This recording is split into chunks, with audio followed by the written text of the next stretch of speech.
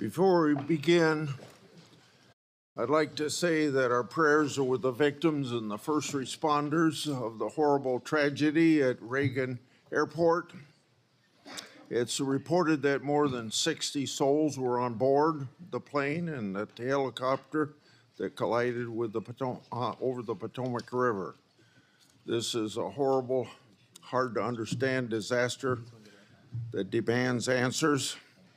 As first responders continue their recovery effort and as investigators begin their work, Congress will work with the administration to get to the bottom of this and keep all those, and we should all keep the people impacted in our prayers. So maybe we should just, for a short period of time, think about this tragedy. Good morning.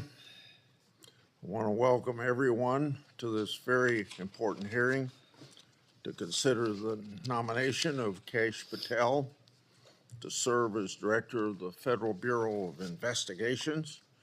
Congratulations on your nomination. And thank you for your willingness to serve. Before we get started, I want to set out a couple of ground rules, kind of ordinary for controversial hearings like this. I want everyone here to be able to watch the hearing without obstruction. If people stand up and block the view of those behind them, or if they speak out of turn, it's quite obvious that it's not fair or considerate to everybody else in this room. So officers would immediately remove those individuals. Now I will explain how we're going to proceed. I'll give my opening remarks and then invite Ranking Member Durbin to give opening remarks. Then Senator Tillis will introduce the nominee. After that, Mr. Patel will have a chance to give his opening statements after we swear him.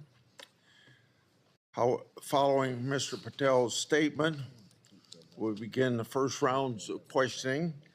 Each senator will have an initial 7-minute round of questions. After the first round, we'll do a second 3-minute round of questions. I ask members to do their best to adhere to these limits so that we can proceed efficiently. And I thank each of the members of this committee because when we had Attorney General nominee Bondi here, everybody stayed within their time. I expect Mr. Patel to be treated fairly by my colleagues. We're here today to consider the nomination of Kash Patel to serve as Director of the FBI. You're nominated, Mr. Patel, to one of the most important offices in our government. And to get here this far along in the process of your nomination, you gave us much information. You submitted over 1,000 pages of records to the committee, over 1,000 individual interviews, and many hundreds of hours of media. Thank you. I thank your family for coming. I know some of them have traveled to get here, and I know they're very proud of you, and I determined that by looking them in the face. Public trust in the FBI is low. Only 41% of the American people think the FBI is doing a good job. This is the lowest rating in a century.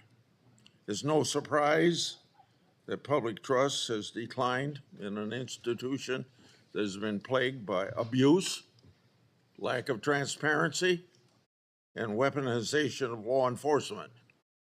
Nevertheless, the FBI remains an important, even indispensable institution for law and order in our country. It's the people on the top floor of the J. Edgar Hoover building, not your local FBI agents, that have caused the low approval rating. Mr. Patel, I know you know this, but it's your job to restore the public trust and return the FBI to its core mission of fighting crime. Your extensive background gives you a unique position to make this happen. Mr. Patel's career has been a study in fighting unpopular but righteous causes, exposing corruption, and putting America first. For almost a decade, Mr. Patel served as a public defender, defending the constitutional rights of some of the least popular people in this country. After serving as a public defender, Mr. Patel joined the Department of Justice under President Obama as a counterterrorism prosecutor in the National Security Division. In this role, he investigated and he prosecuted many important cases, including the World Cup bombing in Uganda in 2010, for which he received an award of excellence.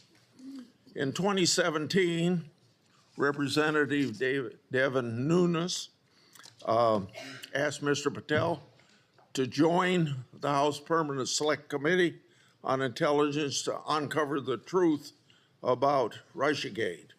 And Mr. Patel did uncover the truth. It was during this period of time that, if you remember, I first met you, Mr. Patel. Through tireless works, Mr. Patel showed that Crossfire Hurricane was based upon fraudulent, discredited information paid for by the Democratic National Committee and the Clinton campaign. As reward for his efforts to uncover the truth, mainstream media, can you believe this, personally attacked Mr. Patel, and the FBI secretly subpoenaed his records. Now, I know what that is because my staff received similar treating during my investigation. The attacks Mr. Patel faced during his work in the House of Representatives are similar to the ones that he faces today. I expect many of these underhanded attacks will be repeated today. Mr. Patel has been accused of having, quote unquote, an enemies list. This is not a fair characterization, as he stated, quote, there is no revenge list, end of quote. Mr. Patel has identified those he believes have put politics and personal ambition over service to the country. He's called out those who've used the institutions like the FBI to achieve their own personal gain. Mr. Patel has said he believes that people who do this should be named and that Americans deserve transparency so that they can make their own judgment as they did in this last election. Other attacks against Mr. Patel are similarly unfounded. To take just one example,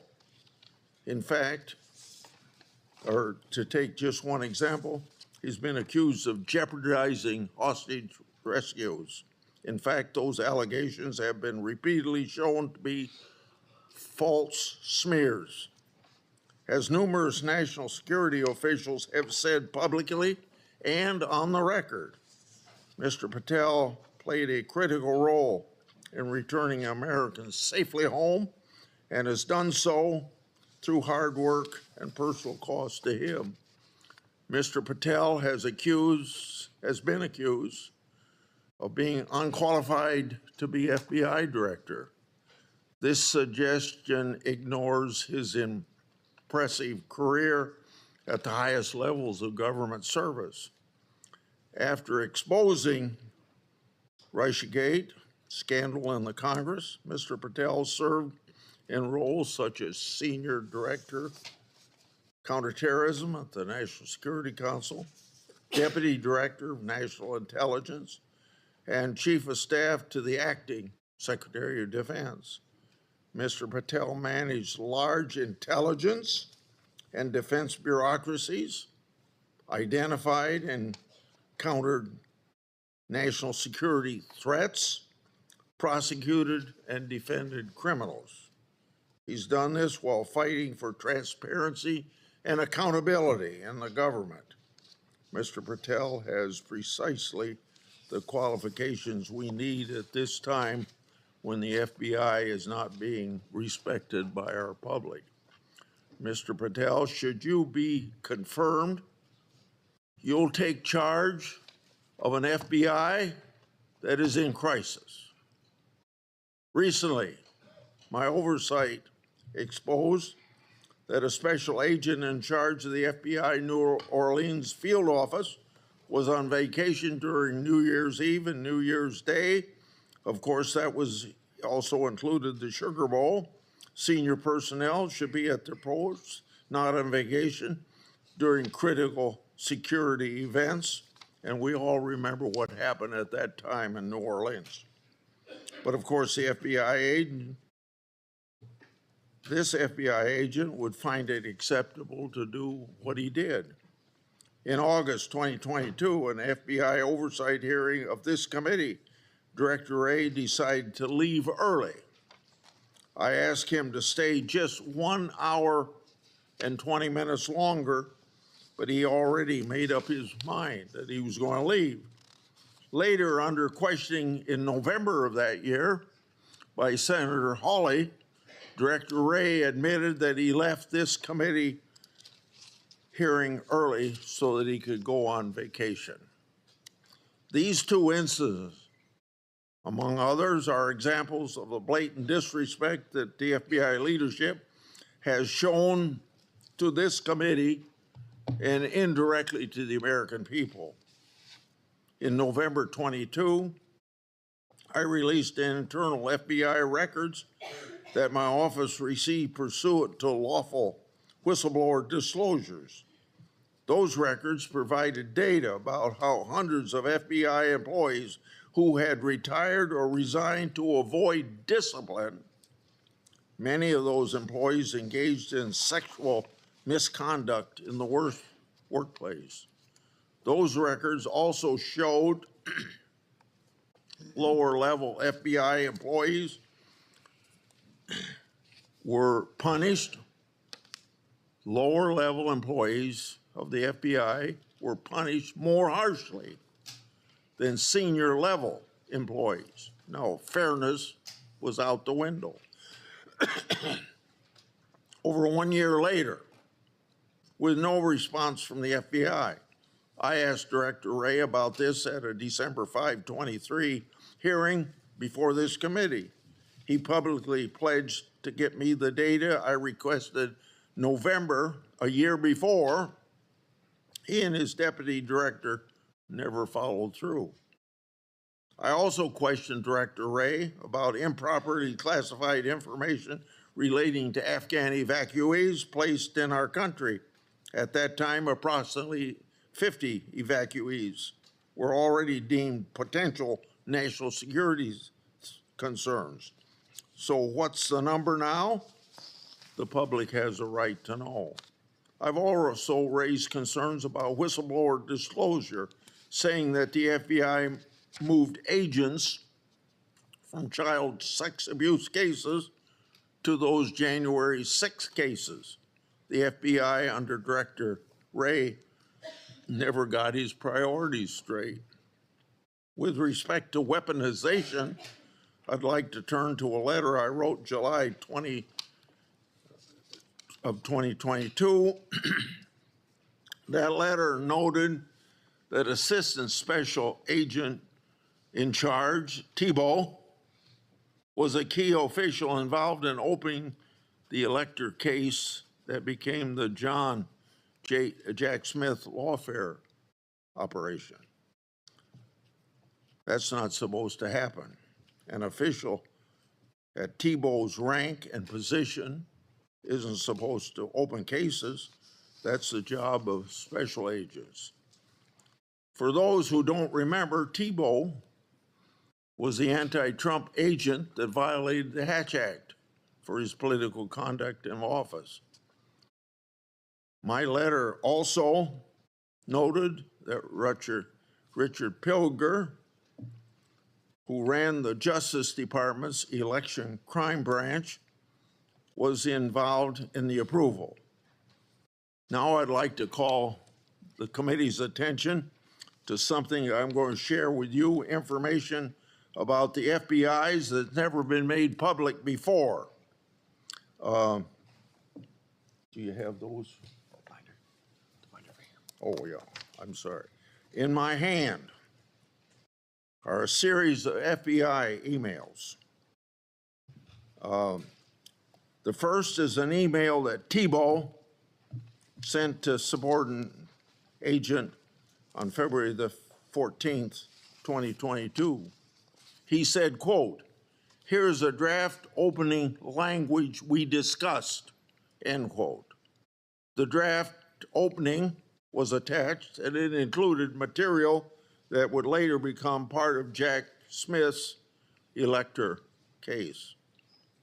The second email, February 24th, 2022, email from Thibault to John Crabb, a prosecutor in the U.S. Attorney's Office for the District of Columbia, saying, quote, "I had a discussion with the case team, and we believe there is predication to include former President of the United States, Donald J. Trump, as a predicated subject," end quote.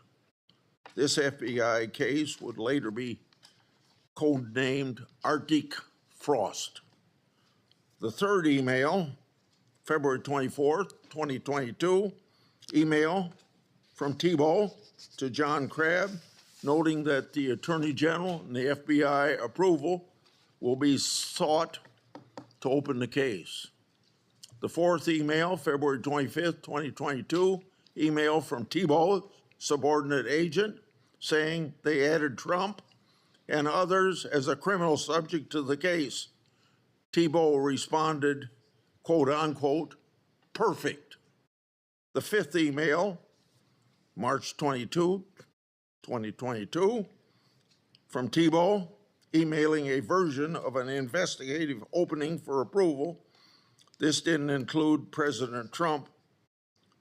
I want to make clear, that one didn't include President Trump as a criminal subject.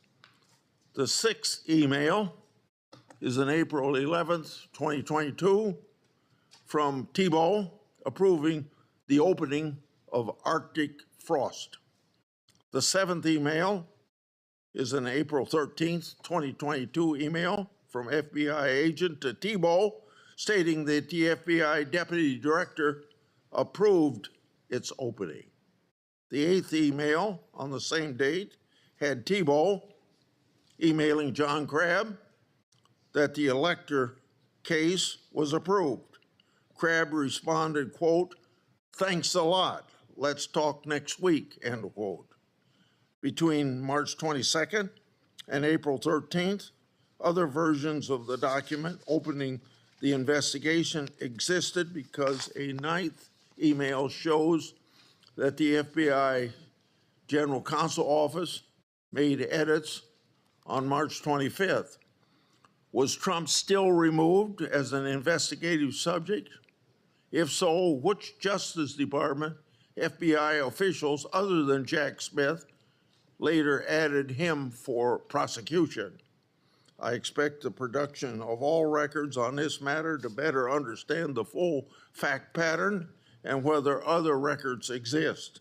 Notably, approval of these documents was also given by Richard Pilger. This committee has written about Pilger undermining the Justice Department's efforts during the 2020 election for partisan purposes. These emails and documents substantiate my July 2022 letter, which the FBI ignored. And I hope you, when you get there, won't ignore my letters. Partisan FBI agents and DOJ officials tried and ultimately succeeded in launching a full field criminal investigation and prosecution of the President of the United States. Justice Department and FBI leadership acted in concert to further a political scheme to take down Trump. just like they did with Crossfire Hurricane.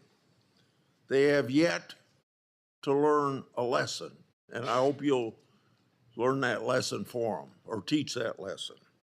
And their conduct, yet again, seriously eroded integrity of this once storied institution. As I've said before, if a politically charged investigation is to be open, it must be done the right way, and that didn't happen here. Mr. Patel, in my time, I've never seen our law enforcement intelligence community institutions so badly infected with political decision-making.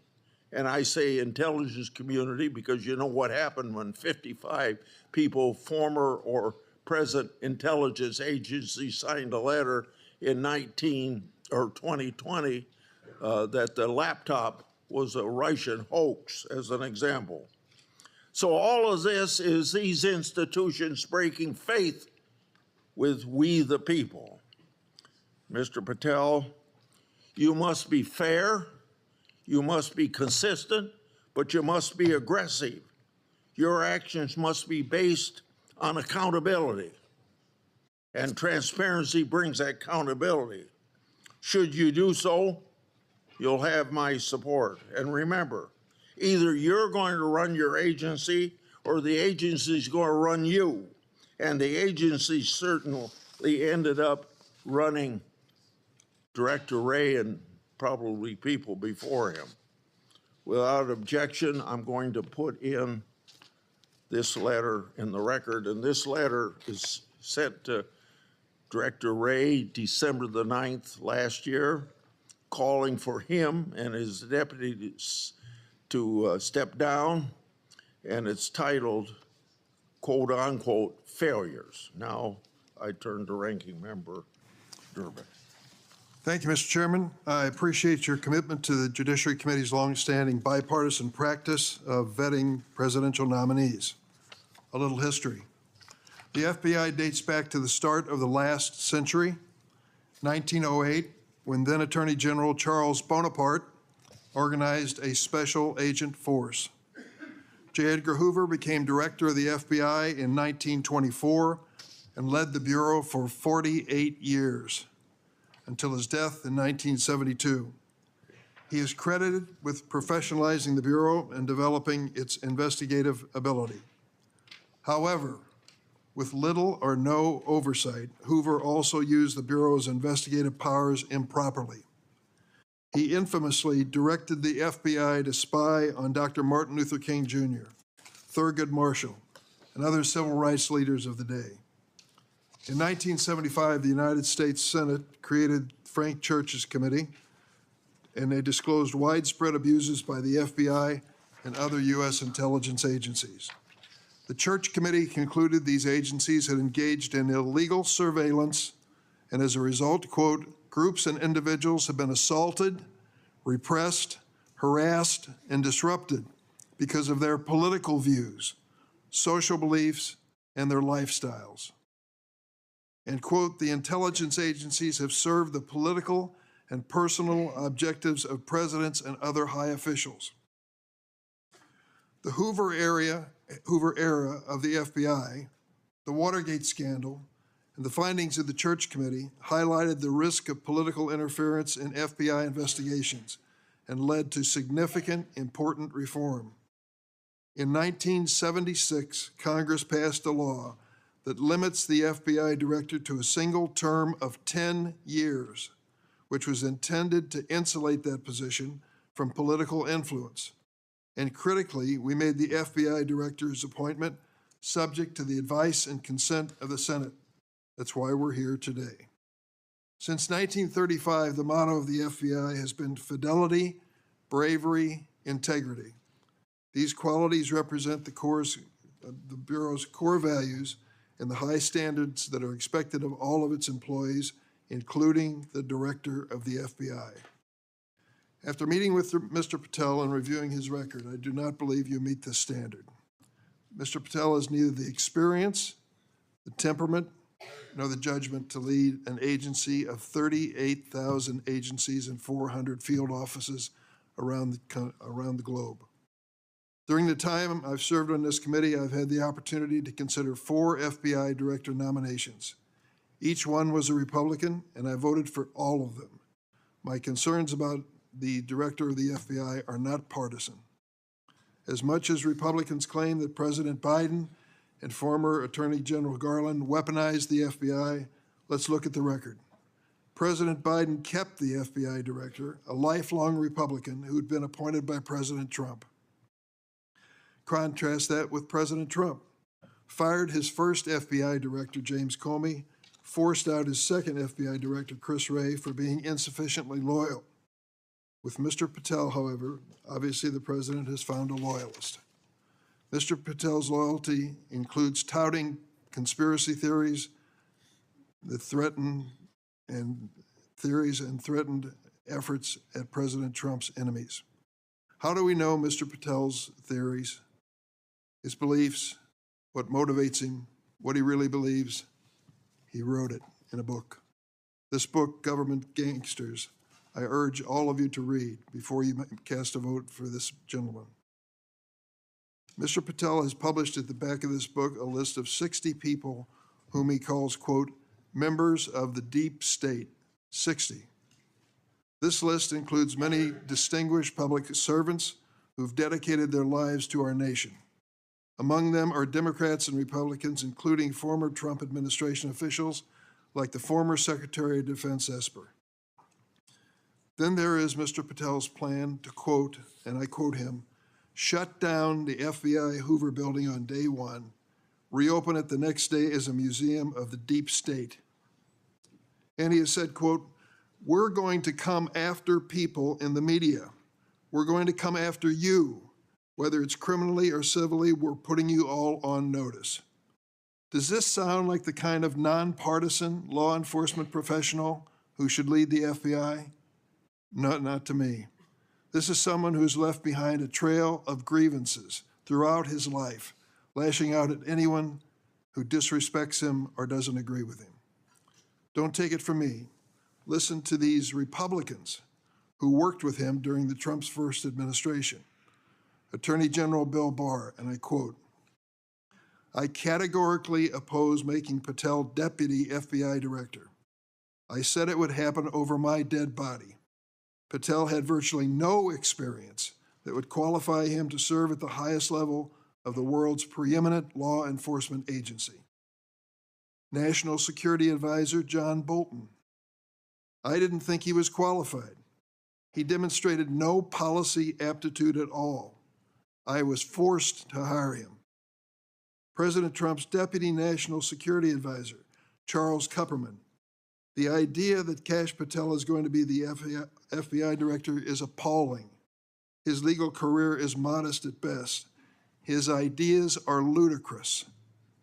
CI Director Gina Haspel threatened to resign after President Trump proposed making Mr. Patel CIA Deputy Director.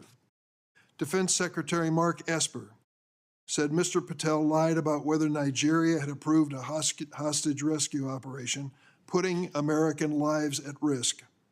But Mr. Patel would have us believe that all of these public servants, all Republicans, all from the first Trump administration, and apparently anyone else who's critical of him, are nothing but government gangsters and deep state members.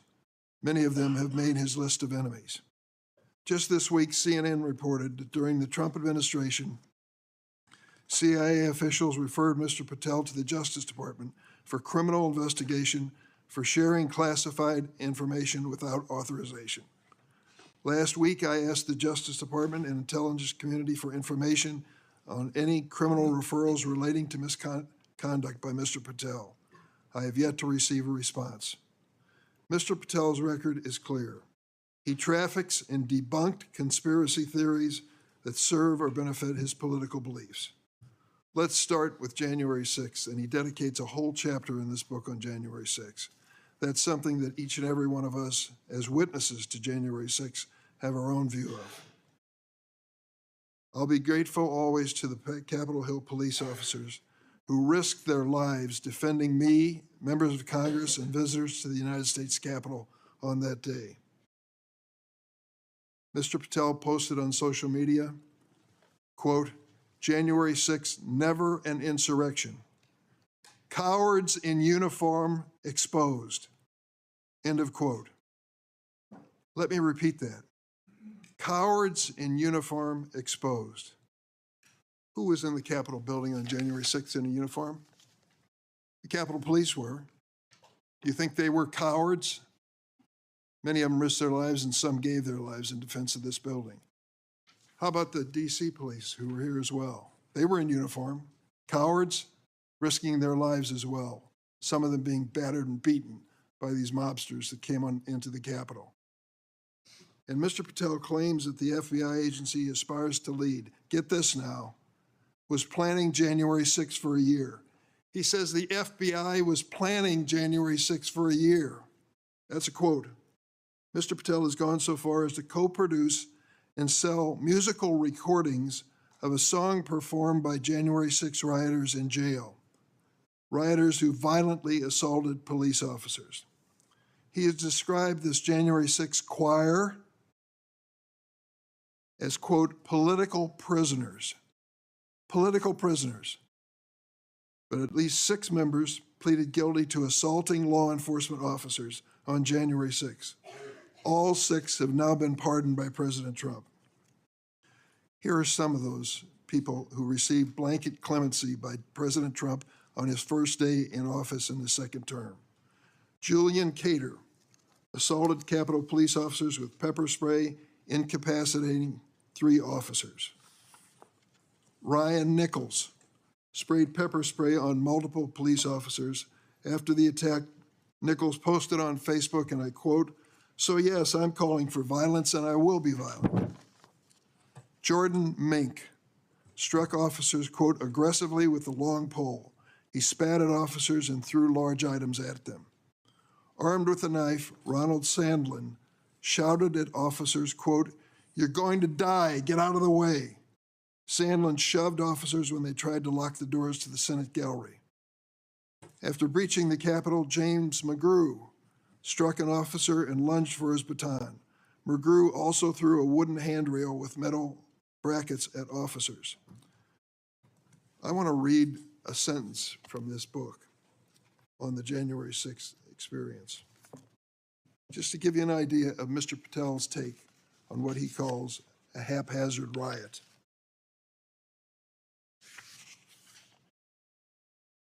By everything we could see, the crowd at the Capitol was unarmed or armed only with non-lethal objects like bottles, flagpoles, or bike racks. Mr. Patel has also peddled conspiracy theories for his own financial benefit, promoting a line of dietary supplements that claim to help people detox from COVID-19 vaccines. During my time on this committee, I was fortunate to get to know and work with former FBI Director Bob Mueller. I met him a few days after 9/11. That's when he took over the FBI. I trusted him, I worked with him, I did everything I could to help him, because I believed that the FBI was a critical central agency in restoring America's confidence that we were safe.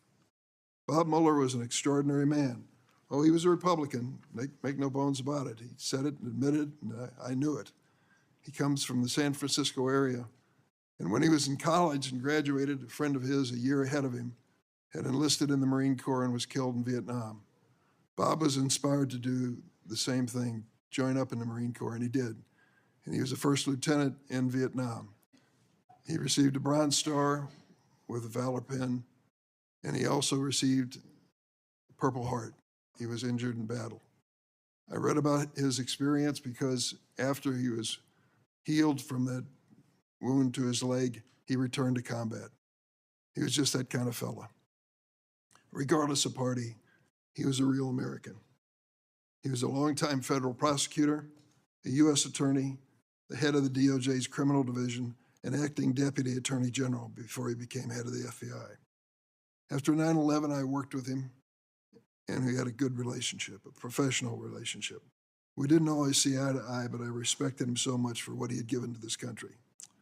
In this book, Mr. Patel calls Director Bob Mueller, quote, a swamp creature. With all due respect, Mr. Patel, I've not worn the uniform of this country, and neither have you. To think that you would denigrate Bob Mueller's service to our country and call him a swamp creature is an indication of the depths your political views take you. The FBI plays a critical role in keeping America safe from terrorism, violent crime, and other threats. Our nation needs an FBI director who understands the gravity of this mission and is ready on day one, not someone who is consumed by his own personal political grievances. The American people deserve an FBI director focused on keeping our families safe from terrorism, drug trafficking, and violent crime, not this checklist of grievances we find in this book. Mr. Patel, your record makes it clear you're not that person. I yield. Thank you, Senator Durbin. Before I call on Senator Tillis, I want to clear up something the way I see it, and I think I'm going to invite everybody that it can be cleared up. This business about what Mr. Patel said about cowards in uniform, it's a mischaracterization of what he actually said. So I'm going to invite you to listen to the interview Mr. Patel gave that linked to his post to hear what he actually said. When he said cowards in uniform, he was talking about senior Pentagon leadership failing to mobilize the National Guard to protect the Capitol. His comments had nothing to do with police. Mr. Patel made his comments while discussing an article in the New York Times exposing grave miscommunication between the Department of Defense and the D.C. National Guard. So I would encourage people to follow up on that. Senator Tillis. Thank you, Mr. Chairman, Ranking Member, colleagues on the Senate Judiciary Committee. It's my honor to introduce Kash Patel, President Trump's nominee to be FBI Director. I've completed due diligence on his life and career, and I'm convinced that Kash possesses significant expertise and ironclad commitment to justice, and he's an outstanding choice to lead the FBI. Kash's parents are Indian immigrants of Gujarati ancestry. They're up here in the front row. The Gujarat state is a melting pot of religions, including Hinduism, Islam, Jainism, with temples, mosques, and other religious sites scattered across the state. His father was raised in Uganda, but his family had to flee the country to escape repression under Idi Amin. His mother was born in Tanzania.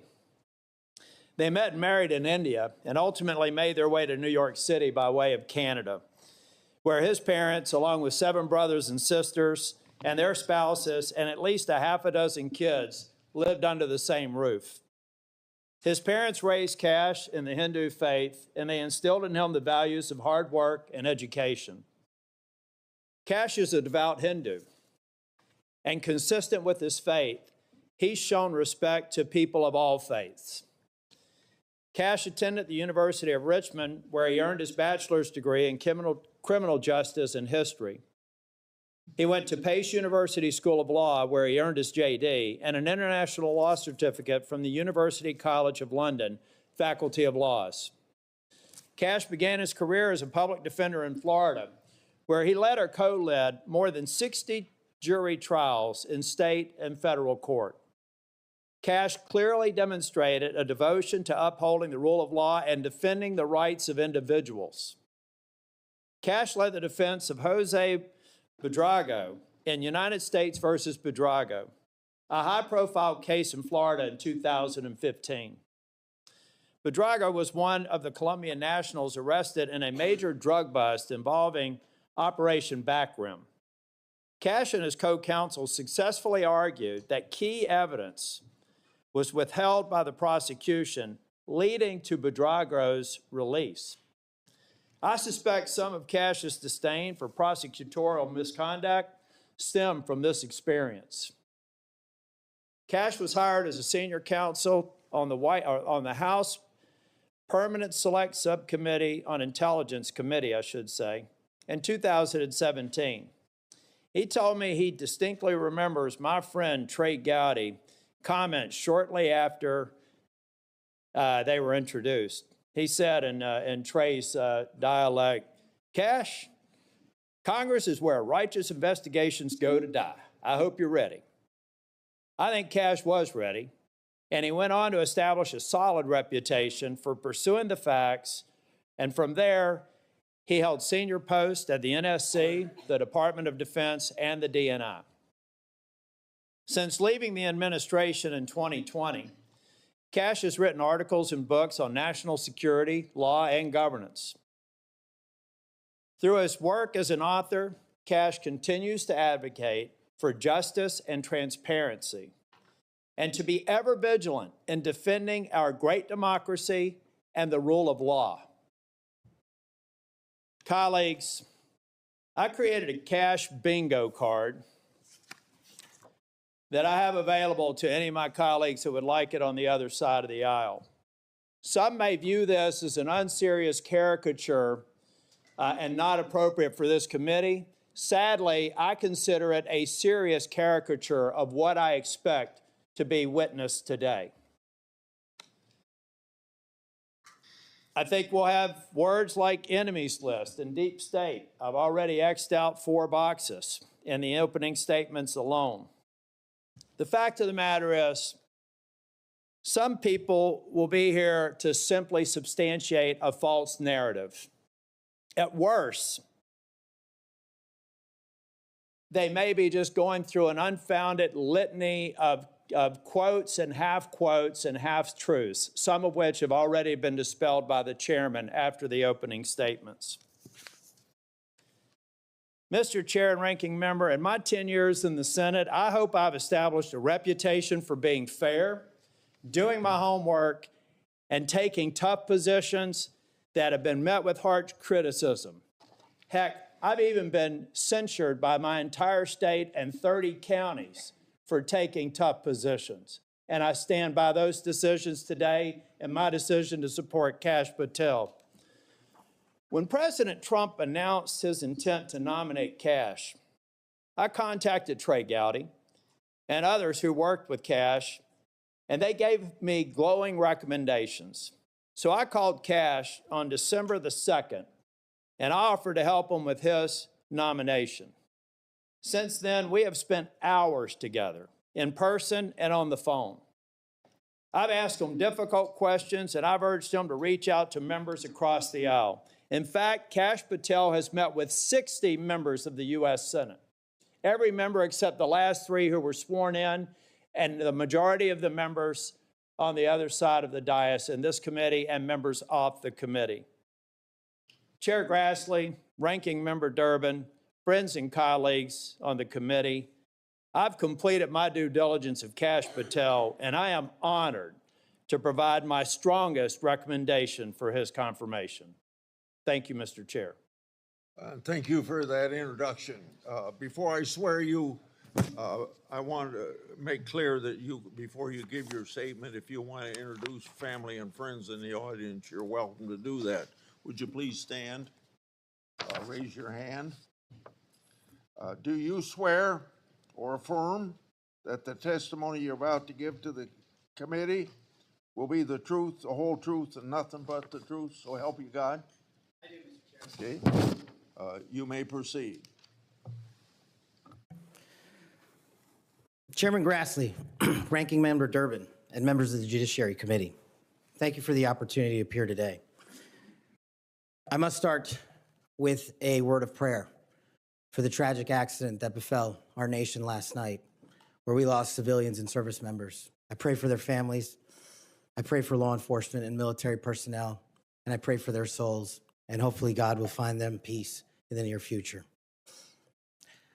I'd like to welcome my father, Pramod, and my mother, Anjana, who are sitting here today. They traveled here to get here from India. My sister's also here, Nisha.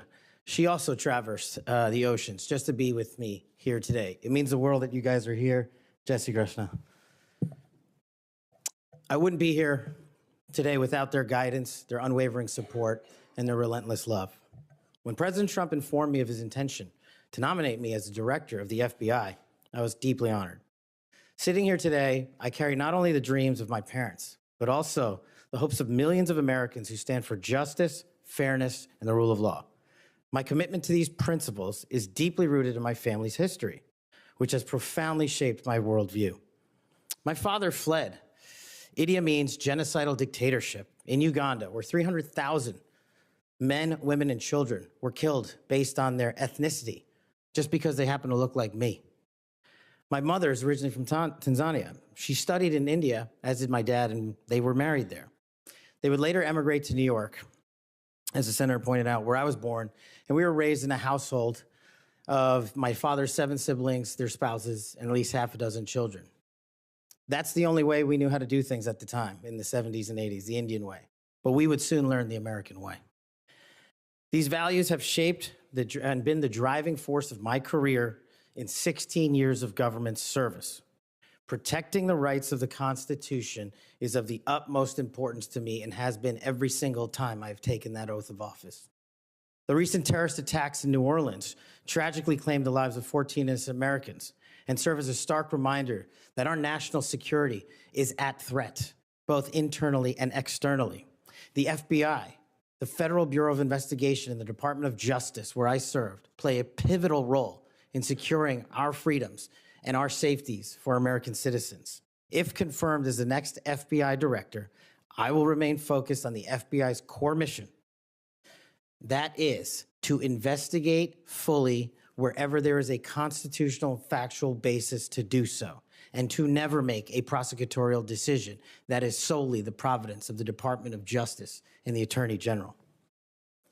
For the first 8 years after law school, I served as a public defender, first for Miami-Dade County and later for the Southern District of Florida. During that time, I represented some pretty awful human beings charged with some pretty heinous crimes. But what I learned there was the core value that has been enshrined in me since, that due process must be provided without bias to all Americans. And if we cannot provide due process to the worst, then there can be no due process for anyone, and our constitutional republic fails. But I battled on that hill for that due process. I would later serve in the Obama Justice Department as a terrorism prosecutor in the National Security Division, where we successfully contributed to the prosecutions of terrorist organizations like Al-Qaeda, Al-Shabaab, and others. I was honored to receive the 2017 Assistant Attorney General's Award from Loretta Lynch for my work in helping the Ugandans bring members of Al-Shabaab to justice for murdering 74 innocent people, including an American. I would also receive the Human Intelligence Award from the intelligence community for related work on that mission. My experiences at the National Security Division and would later be followed by my experiences on the National Security Council as Senior Director for Counterterrorism, and later as the Deputy Director of National Intelligence, responsible for the production, creation, and promulgation of the Presidential Daily Briefing, our nation's most sensitive classified information and secrets to protect our country. My time in the White House was preceded by my time right here in Congress as a staffer on the House Intelligence Committee, where I spearheaded the investigation that exposed serious FISA, Foreign Intelligence Surveillance Act, abuses by members of the Department of Justice and the Federal Bureau of Investigation. That misconduct eroded the public trust in our FBI. The erosion of trust, as Chairman Grassley pointed out, is all too low today. 40% of Americans have trust in the FBI. In order to get it back, there's a twofold track, Senator. One, violent crime is exploding in this country, and we cannot afford them to allow it to run away. We must tackle violent crime. Just in 2023 alone, there was 100,000 rapes, 100,000 drug overdoses, and 17,000 homicides. The priority of the FBI, if I'm confirmed, will be to ensure that our communities are protected and safeguarded and our children have parks to play in and not needles to walk over. The way we do this, we let good cops be cops. We let law enforcement, and we provide them with the tools necessary and resources they need to get after violent crime. The second way we do this on equal track is aggressive constitutional oversight from Congress. The public trust can only be restored if there is full transparency, and I am committed to that full transparency. Members of Congress have unfortunately submitted hundreds of questions that have been unanswered by the FBI in recent times. That will not occur if I am confirmed. All appropriate requests for information will be responded to expeditiously and fully. I'm committed to working alongside the dedicated men and women of the FBI. They are warriors of justice, and I will always have their backs because they have the backs of the American people. I look forward to answering your questions, and I want to take a moment to thank my family, my friends, people who traveled here, and my entire team that has made this day possible. God bless America, and I look forward to your questions.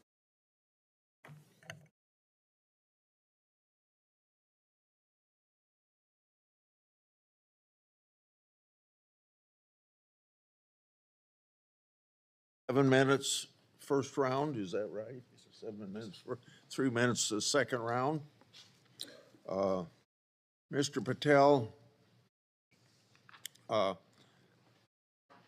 not going to go through all the things that you've done through your career because I said those in my opening statements, but Democrats on the committee say you don't have experience.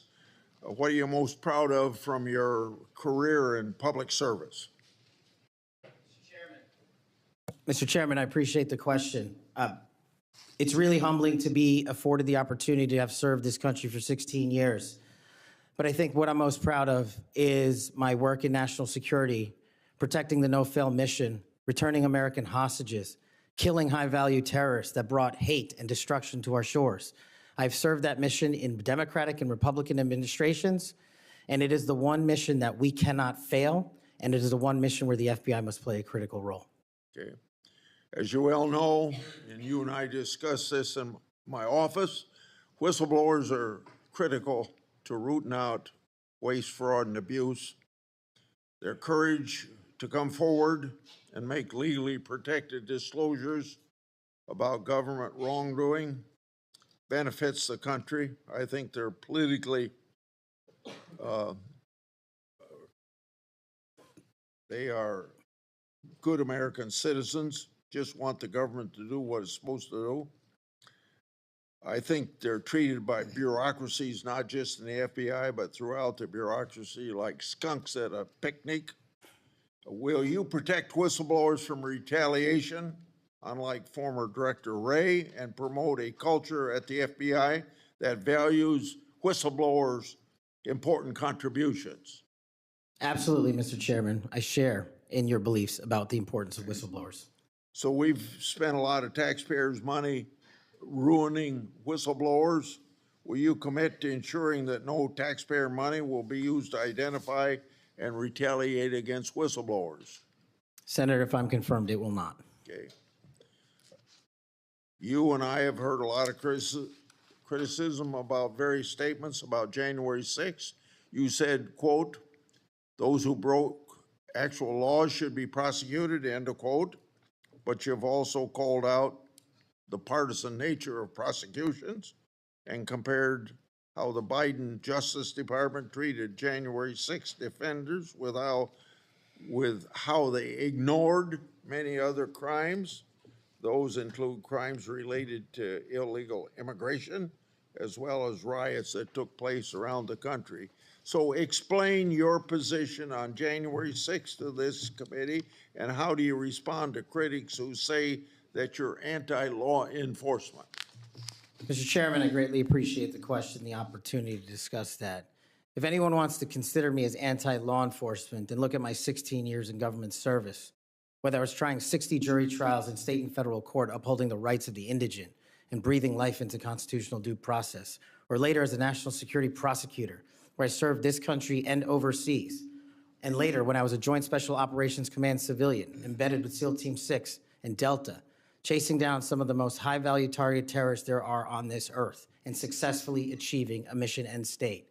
I have always respected law enforcement. I have taken that oath and will take that oath again, God willing, to be the next director of the FBI. As for January 6th, I have repeatedly, often, publicly, and privately said there can never be a tolerance for violence against law enforcement. And anyone that commits an act of violence against law enforcement must be investigated, prosecuted, and imprisoned. And on January 6th, I said the same thing about acts against law enforcement. the Capitol Police, who I have served with, and when I was Chief of Staff at the Department of Defense, rushing to the aid of the members of this committee and your colleagues to provide the National Guard was my top mission priority, not politics. And that is my love of this country to protect our laws and our way of life. And it was no different. If there's any ever corruption, I have been the first to call it out. And I will continue to call out corruption in government service because it is a privilege to serve this nation. Thank you, Mr. Chairman. Outside of this committee, and some people on this committee have accused you of promoting the QAnon movement.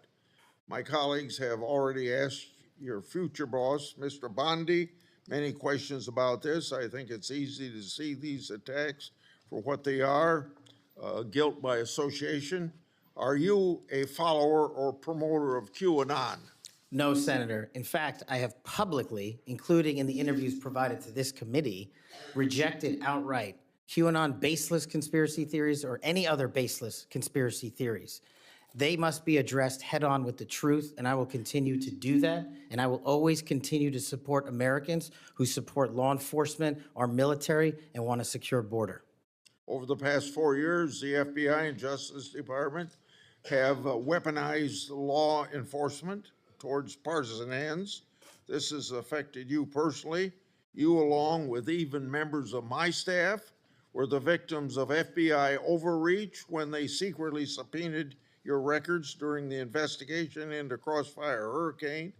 Inspector General Horowitz of Justice Department was right to say actions like this have a quote, unquote, chilling effect on whistleblowers. How do you intend to make sure that this kind of misconduct never happens again? Senator, this may be one of the scenarios that most uniquely qualifies me to take command at the FBI. Having been the victim of government overreach and a weaponized system of justice and law enforcement, I know what it feels like to have the full weight of the United States government barreling down on you. And as the Biden Inspector General determined, those activities by the FBI and DOJ were wholly improper and not predicated upon law and facts. I will ensure, if confirmed, that no American is subjected to that kind of torment, to that kind of cost, financially and personally. And most importantly, I will make sure that no American is subjected to death threats like I was, and subjected to moving their residences like I was because of government overreach, because of leaks of information about my personal status. If confirmed as FBI director, Mr. Chairman, you have my commitment that no one in this country will feel that pain. Senator Durbin. Thanks, Mr. Chairman. Mr. Patel, I woke up this morning to National Public Radio, and they had an item on there about what has happened to those who were given blanket clemency by President Trump. One of these individuals was a man named Matthew Huddle. Are you familiar with him? I'm sorry, what was the last name? Matthew Huddle. If you could remind me, Senator. Well, I was reminded again this morning. He's a man who's been found guilty of numerous crimes. The one described this morning was the outrageous situation where he beat his 3-year-old child to a point where the poor kid couldn't even sit down for a week. Mr. Huddle was one of the demonstrators who came to the Capitol on January 6th. He was incarcerated and charged with, and pled guilty to crimes that he had committed, violence against police officers. After he was released by President Trump, he returned to his home state of Indiana. A few days later, he was stopped on the road, pulled a gun on a policeman. The policeman, sheriff's deputy, turned, shot, and killed him. This is not the only instance of a person who received President Trump's clemency committing another crime. Peter Schwartz was mentioned this morning on the radio. 38 criminal convictions, 38. He'd been sentenced to 14 years in prison. He was released because of the president's unconditional clemency, which was given to him as well. So I guess my question is this. Was President Donald Trump wrong to give blanket clemency to the January 6 defendants? Thank you, Ranking Member. A couple of things on that. One, the power of the presidential pardon is just that, the president. Well, I concede he has the authority. I'm asking, was he wrong to do it? And as we discussed in our private meeting, Senator, I have always rejected any violence against law enforcement, and I have, including in that group, is specifically addressed any violence against law enforcement on January 6th, and I do not agree with the commutation of any sentence of any individual who committed violence against law enforcement. So do you think that America is safer because the 1,600 people have been given an opportunity to come out of serving their sentences and live in our communities again? Senator, I have not looked at all 1,600 individual cases. I have always advocated for imprisoning those that cause harm to our law enforcement and civilian communities. I also believe America is not safer because President Biden's commutation of a man who murdered 2 FBI agents, Agent Kohler's and Williams' family, deserve better than to have the man that point blank range fired a shotgun into their heads and murdered them released from prison. So it goes both ways. Leonard Pelletier was in prison for 45 years. He's 80 years old, and he was sentenced to home confinement. So he's not free, as you might have just suggested. He killed 2 FBI agents. That's That's true, he unacceptable. did, and he went to prison for it and should have. My question to you, though, is do you think America is safer, many of whom violently assaulted our police in the Capitol? Senator, America will be safe when we don't have 200,000 drug overdoses in 2 years. America will be safe when we you're don't not have gonna answer the 50 homicides in a So day. you just won't answer the question. I I'm am gonna say, here. I don't think we're safer. Matthew Huddle was sent back to Indiana. I don't think we're safer with Peter Schwartz. I could go through a long list of individuals, some of who are wanted in states, members of this committee.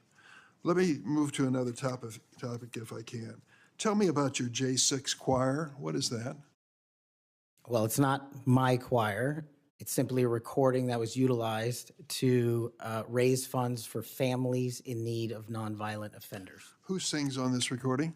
I don't know, Senator. What did you have to do with it? Simply to raise funds to assist families of nonviolent offenders whose kids needed college education payments and whose rent needed being paid. My understanding is that the performers on this J6 choir were the rioters who are in prison. I'm not aware of that, sir. I didn't have anything to do with the recording. You weren't aware of who made the recording? No, Senator. That's interesting. Did you receive any money for selling copies of that music or that recording? Absolutely not. Okay. You do have a foundation, though, do you not?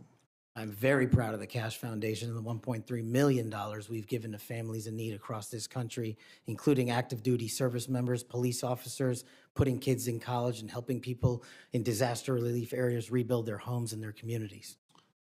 1&0 LLC, are you familiar with that? Sorry? 1&0 LLC?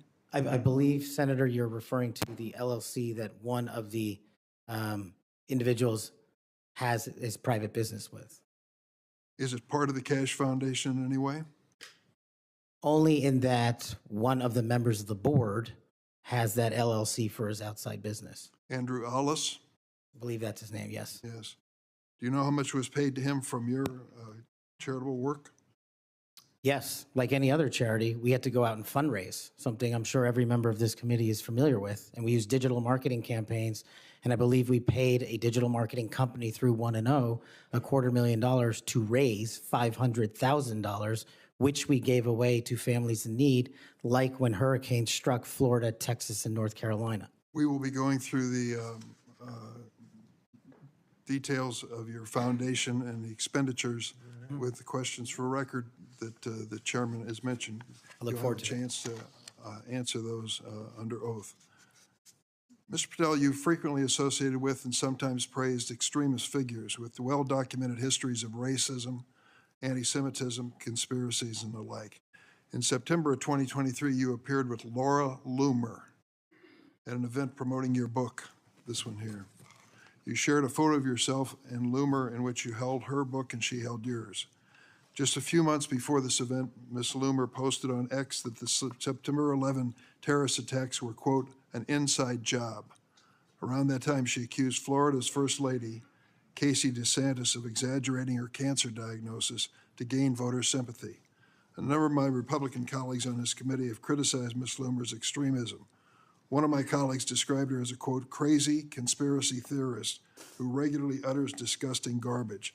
Another called her really toxic. Given all this, why did you associate with Ms. Loomer? Senator, as you can see, I took a photograph with an individual who showed up at a book event.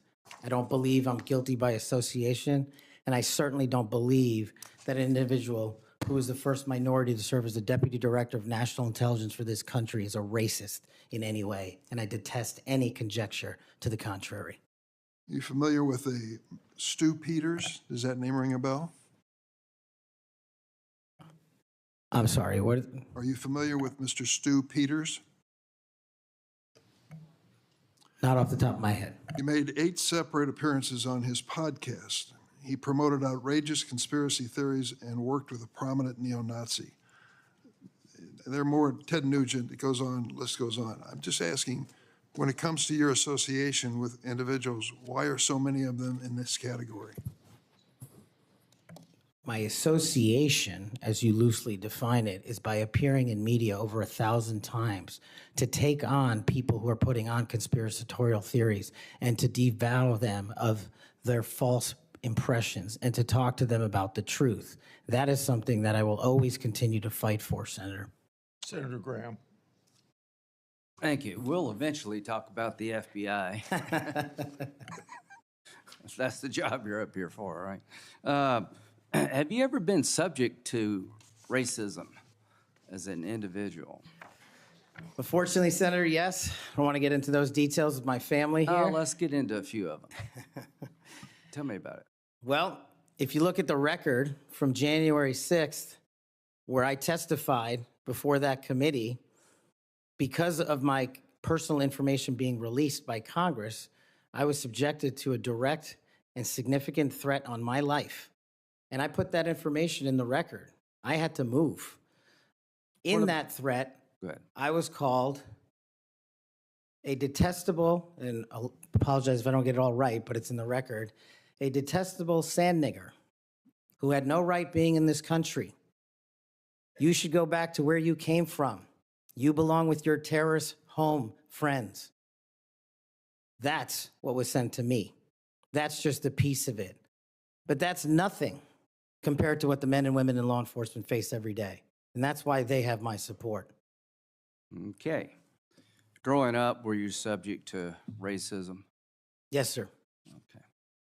Now, I think the reason you're here has a lot to do with your work on Crossfire Hurricane. Are you familiar with that FBI operation? I am, Senator.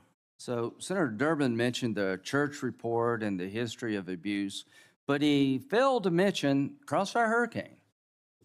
He failed to mention the Horowitz report. Wonder why? If you're waiting for these guys over here to figure that out, you're going to die waiting. So this is the Nunes memo. You work for Mr. Nunes over on the House side? David Nunes? Sorry? Are you familiar with this memo by the Foreign Intelligence Service Act abuses Yes. at the Department of Justice? Absolutely. Did you help write this memo? I did as a staffer. Okay, I'm going to put this in the record. Thank you. In this memo, you kind of dissected the abuses of Crossfire Hurricane, right? I did, Senator. And the Mueller investigation. So the Crossfire Hurricane investigators, 2 of them were Strzok and Page. Are you familiar with them? I am, Senator. Okay. It was opened up on July the 31st, 2016. And here's what Strzok said. And damn, this feels momentous because this matters. The other one did too, but that was to ensure we didn't F something up. This matters because this matters. So super glad to be on this voyage with you. That's to Page. And Page responds a couple of months later, he's not ever going to be President right, talking about Trump. Strzok, no, he won't. We'll stop it. Is it fair to say that the people in charge of investigating Crossfire Hurricane hated Trump's guts? Well, you don't have to take my word for it. That statement, along with the statements from the sources. Are during that those days operations- over in the FBI, you hope? Well, if they're not, they will be. Okay, good. You know who Carter Page was? I do, Senator. Do you know that the FBI secured warrants against him on 4 different occasions? Yes, Senator. Do you know that the information that they relied upon came from the Steele dossier? I do. Was it you that were able to find out that the Steele dossier was a bunch of crap? Yes, Senator, we followed the money and we exposed the fraud that was the Steele dossier. And the primary subsource was Ignor Danchenko, right? That's correct, Senator. And he was actually a Russian analyst. That's right. Are you aware that in January he told the FBI that, let's see, what did he tell the FBI? Steele had no proof to support the statements, then it was just talk. The primary subsource explained to the FBI that his information came from word of mouth and hearsay, conversations he had with friends over beers, and some of the information were statements he heard made in jest. And he told the FBI this in January That's of right. 2017. And they got 2 more warrants after that. That's correct. Are you aware that the FBI had volumes of information that the Steele dossier was a bunch of bullshit and nobody ever told anybody at the top? I am, sir. We exposed Or it. they lied about being told? That's correct. So are you aware of the fact that the FISA court rebuked the FBI? Are you aware of the fact that an FBI lawyer went to jail because he misled the court by manipulating a email from the CIA? I am. Do you believe that Crossfire Hurricane was one of the most disgusting episodes in FBI history of a corrupt investigation led by corrupt people who wanted to take Donald Trump down? Yes, sir. You think that's why you're in this chair today, to fix that? I think that's a big part of the Without reason. Crossfire Hurricane, this guy wouldn't be here. And my friends on the other side, like pulling teeth, the Horowitz investigation, the Inspector General labeled this fraudulent at its core, mismanaged at its core, running stop signs. At every turn, they went forward when they should have stopped. The Durham report said it was obviously politically motivated. FBI agents were telling anybody and everybody that would listen, this is not reliable, this is not trustworthy, but they plowed on. And because of you and Trey Gowdy and others, we now know about this. Everybody who signed the warrant under questioning by me said if they knew then what they know now, they wouldn't have signed the warrant. Comey said that. Yates said that. Rosenstein said that. The reason you're here is because most of the public, almost every Republican believes that the FBI has been used continuously in a political fashion, ignoring evidence, making up evidence, lying to get Donald Trump. And when it came to the Hunter Biden laptop, they told every social media outlet in October 2020, oh, that's Russian disinformation. That was BS too. Right before the election, the FBI intervened to shut reporting on the Hunter laptop down as being Russian misinformation, according to Zuckerberg. Do you promise all of us those days are over at the FBI? Yes, Senator, they are. Are you proud of what you did to find all that? Absolutely. Do you think that's why you're here today, is to make sure that never happens again? The American people deserve just that. Thank you. Senator Whitehouse. Thanks, Chairman. Welcome, Mr. Patel. I remember January 6th. Colleagues running through our halls to flee the mob, colleagues shouting that rioters should be shot, us returning to our constitutional business through hallways cleared for us by automatic weapons carrying SWAT teams. None of you, none of us, said those violent rioters should be pardoned. A Republican colleague said such pardons would be hard to believe, even absurd. Your former colleague, J.D. Vance, said the violent rioters should not be pardoned. Even Jim Jordan said pardons would, and I quote, focus on all the people who didn't commit any violence. Well, Trump pardoned all of them. And there's a lesson in that. Every time you think Trump would never go that far, rethink that.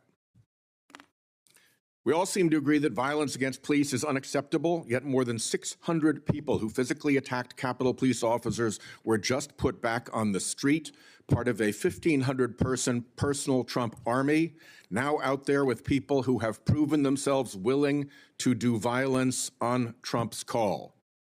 In only 10 days, some are already back committing crimes.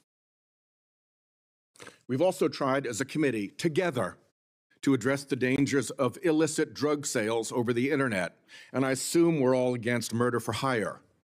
But Trump also just pardoned a dark web operator sentenced to life in prison for trafficking illegal drugs online and accused of soliciting murders for hire.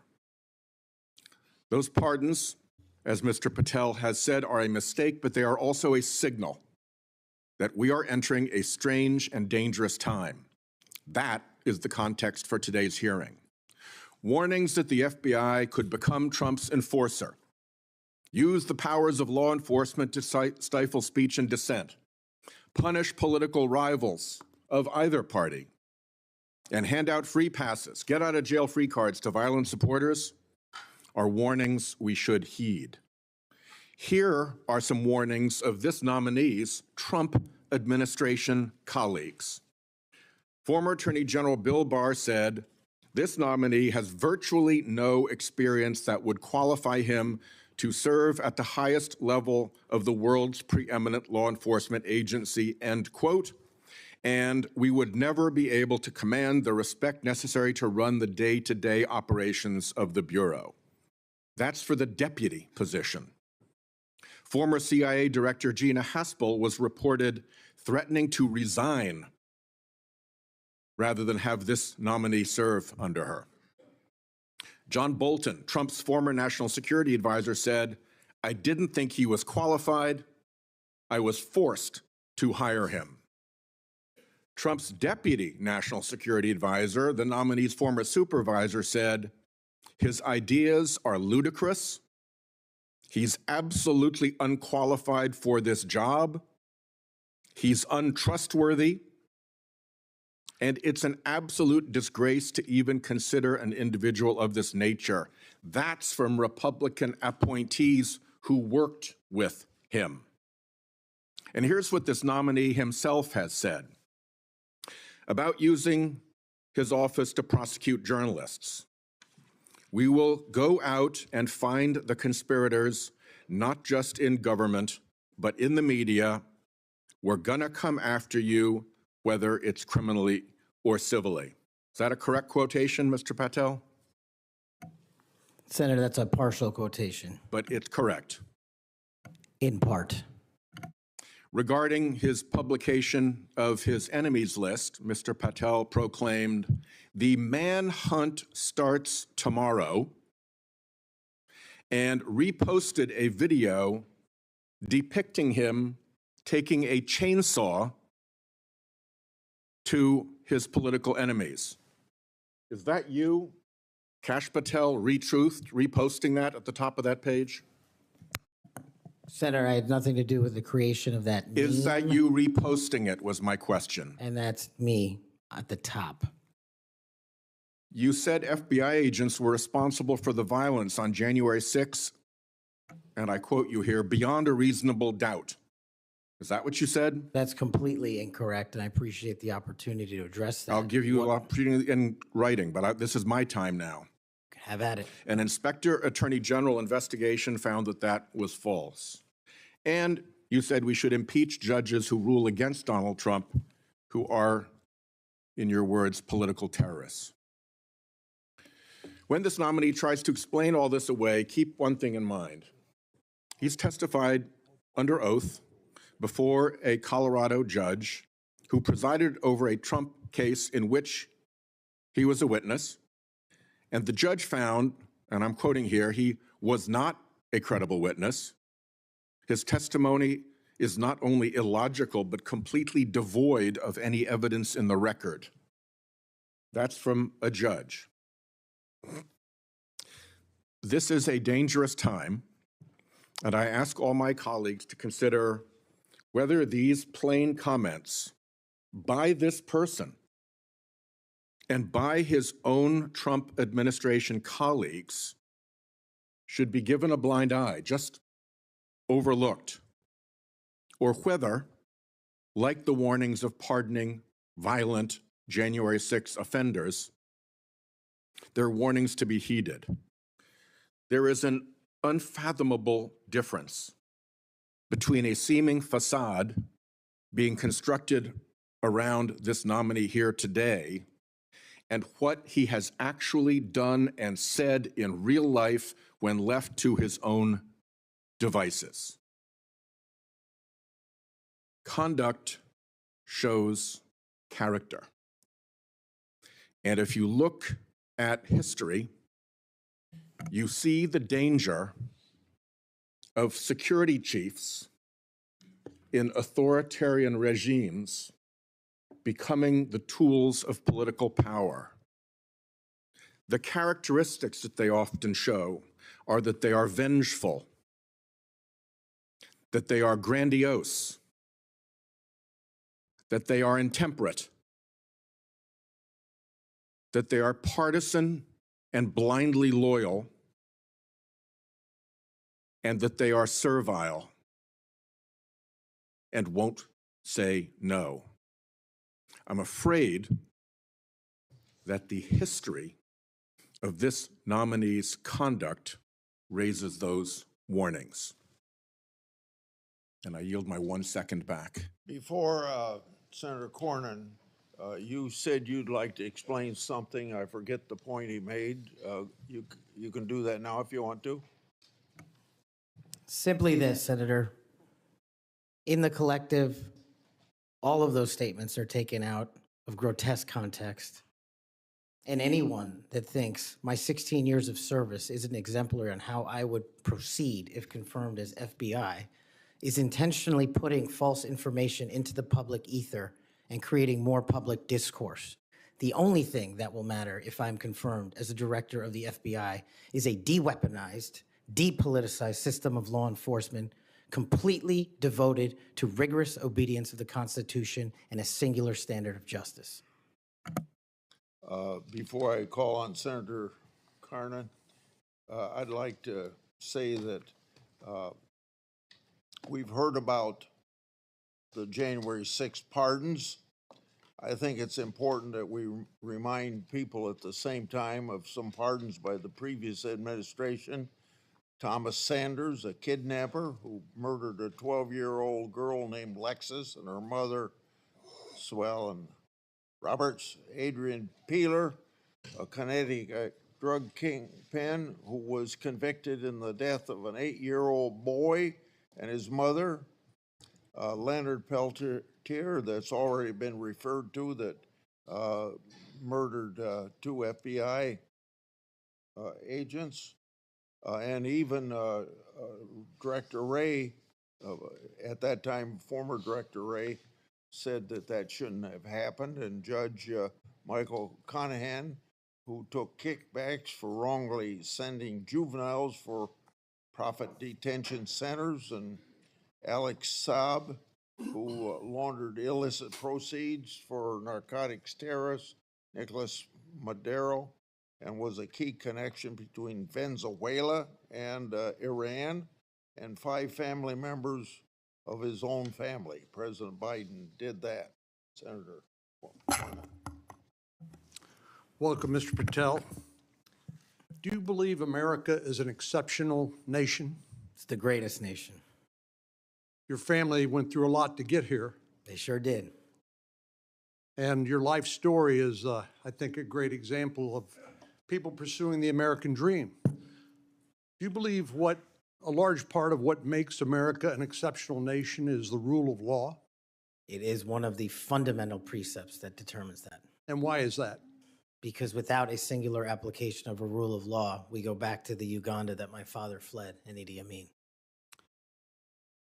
I believe that the 2 most important institutions in America to preserve and protect and enforce the rule of law are the FBI and the Department of Justice. And the sort of politicalization that Senator Graham and others have already talked about during the Crossfire Hurricane investigation or project of James Comey at the FBI and the abuse of intelligence tools like Title I of Section 702 are a betrayal of American values and adherence to the rule of law. And I think your biggest task is going to be, along with Pam Bondi at the Office of the Attorney General, is to restore the rule of law to the Department of Justice and the FBI. Are you willing to do that? Absolutely, Senator. Without regard to partisan affiliation or politics? Absolutely.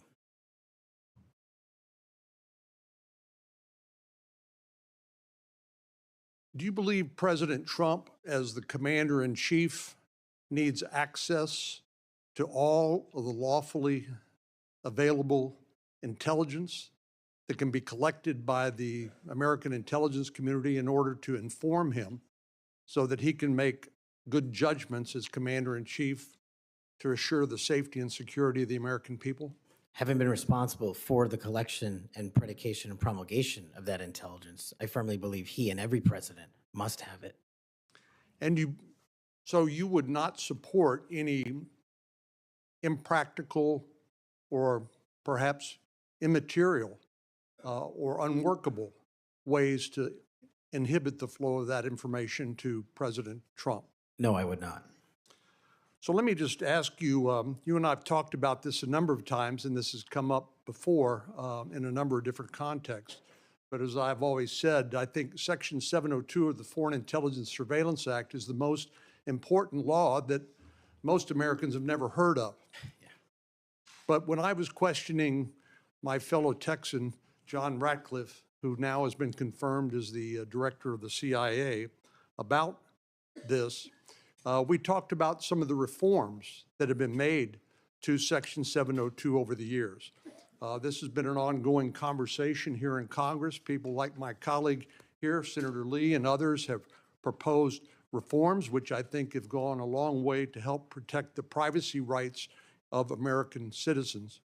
But let me just point out some of the improvements that have been made over the years. This is not the same 702 that was in effect during President Trump's first terms.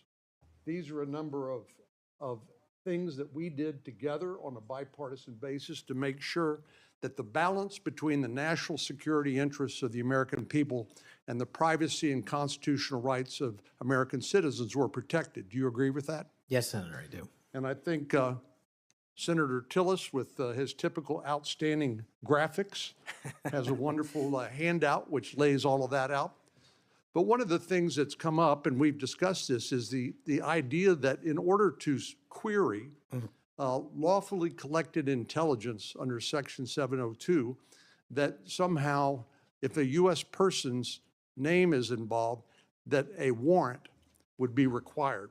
Now, you're a lawyer who's represented defendants as a public defender.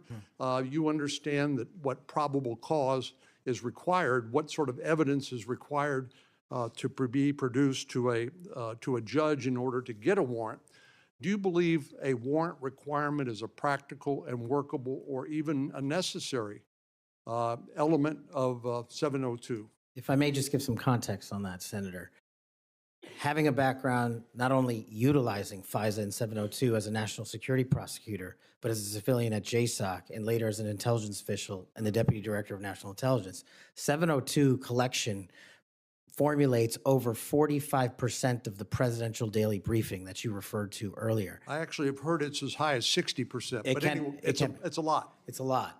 And the issue for me is not with FISA and 702. The issue has been those that have been in government service and abused it in the past. And so we must work with Congress to provide the protections necessary for American citizens.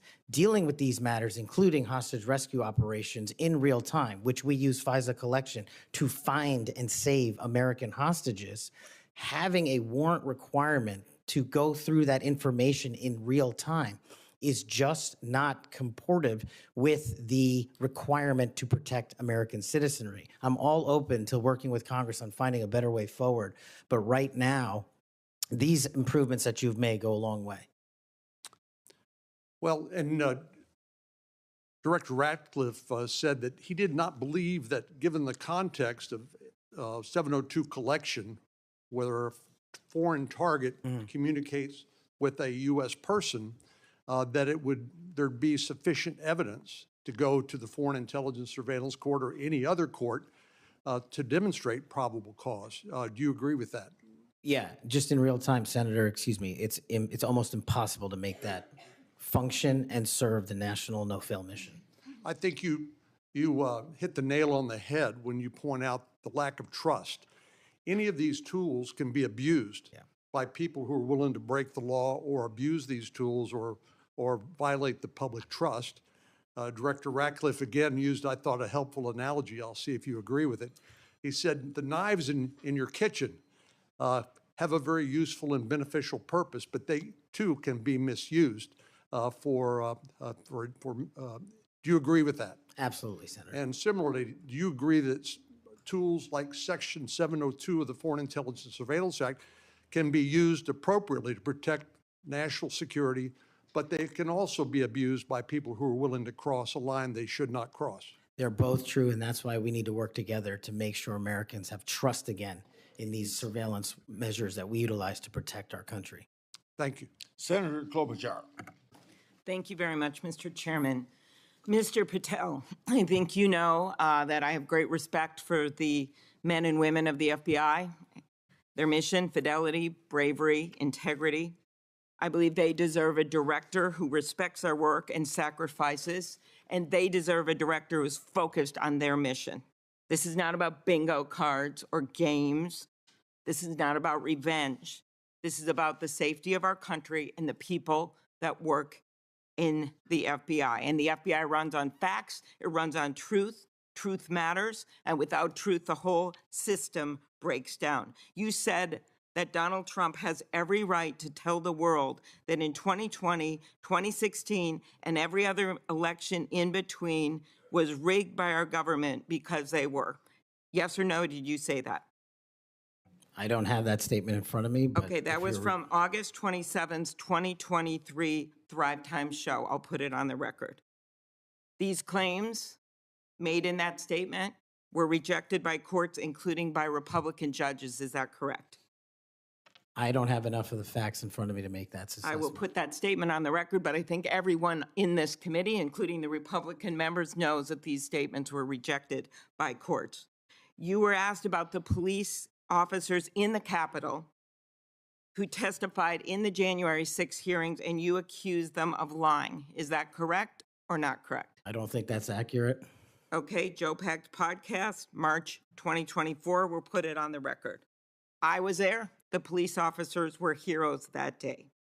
Yes. Did you post on your personal social media account in May of 2024, January 6th, never an insurrection, cowards in uniforms exposed.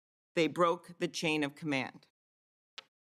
I believe you're referencing a post that was shown in part earlier. I don't have it in front of me. You posted it, and it was on your account, and we will again put that out there once more as we go on. I don't want to lose any more time on this, but every one of these, there's a record of it, and you haven't answered. You promoted a COVID vaccine reversal or detox supplement. One scientist said, I quote, "None of these substances in any form would minimize side effects from a COVID-19 vaccine." That is preying on innocent people. Did you perform clinical trials before you made that claim? I'm not a doctor, so no. But you did promote this supplement and told people that it would reverse or mitigate the side effects from COVID vaccine. Did I give people an opportunity to make an independent choice for what's best for their families? Yes. You did that last year, correct? I don't have it in front of me again, Senator. Mr. Patel, the FBI tackles some of the most complex threats that we face: terrorists, hostile foreign powers, violent gangs, fentanyl, criminal organizations. Your mission, though, has been to go after people. I've looked at it. I've read this stuff. Yes or no, When Trump wins, did you say this? When Trump wins in 2024 and is in power in 2025, we can prosecute them, referring to Justice Department officials for an actual RICO statute violation for criminally organizing the United States government to break the law to rig presidential elections. Did you say that, yes or no? Again, Senator, you're reading a partial statement, so I'm unable to fully respond. Okay, again, we'll put it on the record. X22 report podcast 20, that is from, I'll get you the date, about a year ago. One of the names on your list was Bill Barr. Chairman Grassley has called him one of the most capable cabinet officials I've ever been able to vote for. Senator Graham has said, I have nothing but total respect and admiration for the job done by William Barr as Attorney General of the United States. Is Bill Barr on your list of whatever you want to call them, been referred to as an enemies list? You've called them deep state after serving his country as the Attorney General of the United States. Is he on your list because of a personal vendetta? Well, it's not whatever we want to call it, Senator. With all due respect, it's not an enemies list. That is a total mischaracterization. I asked you, And- I actually used the words you used for the list, which was deep state, right? That's what you put at the It is top. a glossary Against in the the Attorney back. General of the United States. Is it because of a personal vendetta that he's on the list? You're under oath. I have no personal vendetta against Bill Okay, Barr. he said about you, you would never be able to command the respect necessary to run the day-to-day operations of the Bureau. That was actually in writing in his book. He had virtually, about you, no experience that would qualify you to serve at the highest level of the world's preeminent law enforcement agency, and that your appointment, as noted by Senator Durbin as Deputy Director to the FBI, would happen over his dead body. Is it, yes or no, why you would put him on the list of deep state as a former Attorney General, Trump Attorney General of the United States, because he wouldn't break the law for Donald Trump? Is that why? Absolutely not. As you know, he repeatedly told the president in no uncertain terms that he did not see evidence of fraud that would have affected the outcome of the election. Did you say in February of 2021 that the election stuff was never my job and I stayed out of that stuff? Again, I don't know what comment you're referring to, but I'm sure you're reading a piece of something. You said it on Pushback on a podcast. Is it true, though, that in December of 2020, you reached out to the Trump acting Deputy Attorney General and asked him to investigate a conspiracy theory claiming that people in Italy had used military technology and satellites to remotely tamper with voting machines in the U.S. and switch votes for Trump from Trump to Biden? Is that true? What was the date? That was out of December of 2020. I was Chief of Staff to the Department of Defense, so I don't believe that's accurate in any way. Okay, that came out of testimony before Congress. I will give it to you. Have you referred to the media as the most powerful enemy of the United States that they have ever seen? Is that right? Again, you're reading a quote. I take that you're reading it accurately. CPAC 223-24. You said we're going to come after the people in the media who lied about American citizens who helped Joe Biden rig the elections. We're going to come after you, whether it's criminally or civilly. Is that something you said? That's a partial statement of what I said. Steve Bannon's podcast. You also said you would put the entire fake news mafia press corps on your list. Is that correct? Is that what you said? I don't have that in front of me. Benny Johnson's podcast, 8/21/23. You have said that the FBI, including today, you said that they remain utterly corrupt. This is an agency with agents who have taken down terrorists, taken down bank robbers, taken down crime. And you wrote that the FBI has become so thoroughly compromised that it will remain a threat to the people unless drastic measures are taken. Do you know that under Chris Wray's leadership, he took over at a very difficult time, we all know that, appointed by President Trump, that during his tenure, the applications to the FBI has in fact tripled? Do you think people would be applying to that agency like in those numbers if they thought it was so corrupt? The American public's trust in it is at 40%. That's an all-time low. Did you say that the FBI headquarters should be shut down and reopened as a museum of the deep state? Mr. Chairman, are we allowed to go an extra time? Let's see, you get a second round. Before I call on Senator Lee. Could he just answer the question if he said that the FBI headquarters where they investigate cybercrime and terrorism Mr. should Chair. be shut down and opened as a deep state? Hey, Mr. Chair. As a museum? Did he say that the headquarters should be shut down? Mr. Chair. I deserve an answer to that question. I He is guess it's- asking to be head of the FBI, and he said that their headquarters should be shut down. Mr. Chair, parliamentary inquiry. You got anything you want to say, Mr. Patel, before I go on to Senator Lee? Simply this. If the best attacks on me are going to be false accusations and grotesque mischaracterizations, the only thing this body is doing is defeating the credibility of the men and women at the FBI. I stood with them here in this country. In every theater of war we have, I was on the ground in service of this nation. And any accusations leveled against me that I would somehow put political bias before the Constitution are grotesquely unfair. And I will have you reminded that I have been endorsed by over 300,000 law enforcement officers to become the next director of the FBI. Let's ask them. Mr. Chair. Chairman, I am quoting his own words from September of 2024. It is his own words. It is not some conspiracy. It is what Mr. Patel actually said himself. Facts matter. You forget that you had 3 minutes in the next round to say what you just said. Okay, I'll say him again. Okay. Before I call Lee. Mr. Chair, just parliamentary inquiry, and it was on time. It wasn't disputing any of the debate, but I intend to keep to my 7 minutes, and I appreciate you keeping everyone to it. If we go over, can we have that decrement against the time in the second round? If a member goes over, that was actually 10 minutes, Mr. Chair.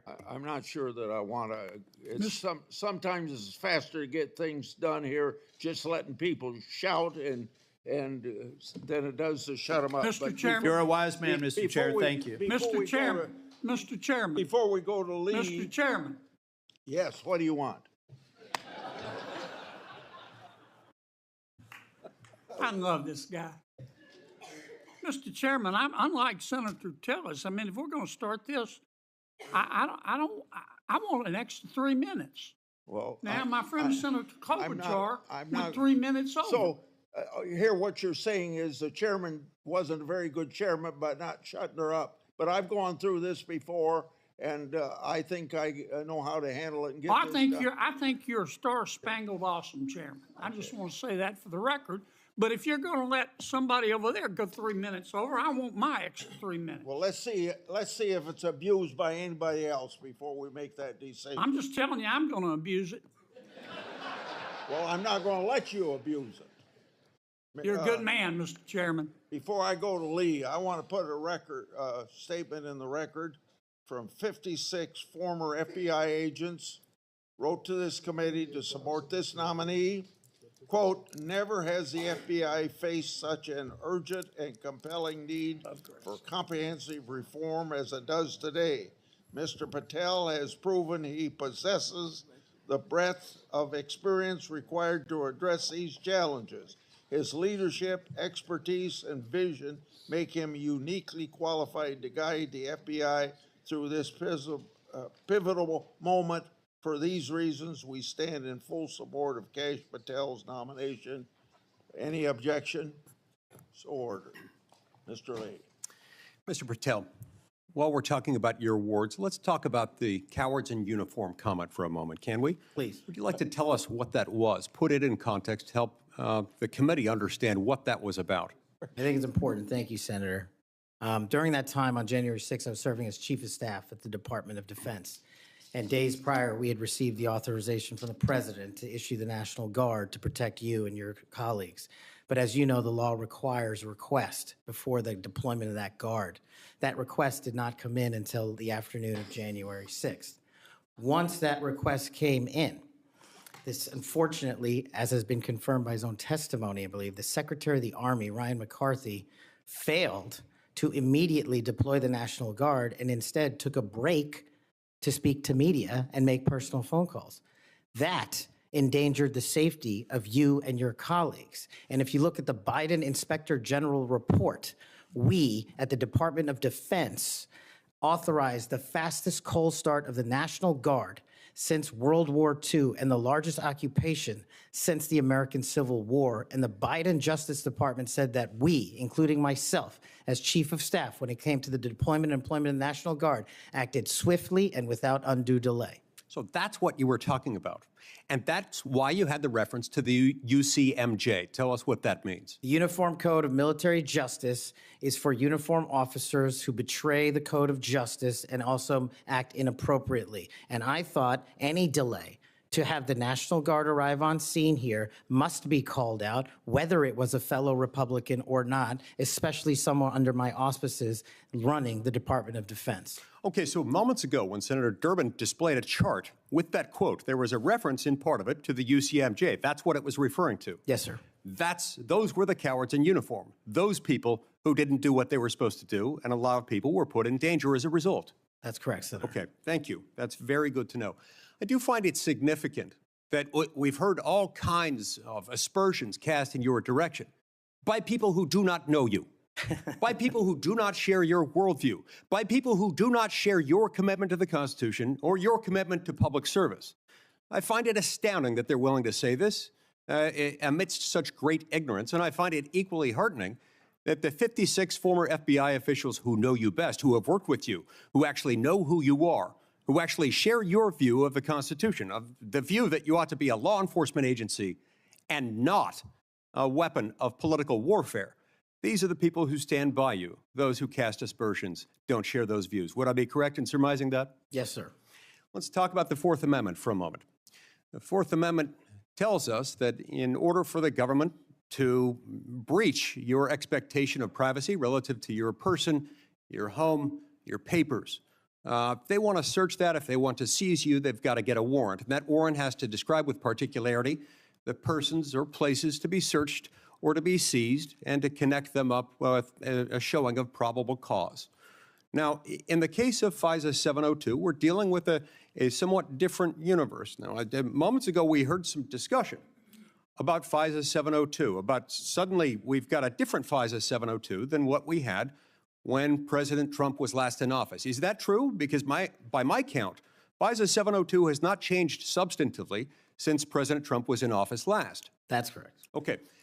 And there was also some back and forth discussion about FISA 702 and the use of it and the fact that in real time, it might not work to get a warrant. This, in my view, misses the point. The concern that the American people have with FISA 702 is not about the real-time collection of communications regarding foreign targets. The concern is that once those communications are stored, you have within them what are referred to as incidentally collected communications of Americans, text messages, emails, recorded phone calls, and so forth. If they want to go in and search for someone, let's say you, if someone wants to go into one of those databases after they've been collected, let's see if you're unwittingly communicating with somebody who, unbeknownst to you, happens to be an agent of a foreign power or otherwise under surveillance under FISA 702. If they wanted to search for you, they wanted to enter your name, your phone number, your email address, or some other personal electronic identifier, would they have to get a warrant to do that under current law? Under current law, I believe so, Senator. Under current law, they routinely access that without getting a warrant. In order to access it, they've got their own internal procedures. They're not supposed to use this for light or transient reasons. They're supposed to have a perfectly good reason, and yet we found that on hundreds of thousands of occasions, they have accessed the private communications of Americans, searching for those individual Americans by name, by number, by email address, whatever it is, without a warrant or anything tantamount to it. On occasion, they've even been used for overtly nefarious reasons. One agent deciding to look in on his father because he suspected his father might be having an extramarital affair. On another occasion, an agent looked at people who were thinking about renting an apartment from him to make sure they were upstanding citizens and could be trusted. Are these appropriate uses of FISA 702? As you alluded to, the FISA court, it's not me deciding it. The FISA court put out a report in 22 or 23 where 255,000 illegal improper queries of American citizens had occurred. 255,000 reasons why the American people don't trust it. And that's what we must work together, Congress and me, if I'm confirmed as FBI director, restore that trust and protect the mission. Music to my ears, because I've been a U.S. Senator for 14 years. I've been on this committee the entire time. You were the very first FBI director or FBI director nominee who, when I've asked about this, hasn't said, oh, don't worry about it. We'll handle it okay. We've got good people on the inside. We would never breach the trust of the American people. Do you know what? They were lying. I was willing to believe that they thought they were telling the truth, but they were mistaken. But they were lying. Time has told us that they were lying. You will not lie, and that's why I wholeheartedly support you. In the closing seconds that I have, I want to add my dismay and my disgust for the fact that you've been smeared, you've been attacked. You've been associated with racism, with being a Nazi. You are none of those things, sir. Just as your father lived as a racial minority in Uganda, you've been raised as a racial minority in this country, and you've been nothing but a patriot. Your commitment to the Constitution, to the rule of law, and to the American people is remarkable. And I'm honored to know you, to call you my friend, and to give you my vote. Thank you. Thank you, Senator Coons. Thank you, Chairman Grassley. Mr. Patel, to you and your family, congratulations on your nomination. And we had a constructive conversation last week. I appreciate your taking the time. In particular, a conversation about the prosecution of the World Cup bombing in Uganda that took the life of a Delawarean whose family I knew. I found moving. But the role you've been nominated for is central to our security as a nation, central to the protection of our constitutional rights. And I voted to confirm Trump's previous FBI director, Chris Wray. I believe he's lived up to the Bureau's motto of serving with fidelity, bravery, and integrity. And I also think my vote for him and for many of Trump's cabinet in his first term shows I take my constitutional advice and consent role seriously and do not reflexively vote against his nominees. I look at three factors when I assess a nominee: qualifications and experience, policy views and whether they're in the best interest of the American people, and character and capacity to do the job independently where called for. My colleagues have referenced quotes from Attorney General Barr, National Security Advisor Bolton. The FBI is enormous, 38,000 agents, $9 billion budget. I am troubled by your lack of senior law enforcement leadership. We disagree on some important policy views, but the thing that bothers me the most is a whole series of statements you've made in a variety of settings that suggest you would struggle to be independent from White House direction or control, as has long been the modern history of the FBI. Who does the director of the FBI work for, Mr. Patel? Senator, thank you for that question. The immediate report for the director of the FBI is into the Office of the Deputy Attorney General. Then that report is taken into the Office of the Attorney General and ultimately the White House and the chain of command there. So the FBI works for the White House? No, the FBI is a member of the Department of Justice and has been the longstanding application. And who does the Department of Justice work for? They're in the executive branch, as all members do at the White House. Attorney General Bondi gave a different answer when I asked her the same question, that they work for the Constitution and the American people. President Trump's made clear in public statements he wants to use the FBI to persecute political adversaries. He's publicly said that folks ranging from Liz Cheney to Adam Kinzinger to former Vice President Harris should be investigated and criminally prosecuted. If President Trump were to order you to open an investigation into any of these individuals, let's say Vice President Harris, would you? Senator, this question speaks directly to my ability to leave political bias and allow independent behavior to be the only guiding light. As a public defender, I learned that in the harshest of arenas. And any law enforcement investigation, if I'm confirmed at the FBI, will only be launched on the following qualification: a factual, articulable, legal basis to do so. The president has said publicly that he will allow the FBI to remain independent, and I have said as much as well. So if FBI agents brought to you a factual, legal basis, predication, and you are about to refer it to a prosecutor, and you get a call from the White House saying, don't proceed. This is a major donor. This is someone close to the president. This is inappropriate. What would you do? Simple. I think you answered it partially in your question.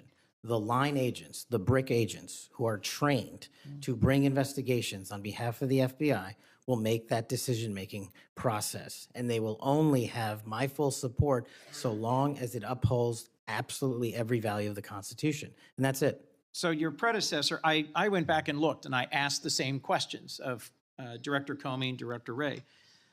Director Wray, quoting former Attorney General Bell, said, "You should be willing to resign if necessary over conduct if you're pressed to engage in it that's unethical, illegal, or unconstitutional. If pressed by the president, would you resign?" Senator, my answer is simply, I would never do anything unconstitutional or unlawful, and I never have in my 16 years of government service.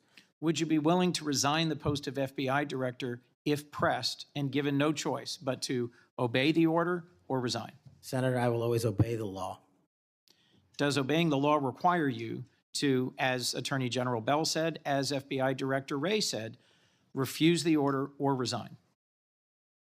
I'm not familiar with the extent of the law that you're referring to, but my answer is simple in my 16 years of government service.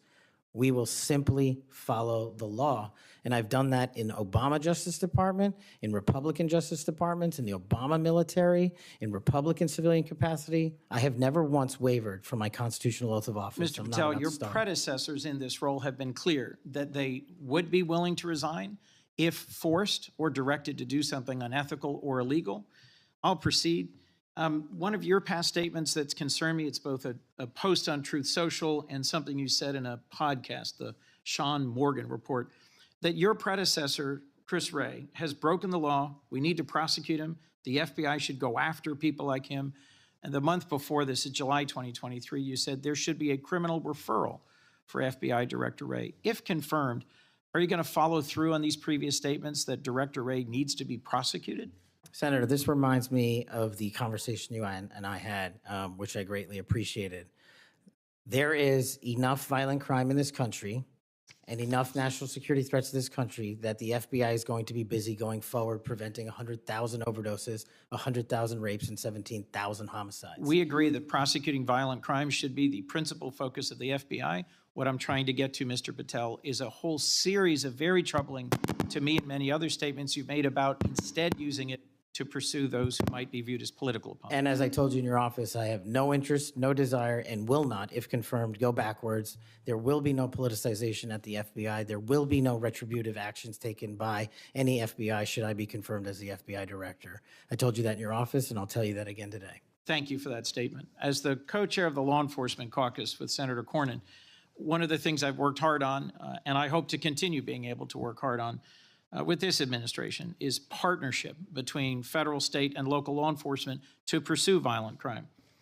You did say, as my colleague asked, and I look for a longer answer, that you want to close the FBI Bureau's headquarters on day one.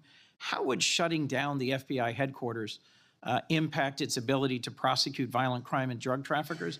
How is that possibly a serious proposal, Mr. Thank you Patel? for bringing that up and allowing me to answer. It was to highlight the significantly greater point that I was actually making in that interview, which is well documented over and over again. 38,000 FBI employees, 7,500 FBI employees work in the Washington field office and Hoover building alone. If you increase that aperture just slightly to encompass the National Capital Region, that is 11,000 FBI employees work in the National Capital Region.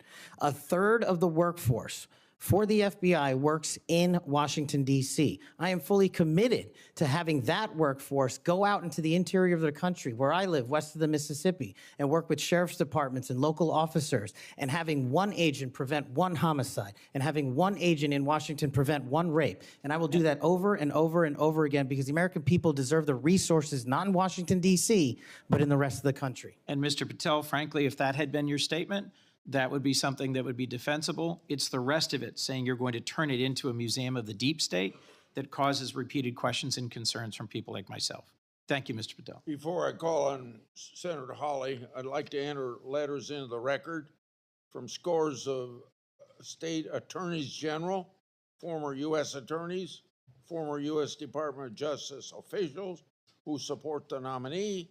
They state, quote, Mr. Patel will bring to this critically important office his unique and extensive experience combating terrorism, protecting our national security. We will have no doubt that Kash Patel will serve our nation in this important post with integrity and tireless efforts to protect the American people. Senator Hawley. Thank you very much, Mr. Chairman. Mr. Patel, welcome. It's great to see you again. I enjoyed our conversation in my office a while back. Let me ask you this. Is it appropriate for the Federal Bureau of Investigation to attempt to recruit spies or informants into religious institutions in this country, particularly Catholic parishes? Is that appropriate? I don't believe so, Senator. Mr. Patel, are you familiar with the recent actions of the FBI in this regard, including this memo that I have right here, making a list of Catholic churches and parishes that they regard as potentially suspect and directing the potential recruitment of informants and other spies, let's be honest, into those parishes? I'm familiar with that memo, Senator. Mr. Patel, would you commit to me that you will, if you are confirmed, that you will finally and officially withdraw this memo and make it clear that this is not only unacceptable, but that it is an absolute violation of the First Amendment that every American enjoys under the Constitution of the United States? If I'm confirmed, Senator, yes. Will you also commit to me that you will conduct an investigation and find out who wrote this memo, who spread this memo, the field offices involved in this memo? Because I can tell you, we've had your predecessor sit right where you're sitting, and he has repeatedly lied to, there's no other word for it, lied to this committee.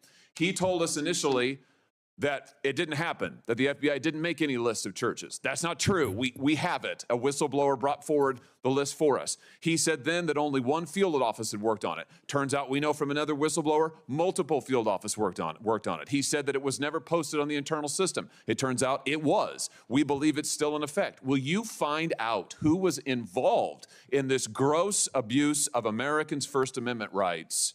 And will you discipline them? And if you possibly can, will you fire them, Mr. Patel, consistent with department policy and law? Senator, you have my commitment to investigate any matters such as this one that are important to Congress. I will fully utilize, if confirmed, the investigative powers of the FBI to give you the information you require and also to hold those accountable who violated the sacred trust placed in them at the FBI. I'm glad to hear you say that, and I'm glad you use the word sacred trust, because that's exactly what it is. The FBI is the most powerful law enforcement body in this nation, arguably the most powerful law enforcement body, at least in a free nation in the world.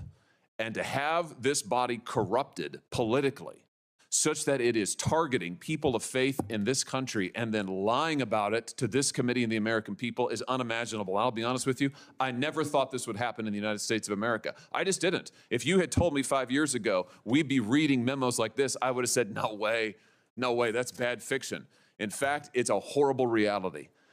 The department needs to be cleaned up, the agency does, and rights restored and protected. I'm glad to hear you say that. Let me ask you this. Do you think it is appropriate for the FBI to be sending agents, including counterterrorism agents, to the parents of children who went to school board meetings and asked about critical race theory in their schools, asked about the school's masking policy during COVID? Should those parents be treated as domestic terrorists?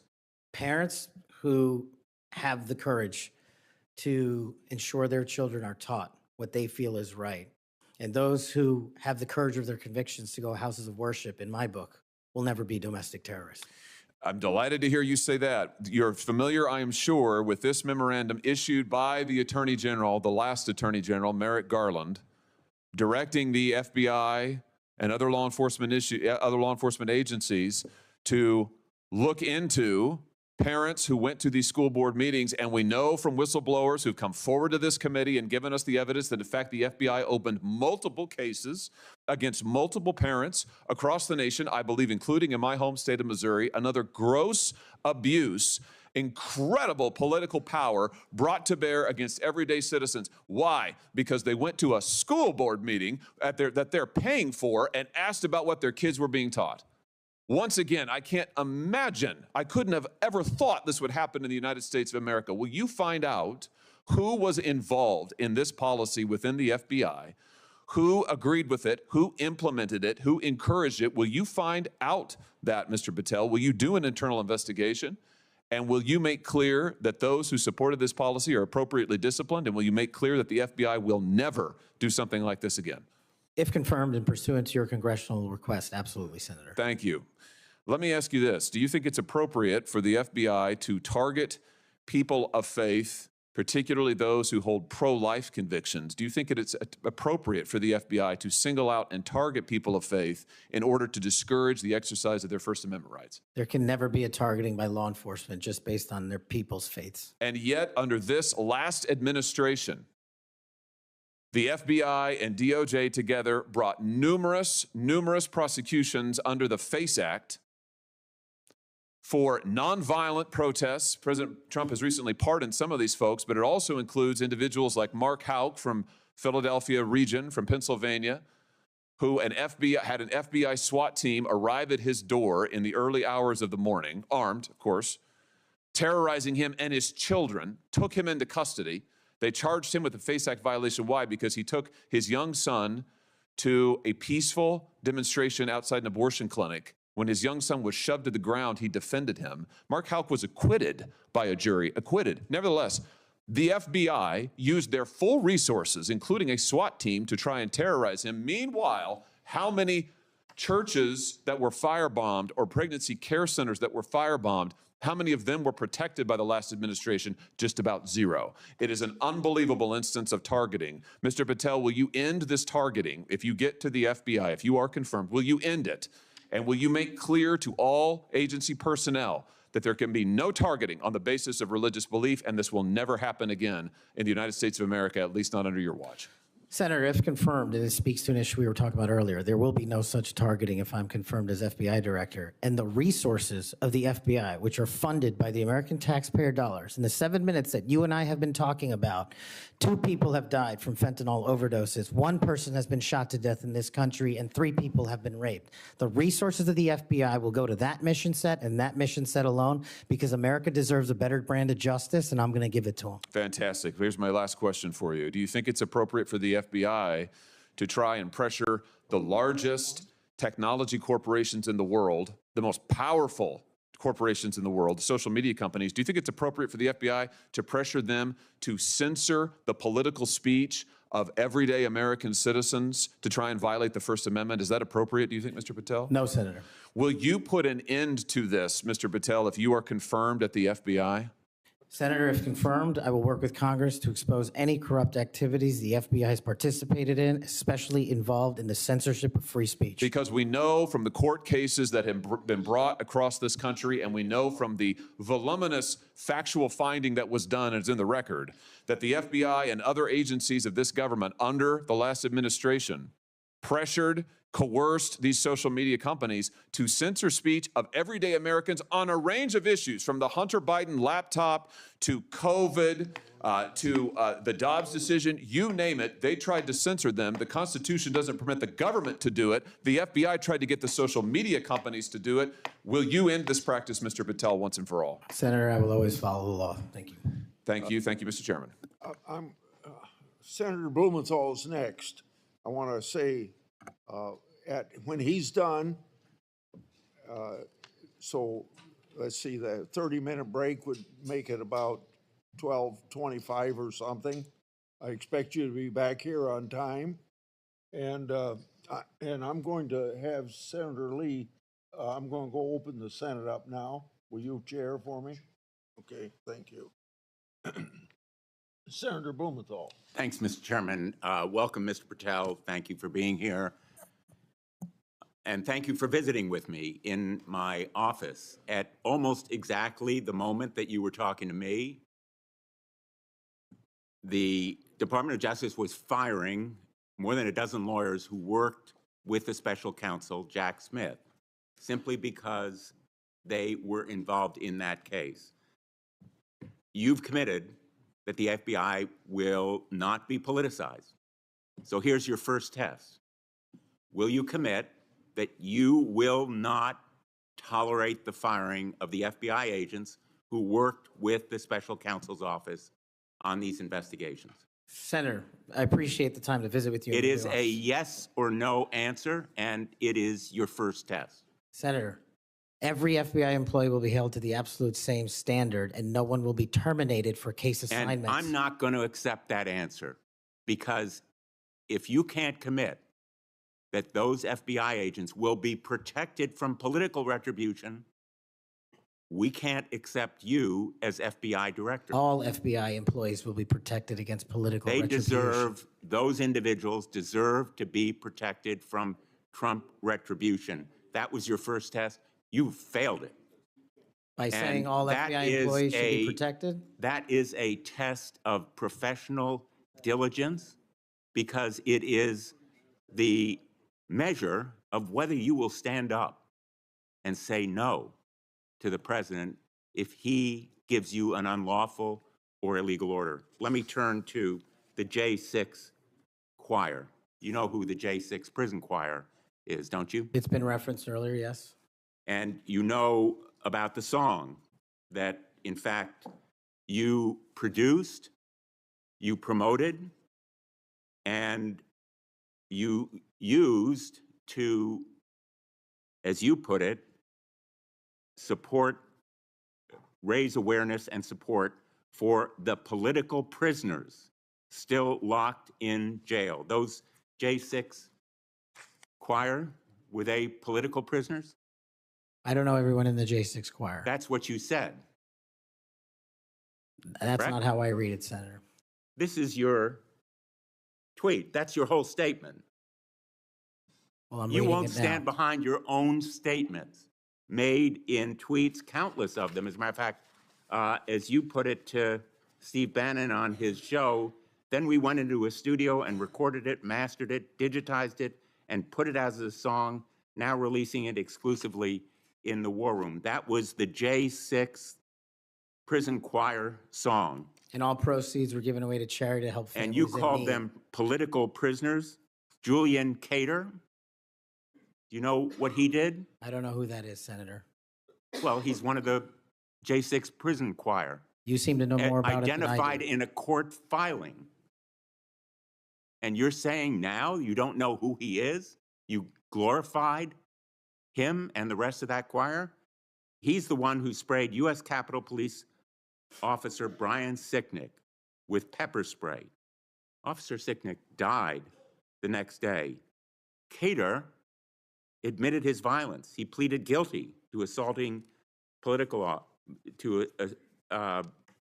assaulting a political officer, a police officer.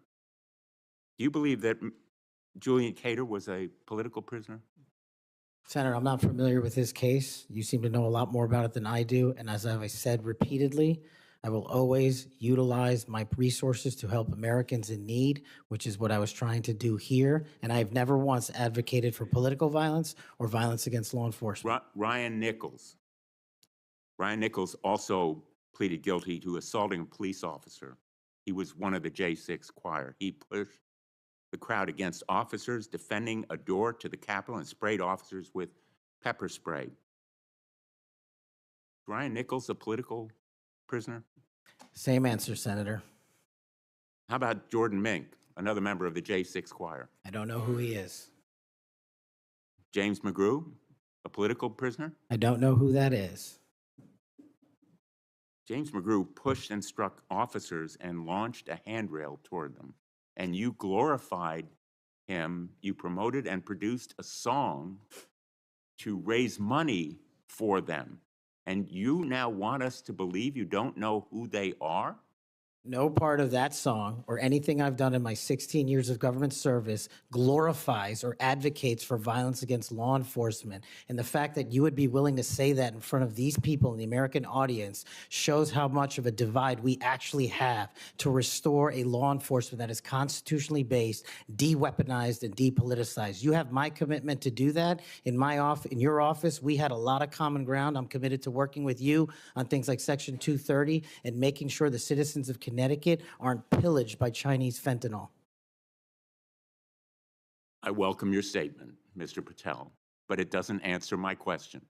And it doesn't go to your credibility in denying you know who these people are after, and I have to say, in this tweet and in others, I have a raft of them. I'm going to ask the chairman that they be made a part of the record. If there's no objection, Without objection. You glorified, you promoted, you supported these individuals. Ronald Sadlin, he struck an officer in the head, hand, and shoulders and grabbed another officer. Was he a political prisoner? I don't know who that is, Senator. Well, the simple fact is that you knew about the J6 choir. You knew what they did in assaulting and endangering police officers who sought to defend the Capitol on that day, were severely injured, and some, as a consequence, died. I think the FBI deserves better. The men and women in the FBI put their lives on the line every day. I've worked with them as United States Attorney for 4.5 years, and then as Attorney General off and on for 20 years. I've admired them for the 14 years that I've been in this body. I think they deserve better. Thank you. As we turn to Senator Cruz, I'll notice that the statement that he has up does say without trial, and I think that plays some role in the context of that statement. Senator Cruz. Thank you, Mr. Chairman. Mr. Patel, welcome. Let me first of all say thank you. Thank you for saying yes when President Trump asked you to serve in this role. I think there are very few roles in all of government that are more important than Director of the FBI, and there are very few roles in all of government that are more in need of a fundamental change. You and I have both spent much of our adult lives working in and around law enforcement. And the loss of respect from the American people of the FBI and of the Department of Justice is one of the most tragic developments of the last 4 years. Both the Department of Justice and the FBI have a long history of being apolitical, outside of politics, of being faithful to and focused on upholding the rule of law and keeping the American people safe. And in many ways, the worst legacy, in my opinion, of the Biden administration was the complete politicization and weaponization of both the Department of Justice and the FBI, turning them into tools to attack the perceived enemies of the Biden White House. Now, you have been charged with going in and restoring integrity of the FBI. That is not going to be an easy task.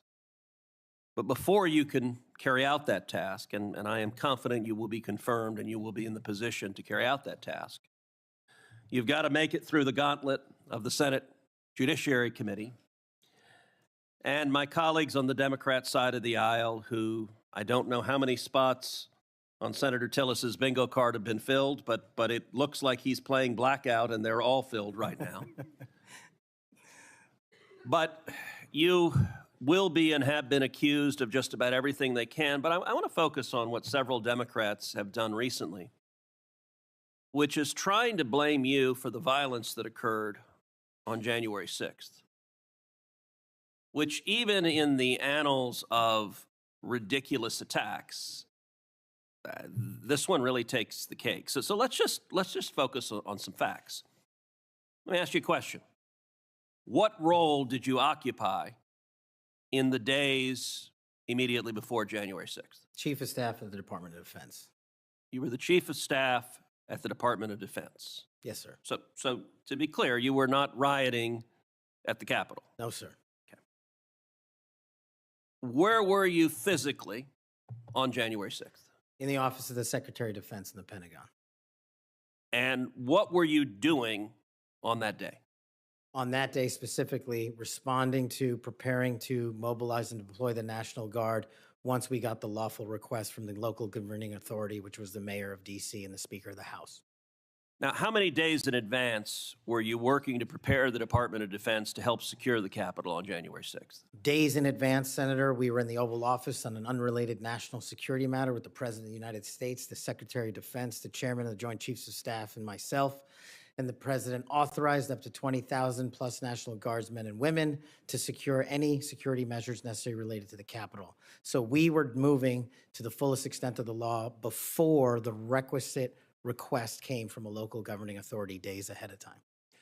And while you were chief of staff at DOD, how many times did DOD approach Capitol Police and ask if they needed National Guard assistance?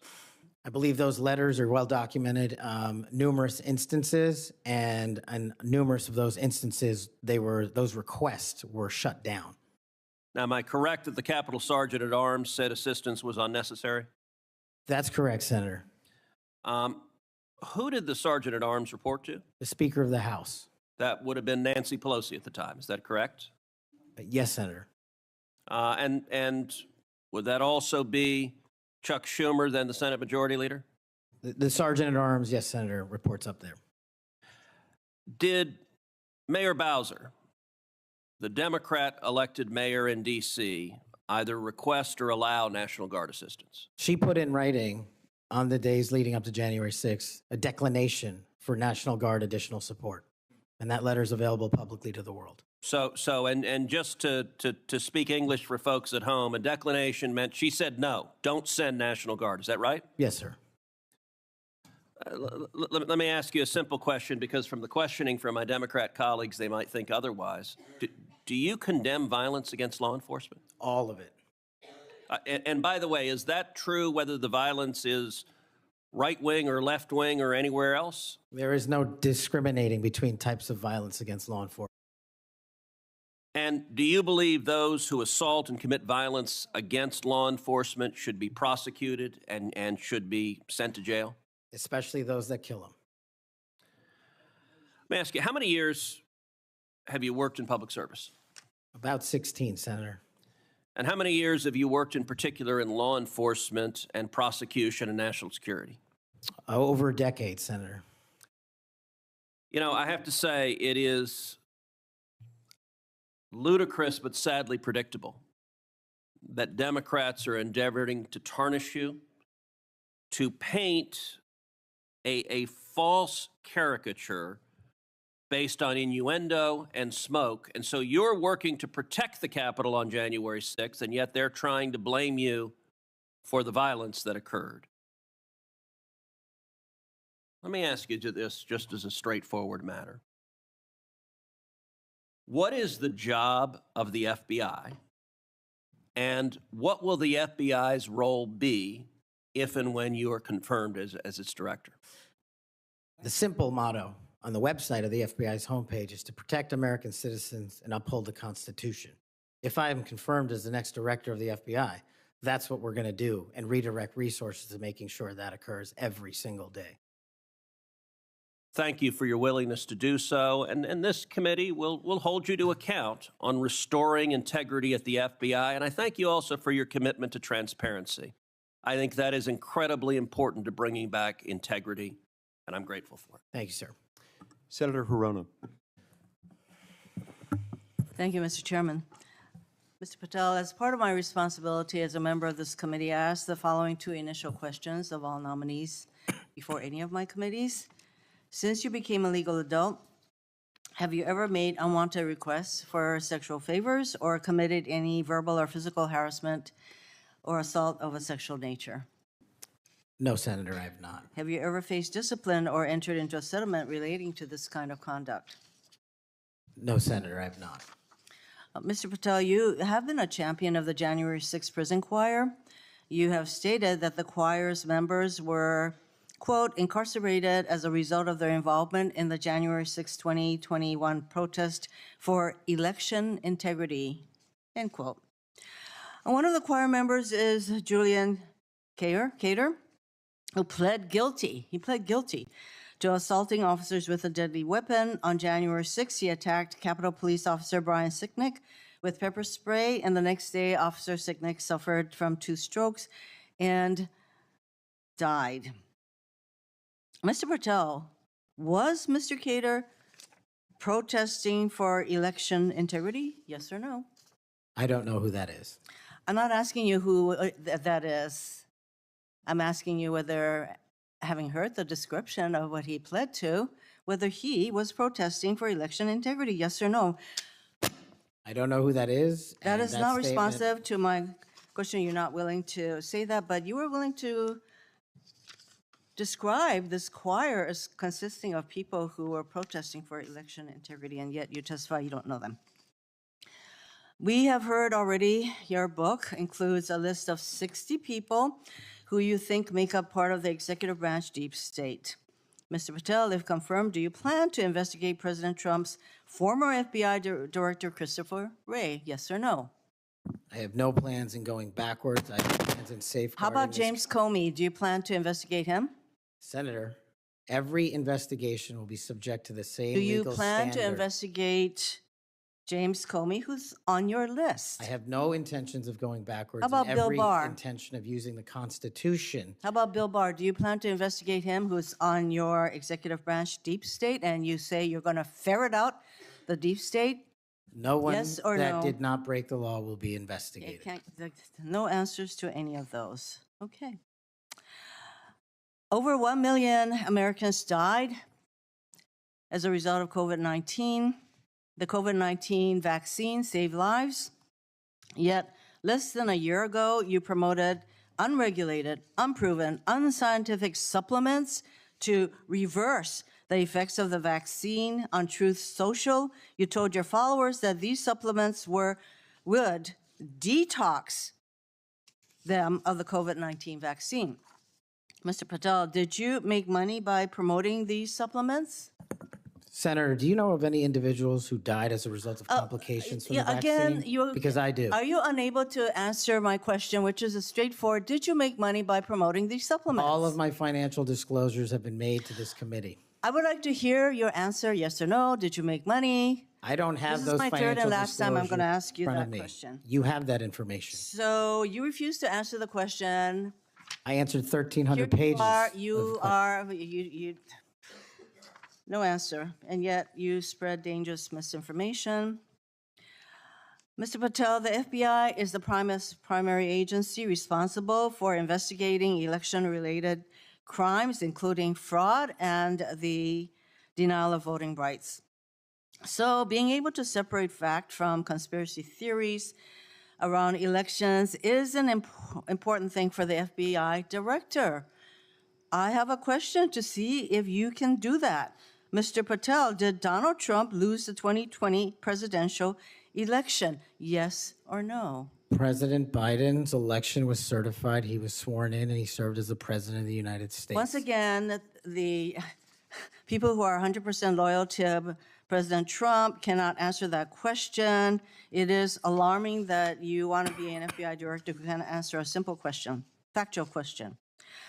During a 2023 interview with Steve Bannon, you said, quote, "We will go out and find the conspirators, not just in government, but in the media. Yes, we're going to come after the people in the media who lied about the American citizens, who helped Joe Biden rig presidential elections."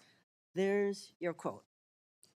Do you still plan to come after the free press? Not unless private citizens have been defamed. That's their right. You said that you would be going after the media. So I want to know whether you plan to do that, go after the free media. I can't go after the media for other people. That's a decision they have. So I would say that that was a statement that you made that is pretty chilling to the free media. So I didn't hear a no that you would not go after them. You currently serve on the board of directors for the Trump Media Technology Group, which owns the social media platform Truth Social.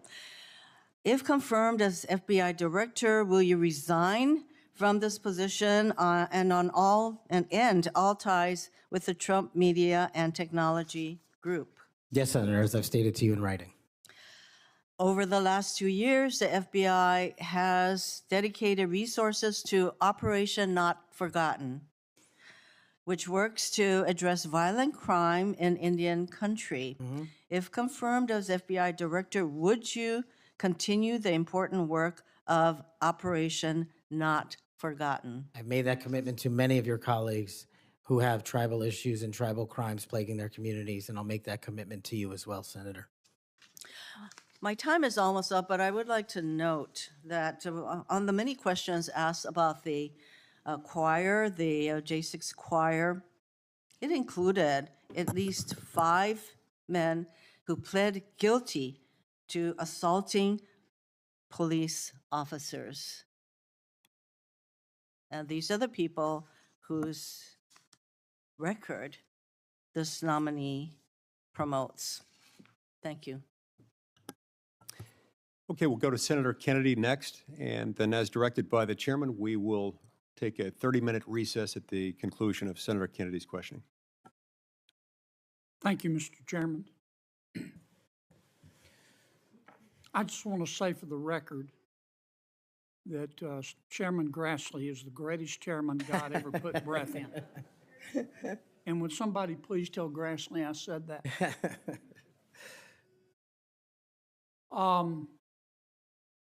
You've made a lot of people mad, haven't you, Mr. Patel? Seems so, Senator. You think maybe you've made the right people mad? As my FBI agents, the BRIC agents told me when I was running cases with them across this country and around the world, if you're not ticking off some people, you're not doing your job right. My colleague and friend, Senator Durbin, called you a conspiracy theorist. You remember that? I do, Senator.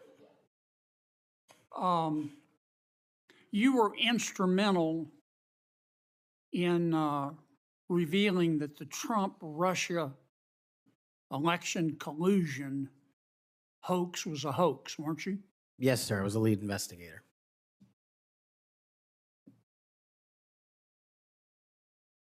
Sounds to me like we need to get some new conspiracy theories because all the old ones turned out to be true. Facts matter, Senator. Yeah. I mean, conspiracy theorists are up something like 37-0.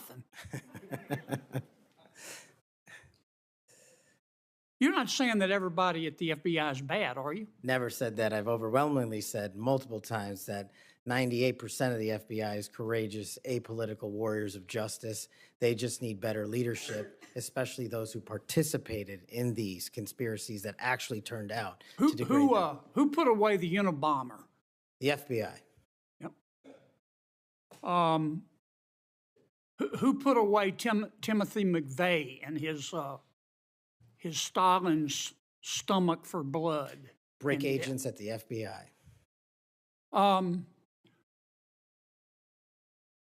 Who helped investigate Jussie Smollett, who, in an effort of self-aggrandizement, set back the fight for minority rights for years? I think that was local authorities. It was the FBI that opened an investigation, wasn't it? Eventually, yes, Senator.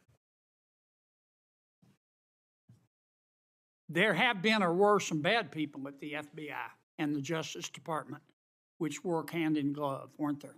Unfortunately, yes, Senator.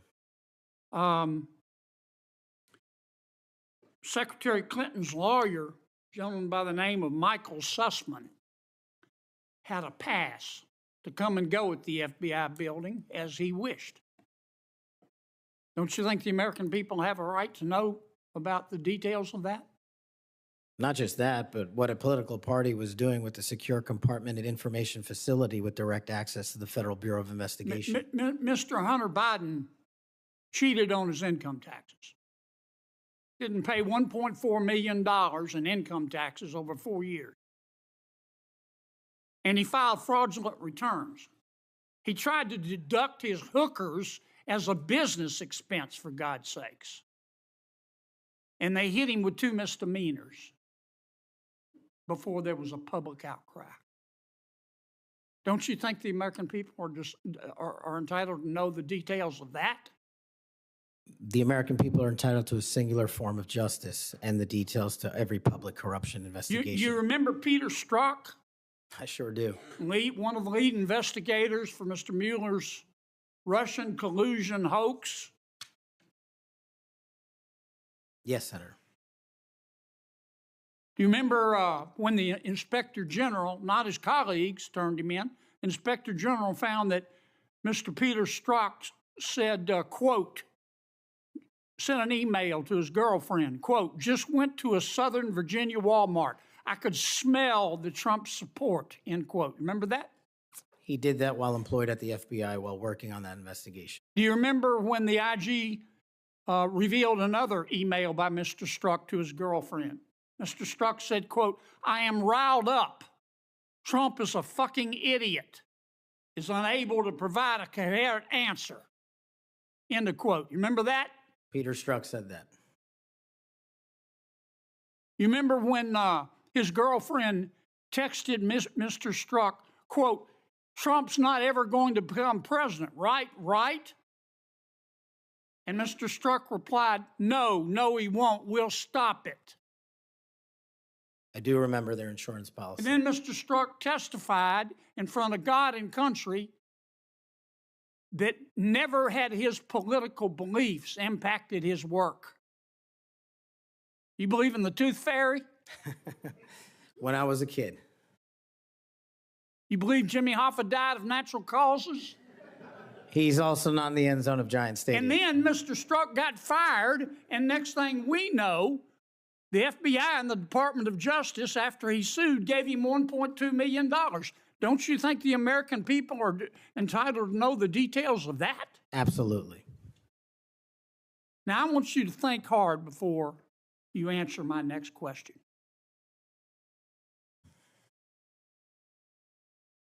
Do you believe in the adage that two wrongs don't make a right, but they do make it even? Senator, I think if anyone commits a wrong in government service, the American public deserve to know the absolute secular detail of that corrupt activity. When reforming the FBI and the Justice Department, two wrongs don't make a right, but they do make it even, is the wrong approach, isn't it? That's correct. And we're going to hold you accountable for that. I hope you do. Now, there's some good people at the FBI. Lots. And there have been and may still be some bad people there. And you've got to find out who the bad people are and get rid of them in accordance with due process and the rule of law. And then you've got to lift up the good people. Don't go over there and burn that place down. Go over there and make it better. Do you commit to us today that you will do that? I commit to you, if confirmed, Senator, every single day, 24/7, 365, the FBI will be the premier law enforcement agency in the world. Thank you, Mr. Chairman. We'll now recess for a 30-minute lunch break. We'll return at approximately 12:40, and we will resume with Senator Booker's questions.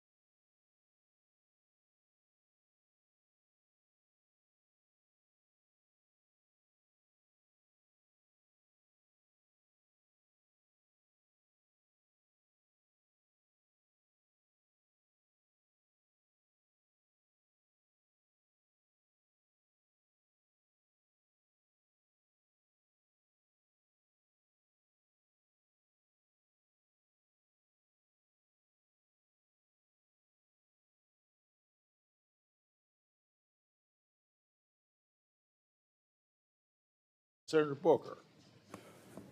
Thank you, Mr. Chairman. I'm struggling with a bit of the flu here, but thought it was really important to come.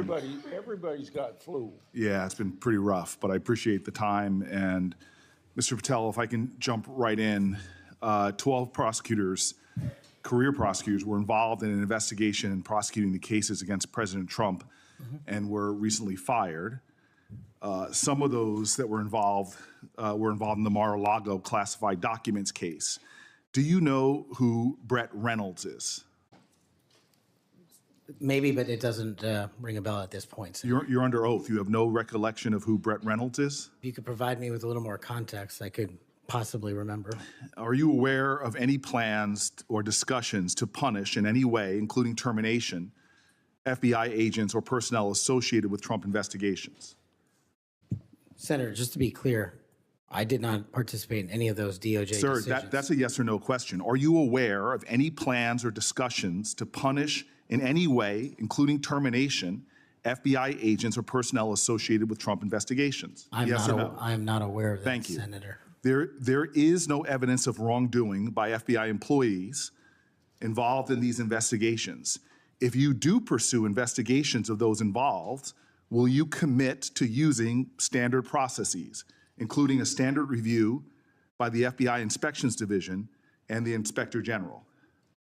Senator, I will honor all those review processes. You will honor those review processes. Yes, Senator. If these are actions that the FBI employees, if there are actions against FBI employees that do not follow those standards process that happen before you get in, will you commit to reversing any decision prior to your arrival so that those standard processes and the standard review by the FBI Inspections Division will take place?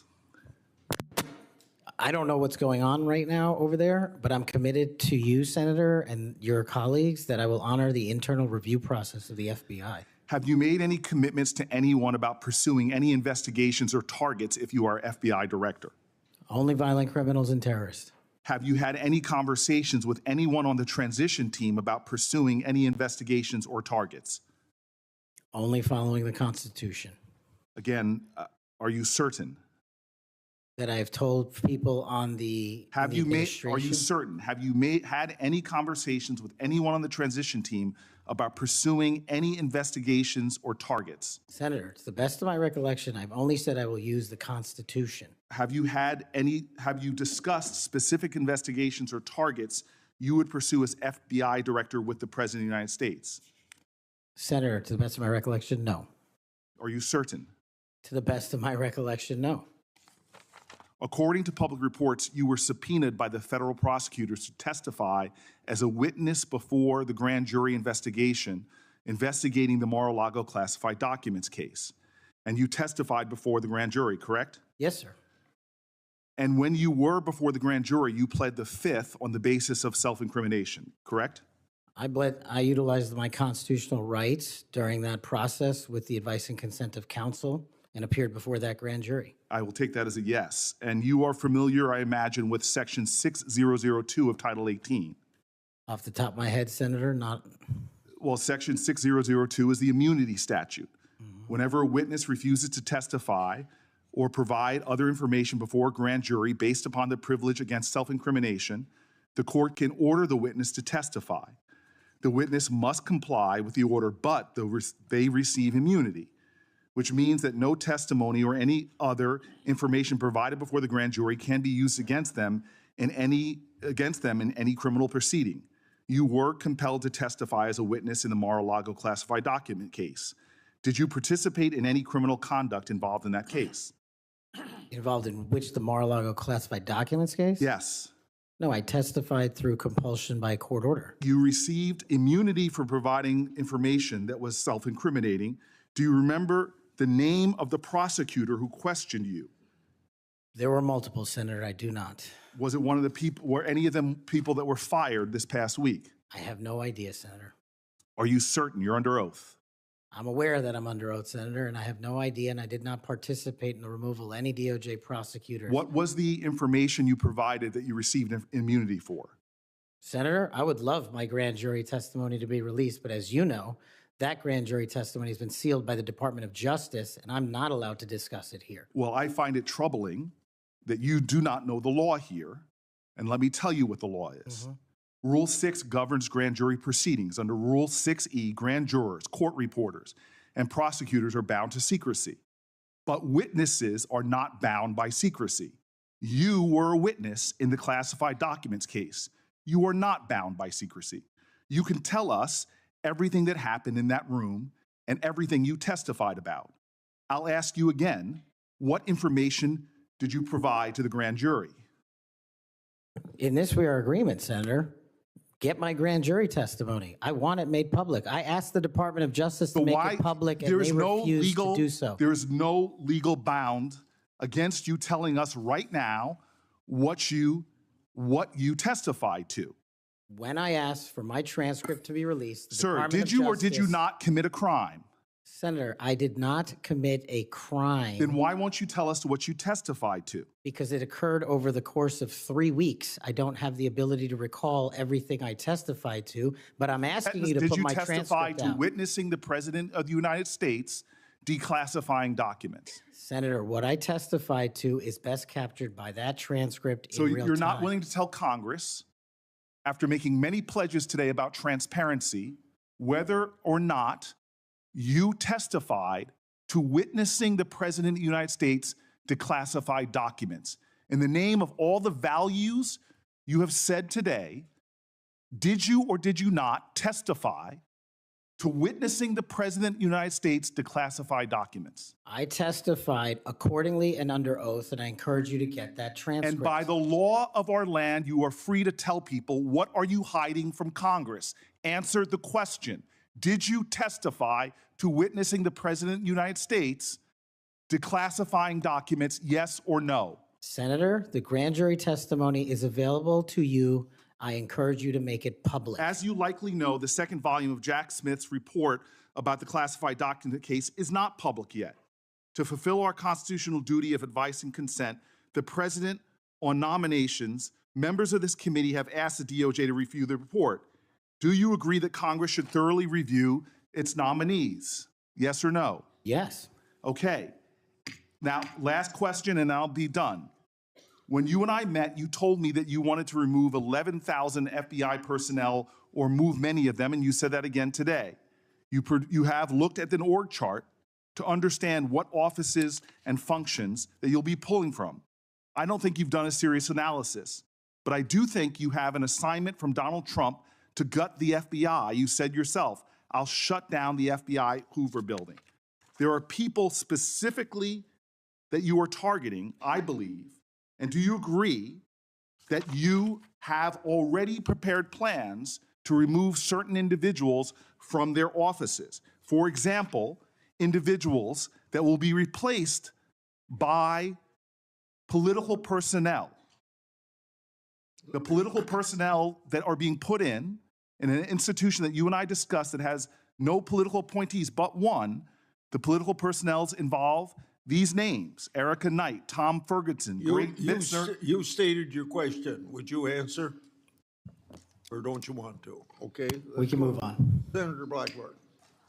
Thank you, Mr. Chairman. And Mr. Patel, there is absolutely no doubt that you have the experience and the expertise to lead the FBI, and we welcome you here today. We are pleased that you are here. I've been listening to my colleagues across the dais and listening to their questions, and it has led me to one thing. Why are the Democrats so afraid of you? I don't know, Senator. You'd have to ask them. Well, I tell you what I think, and listening to their questions and your responses, which we appreciate, they know that you're going to go in and you're going to clean up that political cabal that has been over there for years. You are going to reposition the FBI to its core mission. You stated that earlier in this hearing, and there will be no more political persecutions and no more 2 tiers of justice, and they have liked having 2 tiers of justice. They have enjoyed it, and it has helped them. They think in their political mission, they've enjoyed targeting Catholics. They've enjoyed targeting parents. But the American people have said They want no more of that. And our colleagues know you're going to clean it up. I want to talk to you about the Epstein case. I have worked on this for years, trying to get those records of who flew on Epstein's plane and who helped him build this international human trafficking, sex trafficking ring. Now, earlier I urged then Chairman Durbin to subpoena those records, and I ended up being blocked by Senator Durbin and Christopher Wray. They stonewalled on this, and I know that breaking up these trafficking rings is important to President Trump. So will you work with me on this issue so we know who worked with Jeffrey Epstein in building these sex trafficking rings? Absolutely, Senator. Child sex trafficking has no place in the United States of America, and I will do everything, if confirmed as FBI director, to make sure the American public knows the full weight of what happened in the past and how we are going to countermand missing children and exploited children going forward. Thank you for that. I do want to touch on the political persecution. I find it so interesting that they feel like you would carry out political persecution. Your parents are with us today. They fled Uganda and persecution from Idi Amin. And I think that with your background and given your family's history, that you would never move to political persecution. Is that accurate? Yes, Senator, that is. And we appreciate that you would remove any kind of 2 tiers of justice from the FBI because they have practiced that every day for years. Not all FBI agents. There are some good ones, and we certainly want to keep them, but the politics has got to be moved out of the agency. Now, they've tried to frame you as being anti-police. We've discussed that some today. And I know that you grew up working with NYPD officers in your community. And I know that law enforcement groups, including the National Association of Police Organizations, have endorsed your nomination. And on top of that, your brother is a law enforcement officer. Is that accurate? Many of my family are, yes, Senator. How many of your family, sir? Well, I guess the Indians have a different definition of family. We got a really big one, and they're all family. We all love big families. So we got a lot. I appreciate that. But it is accurate to say that in your role, you're going to do everything that you possibly can to protect the men and women who are protecting our communities. That is of the utmost importance. Thank you. I want to go to the Nunes memo. You were the principal author of the Nunes memo. Is that accurate? Yes, me and staff. Thank you. And that did really so much to focus the light on the Russiagate hoax and the political cabal that was for years operated out of the DOJ and the FBI. And I know that there are some that felt like that memo was not accurate. We know now differently. And I'm quoting a comment that was made about that memo and by a member of that House Intel Committee, and I quote, "It was meant only to give Republican House members a distorted view of the FBI," end quote. I find it so interesting. They use the term distorted view. I think the American people who for 4 years under Biden saw the FBI weaponized against them, against parents, against people of faith, weaponized against President Trump. I think they would disagree with that. Do you stand by the good work that you did on the Nunes memo? Our team, and yes, absolutely. And the Nunes memo was accurate in its description of the details, correct? As confirmed by the Inspector General, the Special Counsel, because the Nunes memo only contained sworn information received pursuant to transcribed interviews and production of government materials, including FBI 302s and DOJ memorandum. So the Nunes memo is accurate. Yes, ma'am. Thank you for that. In your new role as director, how will you work to root out 2 tiers of justice at the FBI? The same way I have always done so, ma'am, with the utmost fidelity to the Constitution and integrity to law enforcement. Government must allow those who are privileged to serve to execute their law enforcement duties fully, but at the same time, the American people deserve accountability inwards to government to any of those who violate that sacred trust. And as you prepare to take this new role, what are the top areas of concern for you as we look at our national security?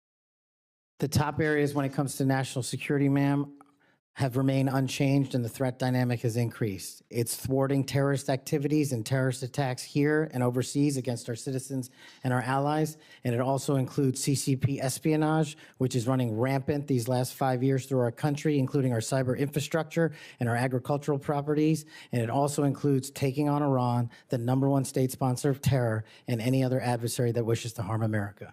Thank you. I look forward to a yes vote on your confirmation. Thank you, Thank you, Mr. Chairman.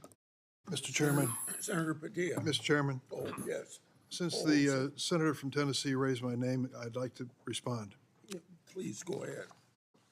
Mr. Chairman, while I was chair of the committee, protecting children from sexual exploitation was one of our highest priorities. We chaired hearings on kids' online safety, and we decided on a bipartisan basis to call the big tech CEOs in for an important, maybe historic meeting of this committee. Last year, the committee reported 6 bipartisan bills to help protect child safety online, including one of my own, Stop CSAM, and Senator Blackburn's Report Act. In the previous Congress, Senator Blackburn and I led legislation that was signed into law that eliminated statutes of limitation for federal civil suits by survivors of childhood sex abuse. I've worked to ensure the DOJ's unethical non-prosecution agreement with Jeffrey Epstein is investigated. As I've argued in this committee, my Inspector General Access Act would allow the Inspector General to investigate that. Yet, in 2023, I was falsely accused of preventing releasing the names of Jeffrey Epstein's network by Mr. Patel, when my Republican colleagues prevented Senator Blackburn from offering an amendment to the flight logs. Prior to the committee's November 9th, 2023 Supreme Court ethics subpoena markup, Senator Blackburn had never raised Epstein's flight logs with me publicly or privately.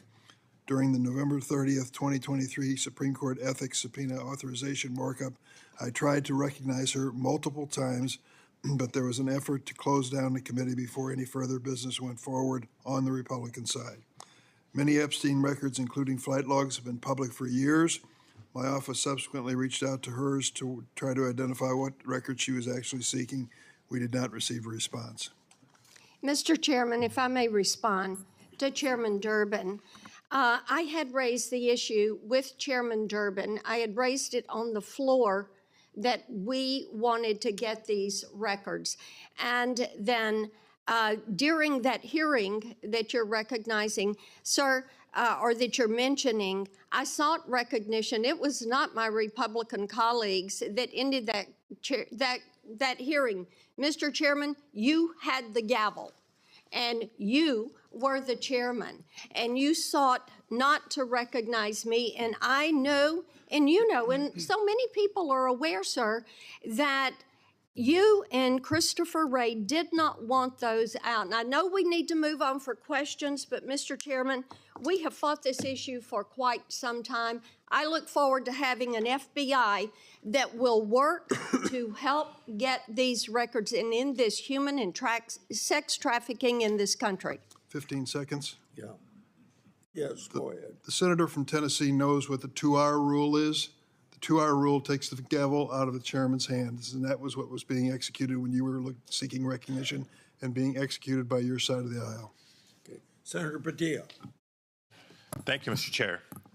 Colleagues, as we know, it's not just the nominee for FBI director that's before us today, but there's been a lot of chaos and confusion this week in regards to executive orders that have been issued as it pertains to the federal budget, federal spending, hiring freezes, et cetera.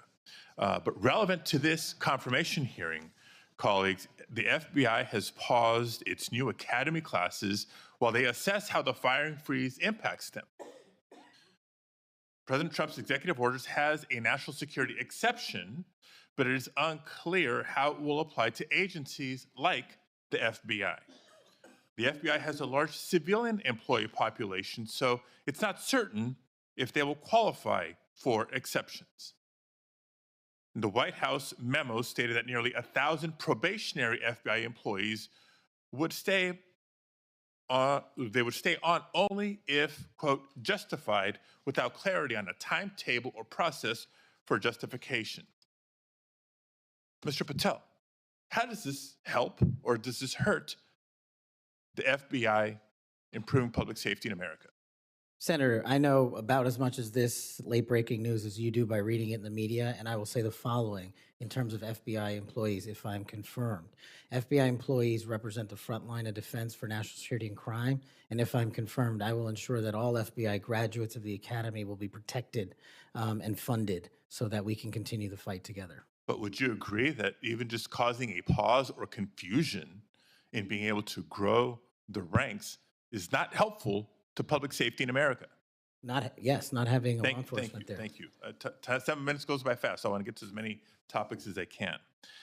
As you know, the FBI plays a critical role in national security and public safety, yet the reports are that the hiring freezes is damaging. I want to submit for the record, Mr. Chairman, a New York Times article outlining the questions and concerns I just stated. Now, on to the next topic. FBI agents rely on their leadership to ensure their safety and success of operations. As Senior Director for Counterterrorism at the National Security Council, you were involved in a SEAL team rescue mission to recover a 27-year-old American hostage in Nigeria. According to former Secretary of Defense Mark Esper, you falsely informed senior leadership that the United States had secured permission to fly over other nations' airspace en route to Nigeria. This misinformation forced the aircraft to circle the border for an additional hour, potentially jeopardizing the mission's success and putting service members at undue risk. Can you explain your decision to falsely claim airspace permissions had been secured for the mission? I greatly appreciate this. This is one that hits home squarely because my guys, my friends, were on that operation. They were in that helo. They were in that V-22. And there's never a time in my career that it would jeopardize the safety of the men and women in uniform. And if you ask the National Security Advisor of the President of the United States, who's with me on that day, who has gone on the record publicly, as has General Tony Tata, who's the Undersecretary of Defense, they have both stated with affirmation that I acted appropriately, relayed all information accurately, and never jeopardized the safety of the hostages. And our men were on the ground for 59 seconds and executed 6 sentries and rescued an American hostage named Philip Walton, and he's home today with his family because of it. So your friend's word versus the former Secretary of Defense, that's what we're going to be asked to consider. Next topic. In September of 2024, just a couple of months ago, you stated that Chris Wray was caught illegally using 702 collection against Americans 274,000 times. That's a quote.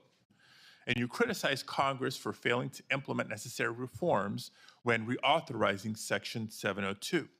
Now, earlier in this hearing, I heard you respond to Senator Cornyn's questions and saying that the improvements to FISA 702 accountability go a long way. That's what you said today. Earlier, on the record and under oath. But on that September podcast that I'm referring to, you said that by passing the reauthorization bill, Republicans, quote, bent the knee. So which is it? They bent the knee and didn't reform 702 as you would suggest, or that they've gone a long way?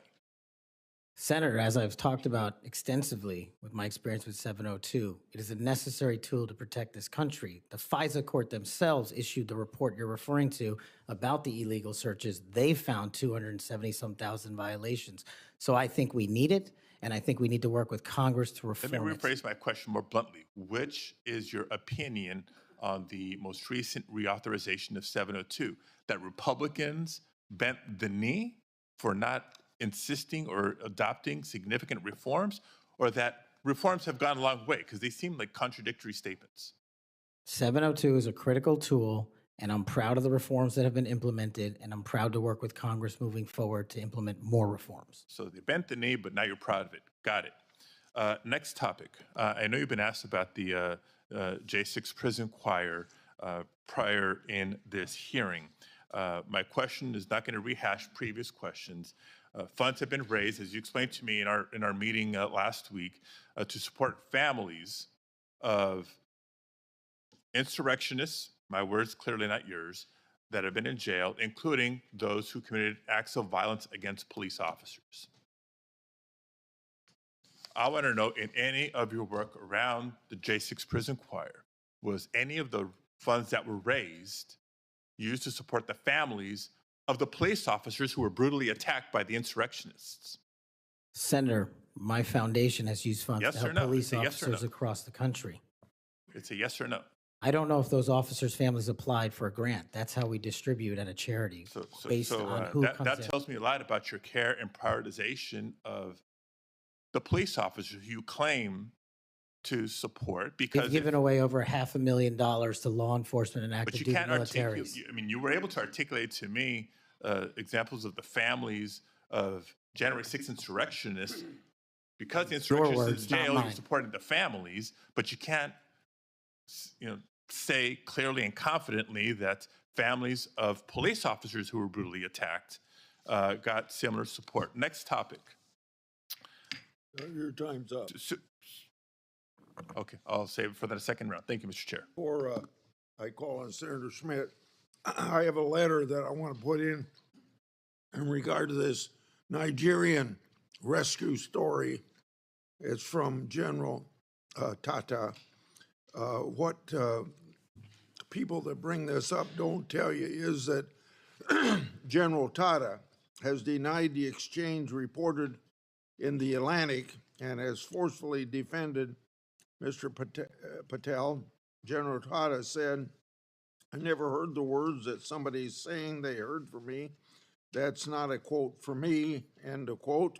General Tata wrote to the committee and said it was, quote, irresponsible, end quote, to say Mr. Patel jeopardized the mission.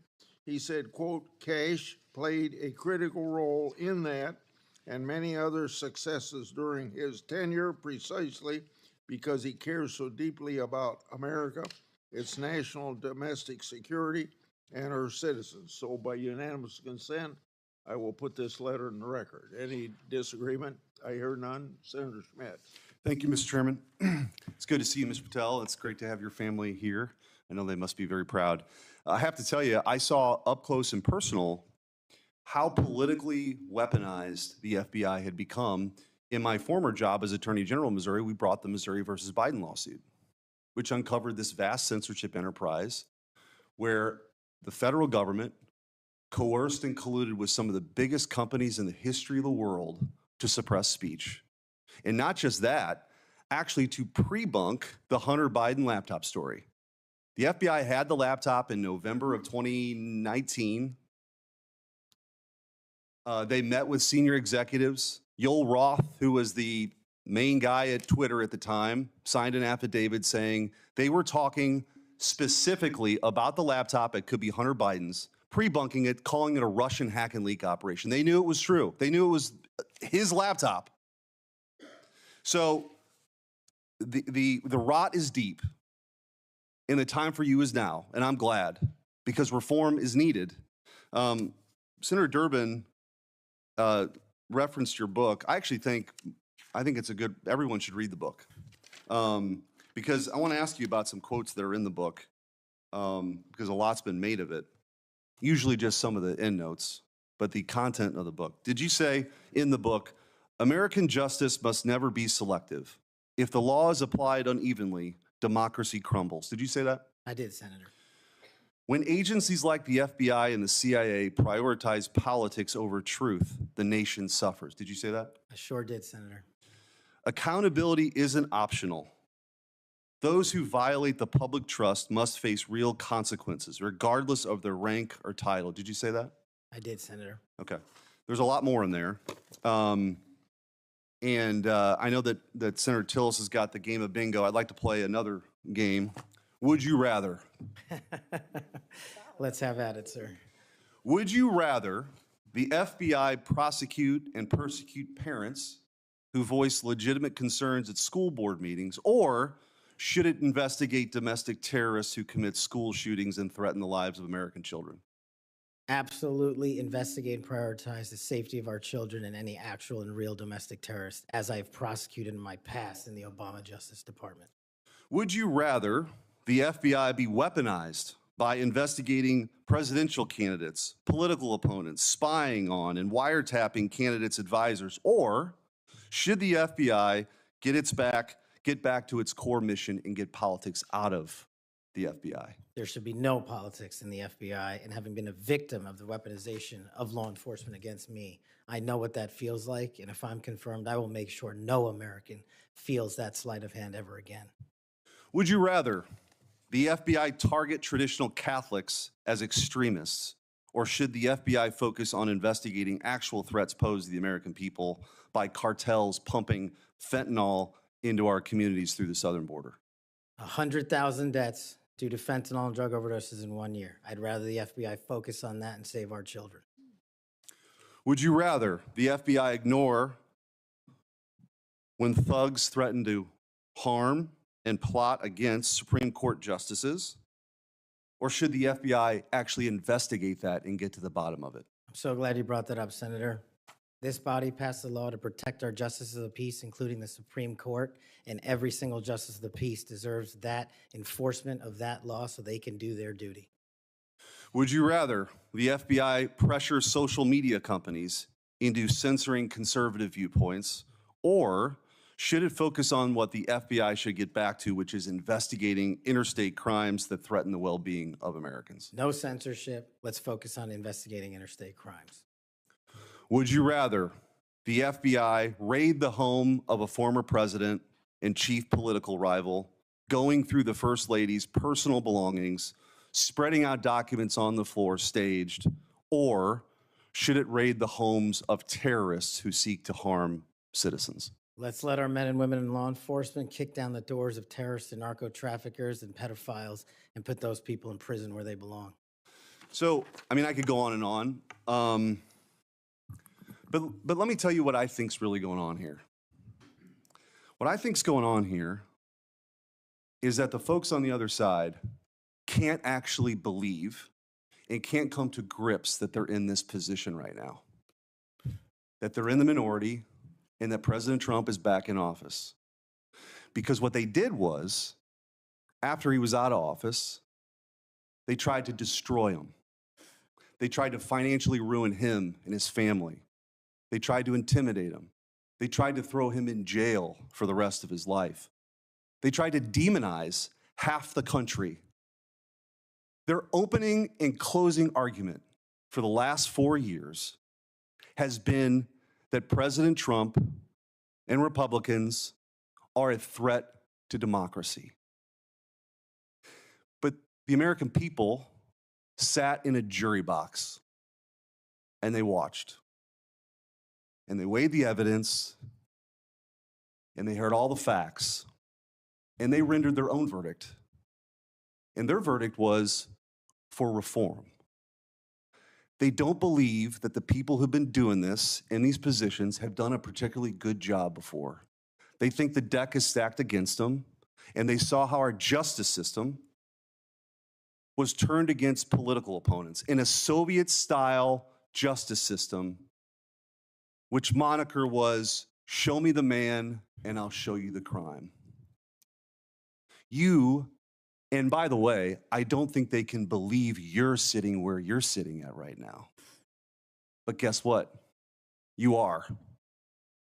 And you're going to get confirmed, and you're going to lead this agency back to what it always should have been, which is to protect the American people, to fight crime, to put the bad guys in jail, not to execute a political agenda like some banana republic form of justice where you point to the person on the other side that you want taken out and you go do that person's bidding.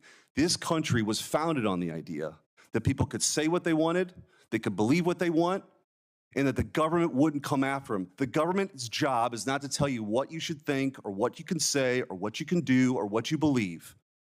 And this Justice Department under Christopher Wray and under Joe Biden and Merrick Garland has done just that. And that's why the trust has plummeted. So you got a big job. You got a big, big job. But I have all the faith in the world in you that you're going to restore that trust because you believe in the rule of law. You have an incredible personal story. You're going to get confirmed. And I wish you all the best. And you have my vote. Thank you, Senator. Appreciate that. Senator Welch. Thank you very much. Just responding, you guys won. There was, if you want to call it a jury box, the American people elected you. And you're the majority party in the House and in the Senate. You've got President Trump was duly elected. But let me tell you, the source of my ongoing concern, which I regret, it sometimes does not seem to be a common concern. We had a catastrophe for our democracy on January 6th. And you're asserting that you won, and you did, and I acknowledge it. It troubles me that so many people have difficulty saying Biden won the election. And I listened to your response, Mr. Patel, and many of the people who congratulated you and your parents on your extraordinary story. I share that, so I want you to know that. But what's so hard about just saying that Biden won the 2020 election? What's hard about that? Senator, as I've said before, that President Biden was certified and sworn in, and he was the president. I don't know how else to say it. Well, the other way to say it is he won. He was the president. The other way to say it is he won. I can say Trump won. I didn't vote for him, but he won. You know, Al Gore said Bush won when they were having that recount in Florida. And we have had a peaceful transfer of power here in very contested elections. And I'll just be very direct with you about why I think this is of consequence. When Donald Trump has never acknowledged that he lost in 2020. And he invited people to come to the Capitol on January 6th to stop the steal. And after that happened, police officers died. People were injured. It created enormous ongoing bitterness within the country. And that's your boss. Do you believe that the 2020 election was stolen, as President Trump says it is? Sir, my opinions on the 2020 election have been expressed in this hearing, and he's entitled to whatever opinions he wants. Do you agree with him that the election was stolen in 2020? Senator, millions of Americans have expressed concern going back to multiple elections over election integrity. You know, you're so skillful. You understand what I'm asking you. Can you say the words, Joe Biden won the 2020 election? Joe Biden is was the president of the United States. Yeah, I'm going to stay on this. There's a difference. I can say the words, Donald Trump won. I don't like to say it, but I must say it. And you cannot say that Joe Biden won the election. What I can say is the same for both of them, Senator. Both of their elections were certified, and they are both, one was and one now is president. Okay. The reason I have some concerns about that, my colleagues on the Republican side, is that whoever is the FBI director, and I suspect it will be Mr. Patel, has a boss. And he has strong points of view. He said Vice President Harris was a criminal and should be prosecuted. Is that a prosecution you would initiate? There is no prosecution or that the FBI will ever initiate because the FBI will only do investigations, and those will only be open where there's a factual and constitutional basis to do so. Your boss has said that General Milley, who served us with great distinction, I happen to have great admiration for, should be tried for treason. Do you agree with that? Senator, everybody's entitled to their opinion. The only thing that matters at the FBI is whether the law is followed. Okay, I know everybody's entitled to their opinion. I'm asking you your opinion. Should General Milley be tried for treason? Vice President Harris, Kamala Harris, or General Milley or anyone otherwise will not be subjected to an FBI investigation that doesn't meet the rigorous standards of the Constitution. You've talked about your devotion to the men and women in the FBI. I accept that.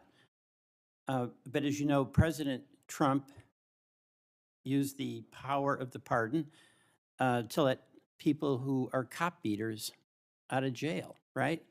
He also let a drug dealer out of jail. You're familiar with Ross, or maybe you're not. Ross Ulbricht started the Silk Road, the dark web. He made millions of dollars selling drugs, providing a vehicle by which people could get things that were going to kill them, and people died. He also sought a couple of people to murder on his behalf because he thought his empire was threatened. What is your opinion about Trump pardoning this drug dealer, attempted murderer? My opinion on presidential pardons is that, one, I was not consulted in No. problems of the FBI. I'm asking you your opinion about Mr. Right. Ulbricht. Should the person who created that dark web drug dealer situation, should he be pardoned in your opinion? Senator, it's not appropriate for me to speak on pardons, but I've spoken out against pardons against cop killers and those who do violence to law enforcement, whether it's President Biden or Trump. I'm with you on that. Okay, I'm with the chairman over here, but I'm just trying to find out on Ulbricht. You're gonna, again, bottom line here, you're gonna have a tough job, and you're gonna have a tough boss, because he gets it in his mind he wants to do something, nothing gets in the way, and there's gonna become a time when an FBI director or an attorney general has to make a decision about the Constitution and what's being requested, and can that person at that time, when the important values of the Constitution are at stake, say no to a person who is insisting you take an action? And Senator, that's why I think it's time, for the first time in this country's history, that a public defender be the next director of the FBI, because no one knows more about constitutional due process than PDs. Well, you're appealing to mutual pride here with the public defender, but you know what? I still understand you didn't answer the question. That's the public defender in me, okay? Look, and I say this to my colleagues, we cannot have a weaponized Justice Department or FBI. And what's weaponized is in the eye of the beholder, like the prosecutions of President Trump, and I get that. We cannot have it. But what I think we all have to acknowledge when we've got a president who's basically saying a political enemy, whether it's Harris, whether it's Liz Cheney, whether it's Adam Schiff, should be prosecuted, that's doing damage to the mutual goal we have of not weaponizing a department. I yield back.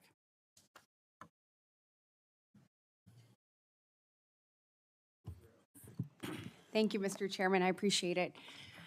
Mr. Patel, thank you so much for being here. To your family, I know that this has to be such an incredible moment. Congratulations, and thank you for time to be a part of this with all of us. Look, I have been diligently listening over the last few hours, and what I have heard you say is this, that your duty is to protect American citizens, that you will work to uphold the Constitution. I have heard you say you're going to get back to making sure you focus on violent crime. You said, I want children to have parks to play in, not needles to walk on. You said, I'm going to let cops be cops. You said we've got to get back to having full transparency. You said all requests will be responded to, and on all members of the Judiciary Committee, for that we say thank you. You said you were going to have the backs, as you always have, of law enforcement. You reminded us about being embedded in SEAL Team 6. You said our law enforcement officers deserve the very best. You said you know and you will not allow there to be victims of government overreach because it has happened to you. You talked about having no intention of going backwards.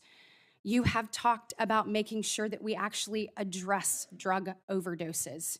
You talked about your work with 1.3 million active duty service members, making sure they had resources they needed. You've talked about de-weaponizing and making sure that we don't politicize the department.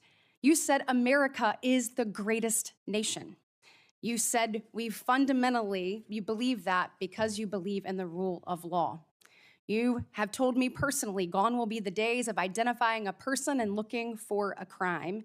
You have said everything you do will be factual and constitutionally based. You have said there will be no targeting based on someone's faith. You have said that when these FBI agents are upholding the law, you will always have their back. You have said that there will be a singular form of justice once again. And most importantly, I think in addition to all of this, is I have really not gotten to hear you talk about the FBI. And so I would love, you mentioned in the 7 minutes that it takes one of these senators to ask you questions, that unfortunately there are, I believe you said, 3 rapes, 2 overdoses, 1 murder. Look, yesterday we signed the Laken Riley Act and the law President Trump did. And when we look at what's happening across our country with the surge of illegal migrants that have come in, when we look at fentanyl overdoses being the leading cause of death between the ages of 18 and 45, I've heard you say you want to tackle that. When we look at parents like Laken Riley's mother yesterday, as she talked about her heartbreaking loss that should have never happened, Rachel Marin's family there, Sarah Root's family there, Jocelyn Nungary's family there, they deserve an FBI that is focused on finding these criminals and getting them out of here. So my question for you is, I'd like for you to talk about that. You've talked about cleaning up America, making it safe and secure for its people. Please tell the American people your plans. Thank you, Senator. I really appreciate it. And the 2 themes that, if I'm confirmed, that I have for the FBI are really just going back to keeping it simple. 1, let good cops be cops. 100,000 drug overdoses, 100,000 rapes, 17,000 homicides. That's only with 70% of the precincts reporting in. That is violent crime exploding out of control. We've got 38,000 employees at the FBI, and as I alluded to earlier, almost a third of them work in and around the Washington, D.C. area. Well, those crimes are committed out in the rest of America. And I'm going to let good cops be cops and put handcuffs on the bad guys and put child molesters in prison and put murderers in prison and make sure CCP fentanyl doesn't kill another one of your constituents. That's track 1. Track 2, to restore the trust in the FBI. That has degraded, not by my opinion, by the Gallup poll, that only 40% of Americans have trust and faith in the FBI. It is a cataclysmic failure in leadership to get to that point that did not happen over time. And so what the FBI must do while tackling violent crime and protecting Americans' national security and our sovereignty is work with Congress, Republicans and Democrats, to expose any government corruption, provide government accountability through transparency, and get you all the documents that you are the custodians of. The FBI reports to Congress. If I am confirmed as FBI director, I will report to Congress. And I will just save you with this one caveat here about my personal experiences with the FBI. The men and women of the FBI do the most courageous work on God's green earth. I was fortunate enough to utilize FISA 702 national security measures to prevent a shopping mall from blowing up in Houston and the state capitol from being attacked in California. Courageous men and women do that work every day, and these are cases you never hear about. Instead, the only things you hear about are the baseless conspiracy theories and attacks levied at me. Well, here's something for America. You can say whatever you want about me. If I'm confirmed, bring it on. But you will not denigrate the men and women of the FBI that saved this country. Amen. Thank you, thank you, thank you. And speaking of, I want to talk to you a little bit about how you're going to make sure that those men and women have the opportunity to get out and about throughout the country. And so when we look at that, obviously Huntsville, Alabama, to me is a Redstone. That's exactly right. Redstone Arsenal is a beacon of what we should look at, putting our men and women out amongst the very people that they serve. And so in my next few minutes, I certainly want to talk to you about that. I'll save it for the next 3. But just finishing up on what's happening at our border. We saw under this previous administration that there were about, I think, 1.7 million special interest aliens that came across our border. I think the House Judiciary Committee put it out. That's obviously from the 26 countries that DHS determines have the greatest threat here in our homeland. When you're looking at how do you tackle that? So, they're in the interior. Additionally, the people on the terrorist watch list, the hundreds of people that have been released into our country.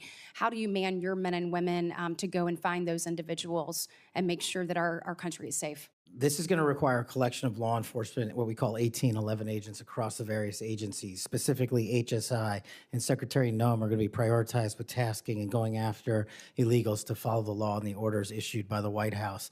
But also at the same time, the FBI possesses an enormous amount of resources to go into our jails and find those already imprisoned and with pending deportation orders, with pending violations of their parole status. So if I'm confirmed, the full resources of the FBI, where appropriate, will be committed to that cause, but I believe primacy rests with other agencies. Excellent. Thank you so much. Senator Schiff. Mr. Patel, early in this hearing, Senator Durbin asked you about the January 6th choir of inmates whose song you promoted, and here's what you said. I did not have anything to do with the recording. I did not have anything to do with the recording. Do you stand by that testimony, Mr. Patel? Senator, what I said was I didn't do the recording. You said you didn't have anything to do with the recording, which is interesting because here's what you told Steve Bannon on his podcast. So what we thought would be cool is if we captured that audio and then, of course, had the greatest president, President Donald J. Trump, recite the Pledge of Allegiance, then we went to a studio and recorded it, mastered it, digitized it, and put it out as a song now releasing exclusively on the War Room. We. If you had nothing to do with it, Mr. Patel, why did you tell Steve Bannon and all his listeners that you did? That's why it says we, as you highlighted. Yeah, and you're part of the we, right? When you say we, that includes you, doesn't it, Mr. Patel? Not in every instance. Well, that's new. So when you said we, you didn't really mean you. Is that your testimony? Not unless you have a new definition for the word we. Oh, okay. I always thought we included the person who pronounced the word, but maybe not. Well, you also said this, Mr. Patel. We were able to capture the recording thanks to their courageous singing, and we were able to take it to a studio. So let me ask you, Mr. Patel, after saying we took it to a studio, did you take it to a studio? Me personally, no. After you said that we digitized and recorded it and all that, did you take it to a studio and digitize and record it? Me personally, no. Okay, so you were lying to Steve Bannon and his audience. Is that what you're saying? No, I was using the proverbial we appropriately, as you've identified. The royal we. Oh, I see. And so you certainly promoted the hell out of it, though, didn't you? I don't know what that means, but I promoted the heck out of raising money for families in need. With promotions on social media and saying you were going to get this to #1 on the billboards, right, Mr. Patel? I think it did. Yes, it did. Yes, it did. Isn't that great? People who violently attack police have a #1 song thanks to you, Mr. Patel. That's something to be really proud of. Now, you've claimed, Mr. Patel, you didn't know about any of these people in the choir. Is that right? I did not know about the violent offenders, and I did not participate in any of the violence in and around January 6th. Tell me, Mr. Patel, what due diligence did you do to find out who was in the choir before you promoted their beautiful music? These people who assaulted law enforcement. What due diligence did you do? Senator, I didn't record it myself. So you did no due diligence before you promoted this song by these violent felons. Is that what you're telling us? Senator, I did not record that myself. So you're being considered for director of the FBI. And here you did no diligence to find out whether people you were associating with now the President of the United States in song were convicted of attacking police officers. Is that who we want running the FBI? I want you to turn around. There are Capitol Police officers behind you. They're guarding us. Take a look at them right now. Turn around. I'm looking at you. You're talking to me. No, look at them. I want you to look at them if you can, if you have the courage to look them in the eye, Mr. Patel, and tell them you're proud of what you did. Tell them you're proud that you raised money off of people that assaulted their colleagues, that pepper sprayed them, that beat them with poles. Tell them you're proud of what you did, Mr. Patel. They're right there. They're guarding you today. Tell them how proud you are. That's an abject lie, and you know it. I've never, ever accepted violence against law enforcement. I've worked with these men and women, as you know, you my entire glorified life, it in song, and I did Mr. not Patel. make a single dime out of it. In song. Well, let me. How about you ask them if I have their backs, and let's see about that answer. Let me ask you this, Mr. Patel. Let me ask you this. If an FBI director promoted a song of people who sprayed pepper spray in the face of an FBI agent, would you say they were fit to be director? Mr. Schiff? Yes or no? Would they be fit to be director? I am fit to be the director of the FBI. If you were the FBI director and you promoted a song with someone who beat an FBI agent with a pole, would you say you were fit to be FBI director? Mr. Schiff, I am fit to be FBI director based on my 16 years in And yet government you did all service. these things, Mr. Patel. You can say, oh, I support law enforcement, I decry violence against law enforcement. You could say all that. It's what you did, Mr. Patel, that matters. It's what you did that matters. Well, let me ask you about something else that you did, Mr. Patel.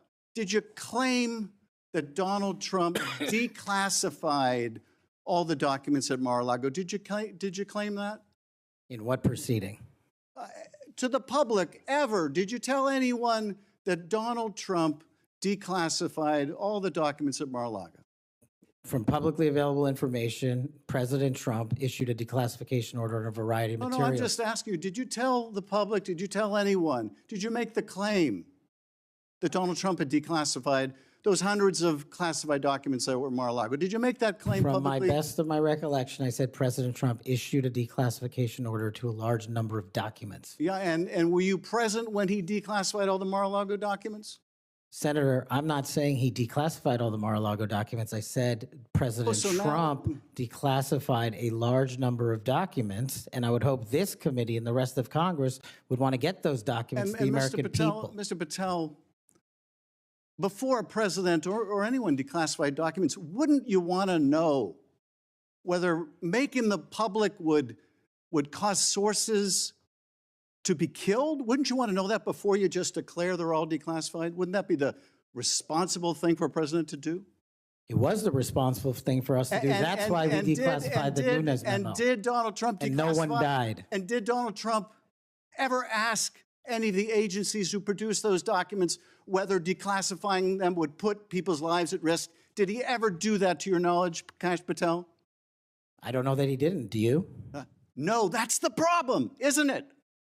That's the problem, isn't it? So let me just ask, Mr. Chairman, if you would, Mr. Patel has said he has no problem. He would support the release of his grand jury testimony in that case.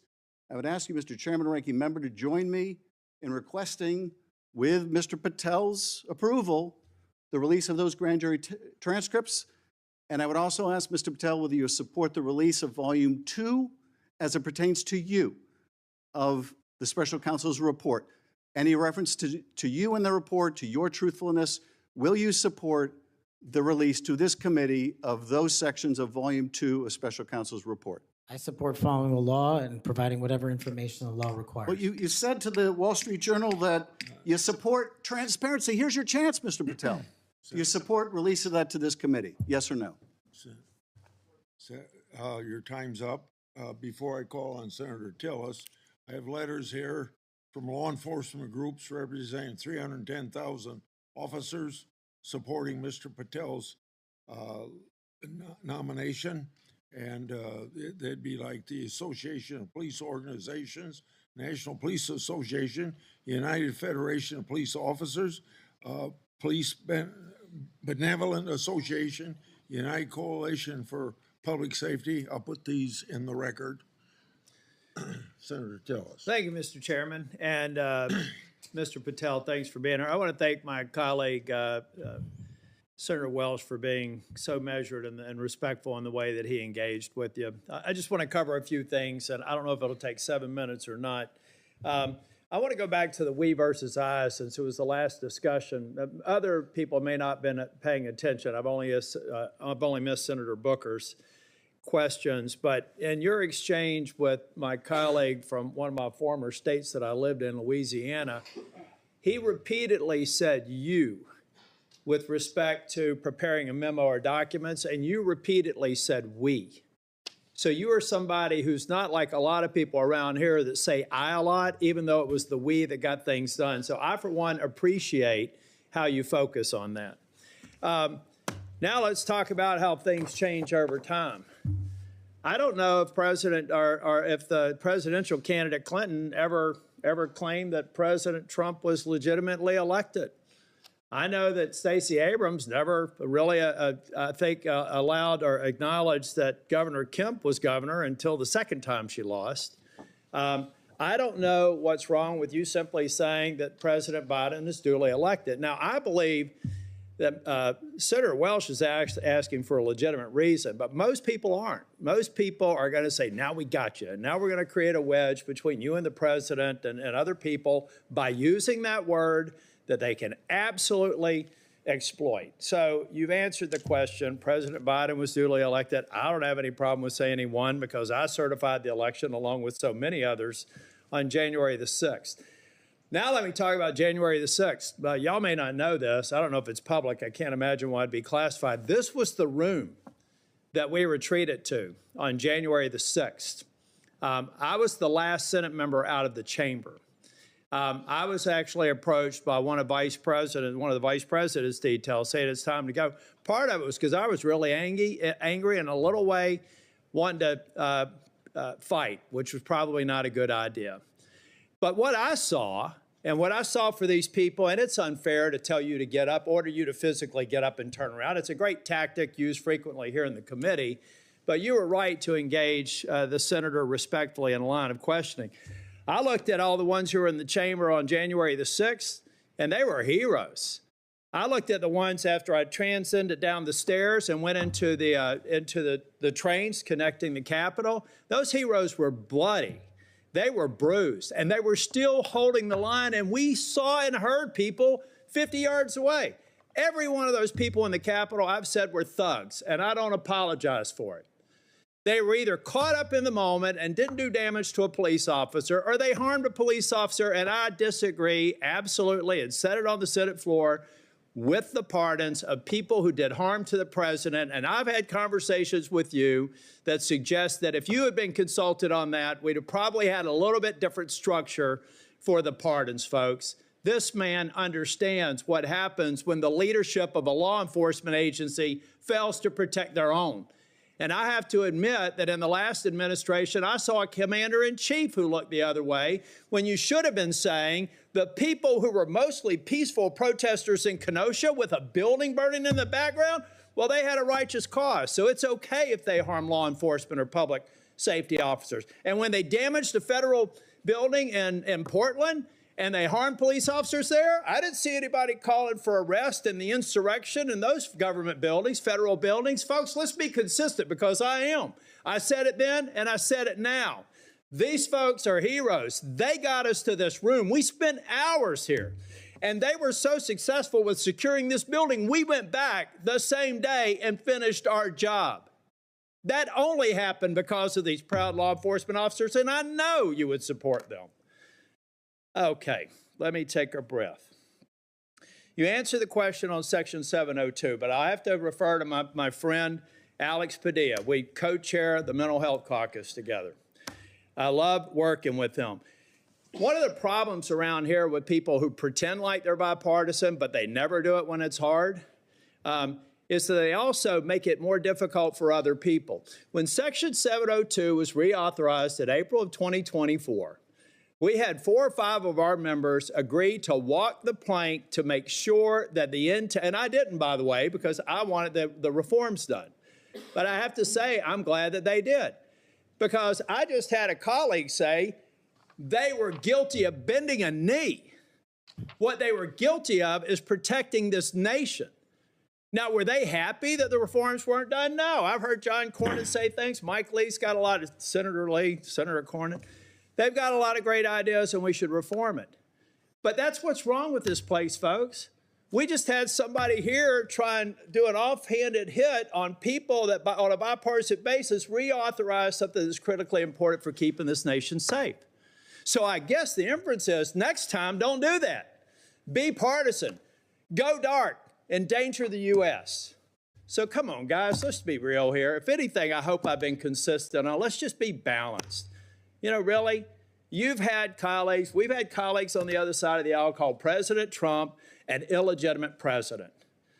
Now, we have, the witness has acknowledged that President Biden's election was certified. If you want to use a specific word, what are we, in high school? I mean, come on.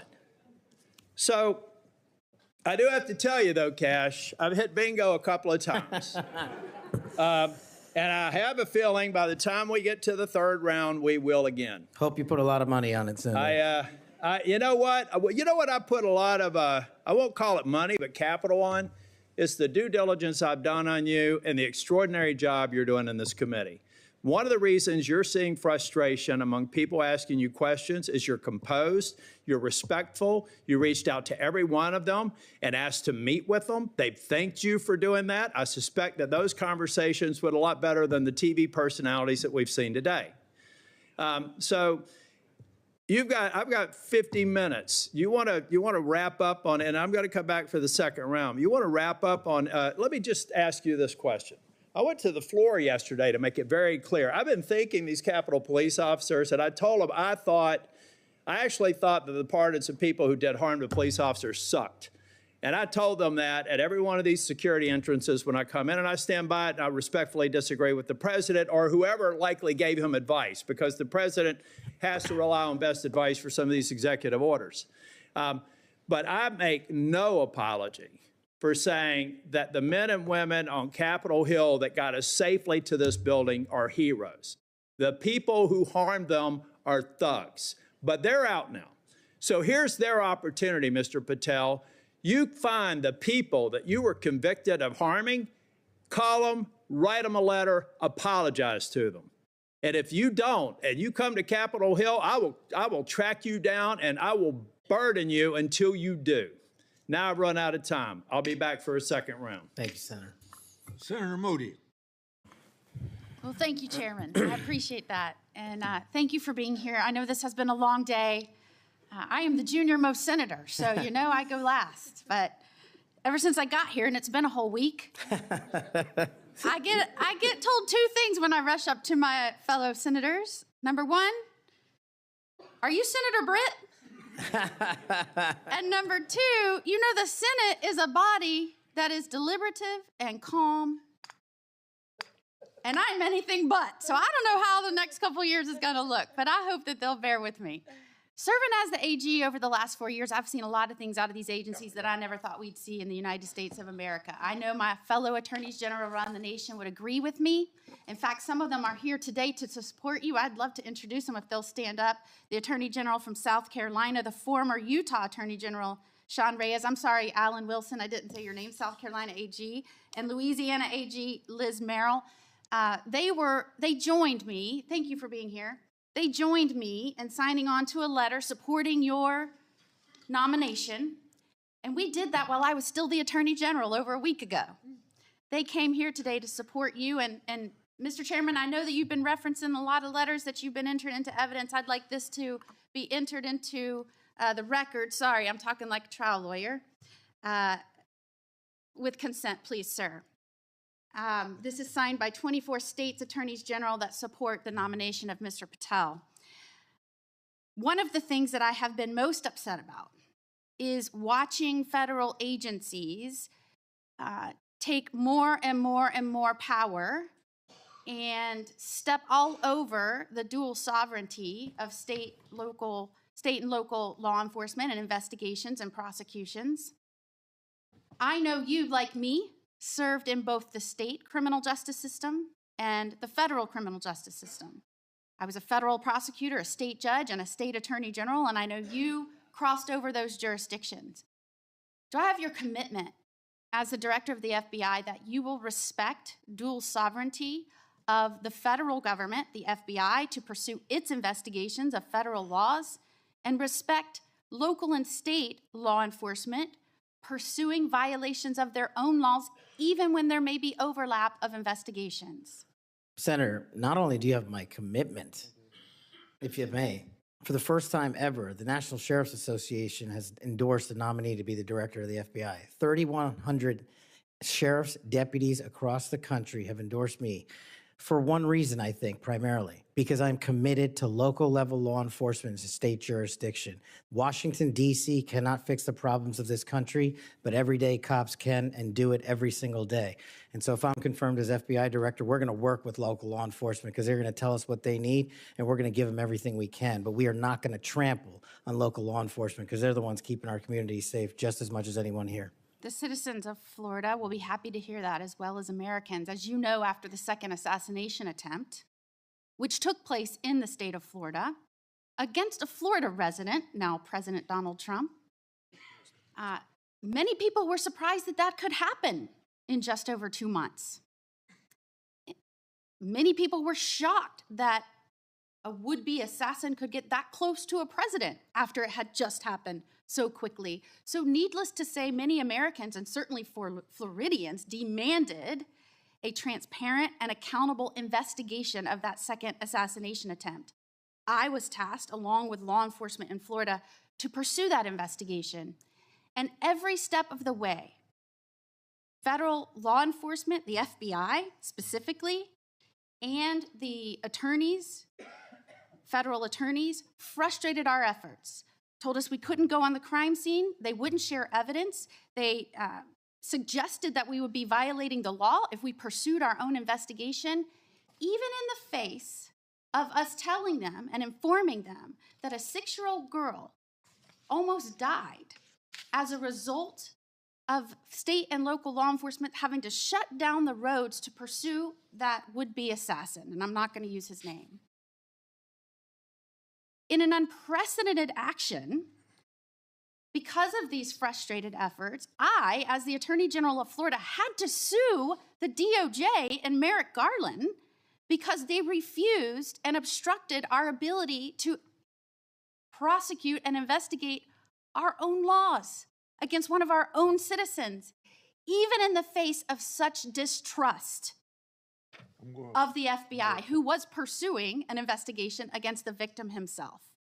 So at a time when you have data that shows that Americans' trust in the FBI is at its lowest point in history, when the FBI is not trusted by local and state law enforcement, can you think of a better time for the FBI to say, yes, Florida, investigators, come in, let's work this together, not to the detriment of the investigation, but in a collaborative effort? Can you think of a better time to have done that rather than hide beside some law that they said prevented us from moving forward with our own investigation? Senator, off the top of my head, I can't, but let me just say this. Law enforcement is not supposed to be territorial. Law enforcement is not supposed to be a turf battle. Law enforcement is best done in this country when it is complementary, and it should have been done in that instance. Do I have your commitment? Now, mind you, I'd like to enter into evidence the complaint that we filed against Merrick Garland, the complaint for declaratory and injunctive relief. This was a result of the FBI obstructing our investigation at every turn. Do I have your commitment that as soon as you are confirmed, which I believe you will be, that you will address this suit, interface with the investigators and the lawyers in Florida, and begin cooperating with us so that we might pursue justice for that little girl? Absolutely, Senator. And I'll just finally end with, yes, I have had a lot of work experiences, as you have, working on the front lines with law enforcement to go after those violating laws, but I am also the wife of a law enforcement agent, federal, now local. We need somebody at the helm that understands the mission is to stand on that line between good and evil, between crime and chaos. There is no other mission. And we trust that you're going to right-size this agency and set it back on course. And I am proud to support you. Thank you, Senator. Is there any objection among the committee for her request to insert things in the record? I hear none, so ordered. Now we start our second round, 3 minutes each one. I've spoken on this issue many times. I may have even discussed it with you in my office. The FBI's Foreign Influence Task Force inappropriately briefed me and Senator Johnson. That briefing was later used to falsely tie our Biden family investigation to, you can expect it, Russian disinformation. Our investigation was based on records from both the Obama and the Biden administrations, along with various bank records. Over 4 years later, the FBI has yet to provide us the underlying intelligence that they said formed the basis for the briefing. So if confirmed, I want you to work with me to finally get to the bottom of what happened here, including providing me and Senator Johnson with related records. You have that commitment, Senator, if confirmed.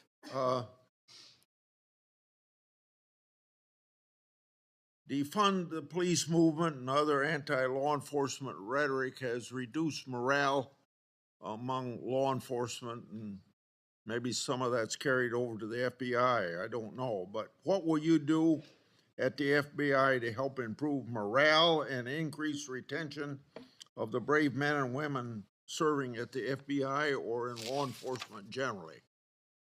Senator, I think the answer dovetails with the mission set of the FBI. In order to increase recruitment, in order to maintain the force capacity at the Federal Bureau of Investigation, we need to incentivize police officers and good cops to be cops, to let them get out there and do the mission that they signed up to do, which is protect our community against gang violence, against rapists, against thugs, against murderers, and against terrorists. And I will prioritize, if confirmed, every resource that we have to make sure the 1811s in the field and the FBI staff are dedicated to that mission set alone. And if we achieve that with the work of congressional transparency, then I believe the retention rates and the enrollment rates at the FBI will skyrocket. You spent 10 years in public defending. What's the biggest lesson you took away from that experience? The awesome powers of the United States government when bearing down against an individual charged with some very serious crimes, some heinous crimes. And the biggest lesson is twofold. One, that the defense has a right, every defendant has a right to constitutional due process, and not a piece of it, but all of it, 100% every single day. And on the other side, there needs to be a measured action that follows constitutional due process and doesn't violate the civil liberties of those that we are seeking to hold against violations of law. And that balance is one of the most important lessons I learned as both a public defender and a national security prosecutor at the Department of Justice. 80 years ago, Attorney General Robert Jackson said something like, being a prosecutor is the most powerful office in the country because he's got the power to ruin people if you want to ruin people. You've probably been up against some of that. I have. Yeah. You've mentioned, my time's up, I guess. Oh, yeah. Okay, it's your turn. Finish your question. Well, you brought up public trust at 41%. So in a general way, without going for an hour, tell me what you're going to do to increase the public trust of the FBI. Simple. Make sure we don't have 100,000 rapes in this country next year. Make sure we don't have 100,000 drug overdoses from Chinese fentanyl and Mexican heroin.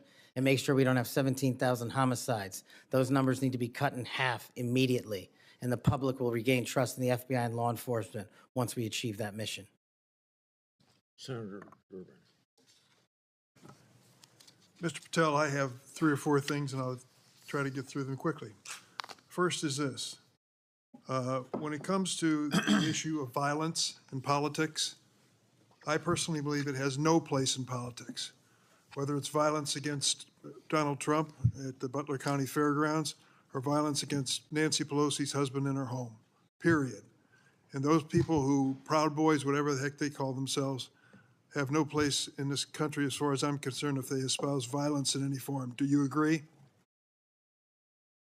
Yes, Senator. Let the record show we actually agreed on something. Number 2, the reason why we keep asking, which may sound a little silly to the audience here, why are we so concerned about this choir singing a song? What's that got to do with anything? The question is, who are you going to care about? Who are you going to help? Are you going to help those victims of January 6th, the policemen and their families? Or are you going to help people who were arrested for assaulting them? I think the J6 choir looks like a tribute to them, characterizing them as political prisoners and unlucky and just patriotic people who may have gotten out of hand. Do you see the difference? Excuse me, Senator, I can appreciate the difference, but I think my track record shows which side I fall on. Well, that's why we keep asking you, what do you do with the money that you get from this music and who do you give it to? And you've really kind of ducked and dodged and said, I'm not aware of this. I had nothing to do with it. No, we actually give all the money. Nobody made any money. All proceeds went through a 501c3. I'm talking about the creation of the musical work. Yes, all the money, all the profits went to nonviolent offenders' families and other groups in need. The point I'm getting to is not what happens to the proceeds, but who created this musical masterpiece, who was in on this creation, and why, who they chose to be the members of the choir. And you profess to know nothing about that. Is that true? I did not have any participation in the recording. Well, it's going to be difficult to understand how you can disperse the money and have nothing to do with the recording. Let me ask you about one of the conspiracy theories, one of the major ones that I've heard you associated with, and that is whether or not the FBI planned January 6th. Why did you say that? Senator, I appreciate the opportunity to address that. That's not what I said. The entirety of the statement attributes my conclusion based on the public record that the FBI utilized sources in and around January 6th, and the Biden Inspector General confirmed just that. So it's Cash's Corner, and the date is December the, I can't read the writing, it's so small here. It looks like it's December 2002. And what did the FBI know before January 6th? And you said, what was the FBI doing planning January 6th for a year? Want to send this down to the desk so he gets a chance to look at it? Why did you say that? Did you think the FBI was really planning January 6th for a year? Actually, Senator, I'm grateful that you raised this point. You should watch the entirety of the episode. This is the problem with taking snippets. Well, let me inform you then. What it says is it raises an interrogatory asking why government resources were utilized. I've run resources and sources at the FBI. I've run sources overseas. It takes months for source developmental networks. What resources were utilized a year in advance of planning? That's the question I'm asking, and the Biden Inspector General report answered that question in the affirmative, that multiple sources were utilized, and I was simply trying to get to that answer. What the Inspector General came back with was, quote, there is no evidence that the FBI had undercover employees in the various protest crowds or at the Capitol on January 6th. And there is no evidence. There's a huge distinction between undercover employees and sources.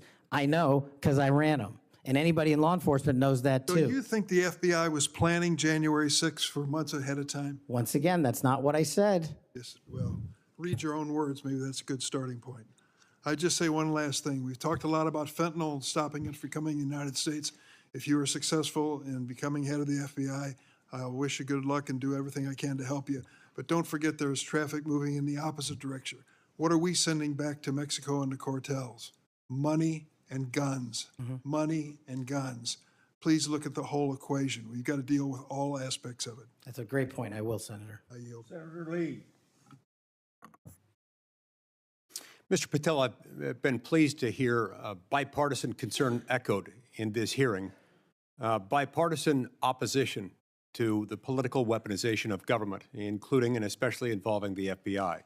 I'm also encouraged by comments that you've made quite consistently on this front, being opposed to political weaponization. The National Sheriff's Association has weighed in recently expressing concern with the safety and security of our country based on what they refer to as the law enforcement policies over the last 4 years. Let me read you what they said. They said they're concerned that, quote, the law enforcement policies of the last 4 years have undermined the rule of law and burdened our nation with great risk and vulnerability, close quote. What do you make of that statement? What are they referring to there? Could you just repeat the end of that? Yeah, they said they're concerned that, quote, the law enforcement policies of the last 4 years have undermined the rule of law and burdened our nation with great risk and vulnerability. Senator, my assessment of that is that they are referring to some people in positions of leadership that have politicized the law enforcement mission. And I have spent a career removing politics from law enforcement, and that's what the National Sheriff's Association is all about, and I believe that's why they endorsed me as a nominee for the first time ever. So that's why they like you. That's why they support you. That's why they've chosen to come out fully in support of your nomination, of getting you confirmed, because you share that view, a view that has been expressed by nearly every member of this committee today, I would add. And this group, a very large group of law enforcement officials from throughout the United States of America, has come in support of you because of that. As they do that, they express confidence in you specifically and in your ability in particular to bring back, quote, transparency, integrity, collaboration, and commitment to excellence within the FBI. Tell me what you'll do in order to do that, and how you'll commit to work with other law enforcement, both within the FBI, elsewhere within the federal government, and with state and local law enforcement officials to bring that back. Senator, the only way to truly remove weaponization and politicization from law enforcement is to follow the Constitution.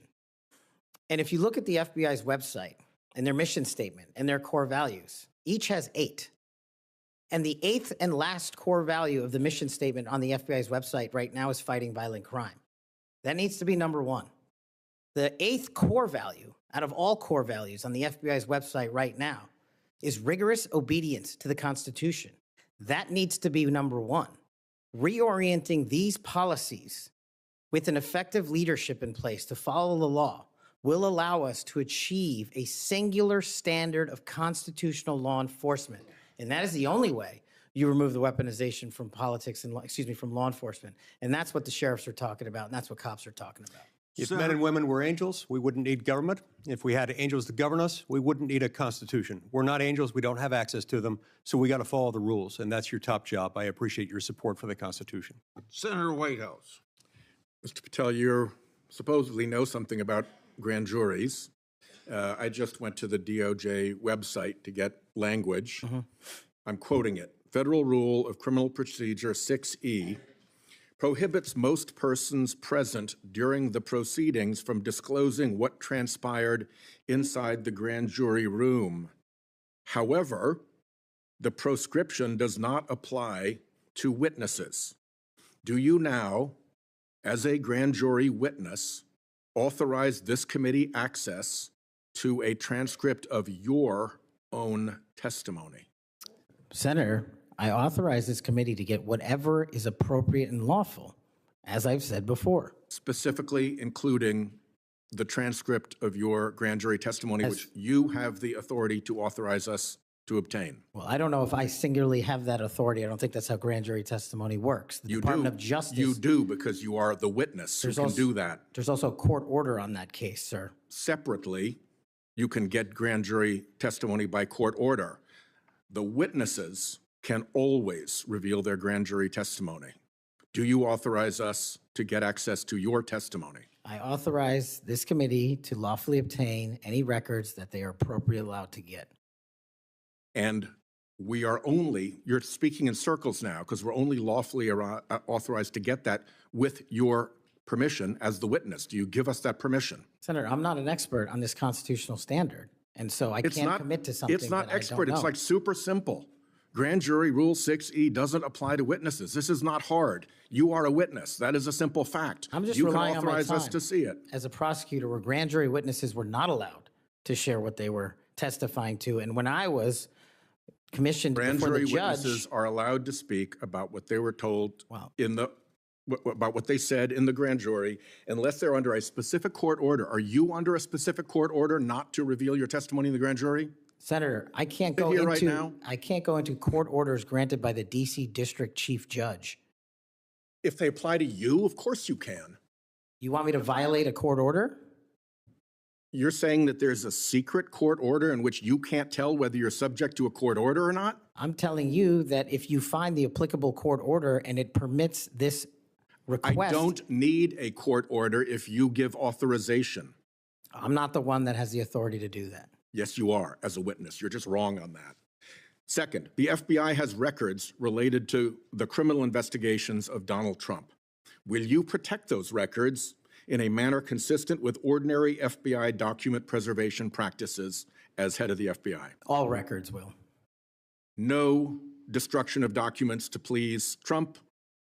No, I think he put forth a memo saying all records must be preserved. Good. Are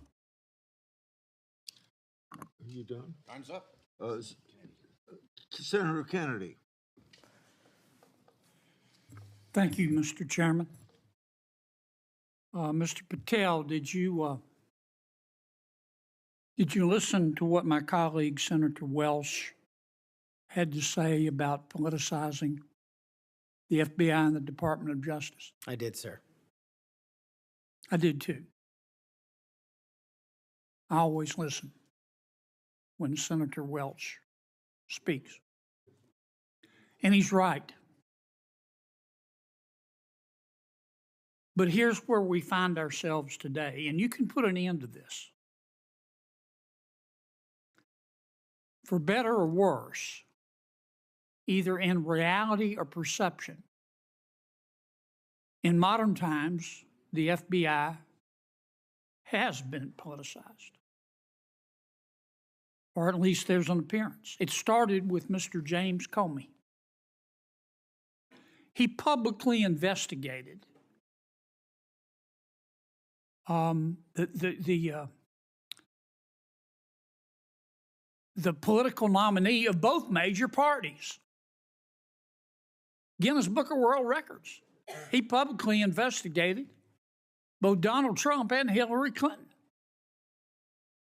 Held a press conference. Hurt that agency more than I will ever know. I wouldn't put Mr. Comey in charge of a ham sandwich. And so did Peter Strzok. And so did Lisa Page. And so did Michael Sussman. And the person who gave him, a Hillary Clinton lawyer, a pass to roam around the Department of Justice and the FBI at will. And so did the prosecutors who tried to slip by a 2 misdemeanor plea deal for the president's son. And it hurts me to say this, but so did Attorney General Garland. For the first time in the history of ever, the Attorney General Garland chose to prosecute a former president of the United States. And this part is really special. He did it after the former president of the United States announced that he would be a candidate against his, Attorney General Garland's, boss. Forget the merits. We can argue those all day long. You understand the perception? It's got to end now. The seal has been broken. We've got to stop it now. Don't go over there and burn down that agency. You go over there and lift it up. Clean it out, but lift it up in accordance with due process and the rule of law. Because Senator Welch is right. This has got to end now. Senator Coons. Thank you, Chairman Grassley. Mr. Patel, our agencies, in particular the FBI and DOJ, critically rely on inspectors general and general counsels for advice. As Chair Grassley and many of us have long recognized, federal agencies rely on the independent oversight of inspectors general, and agencies depend on the legal advice of offices of general counsel. And as you've testified today, it's your intention to lead the FBI within the boundaries of law and the Constitution. Last week, President Trump fired more than a dozen inspectors general and provided no notice to Congress. We passed a law in 2022 requiring the president to provide Congress with a substantive rationale, including detailed and case-specific reasons, 30 days before the removal of any IG.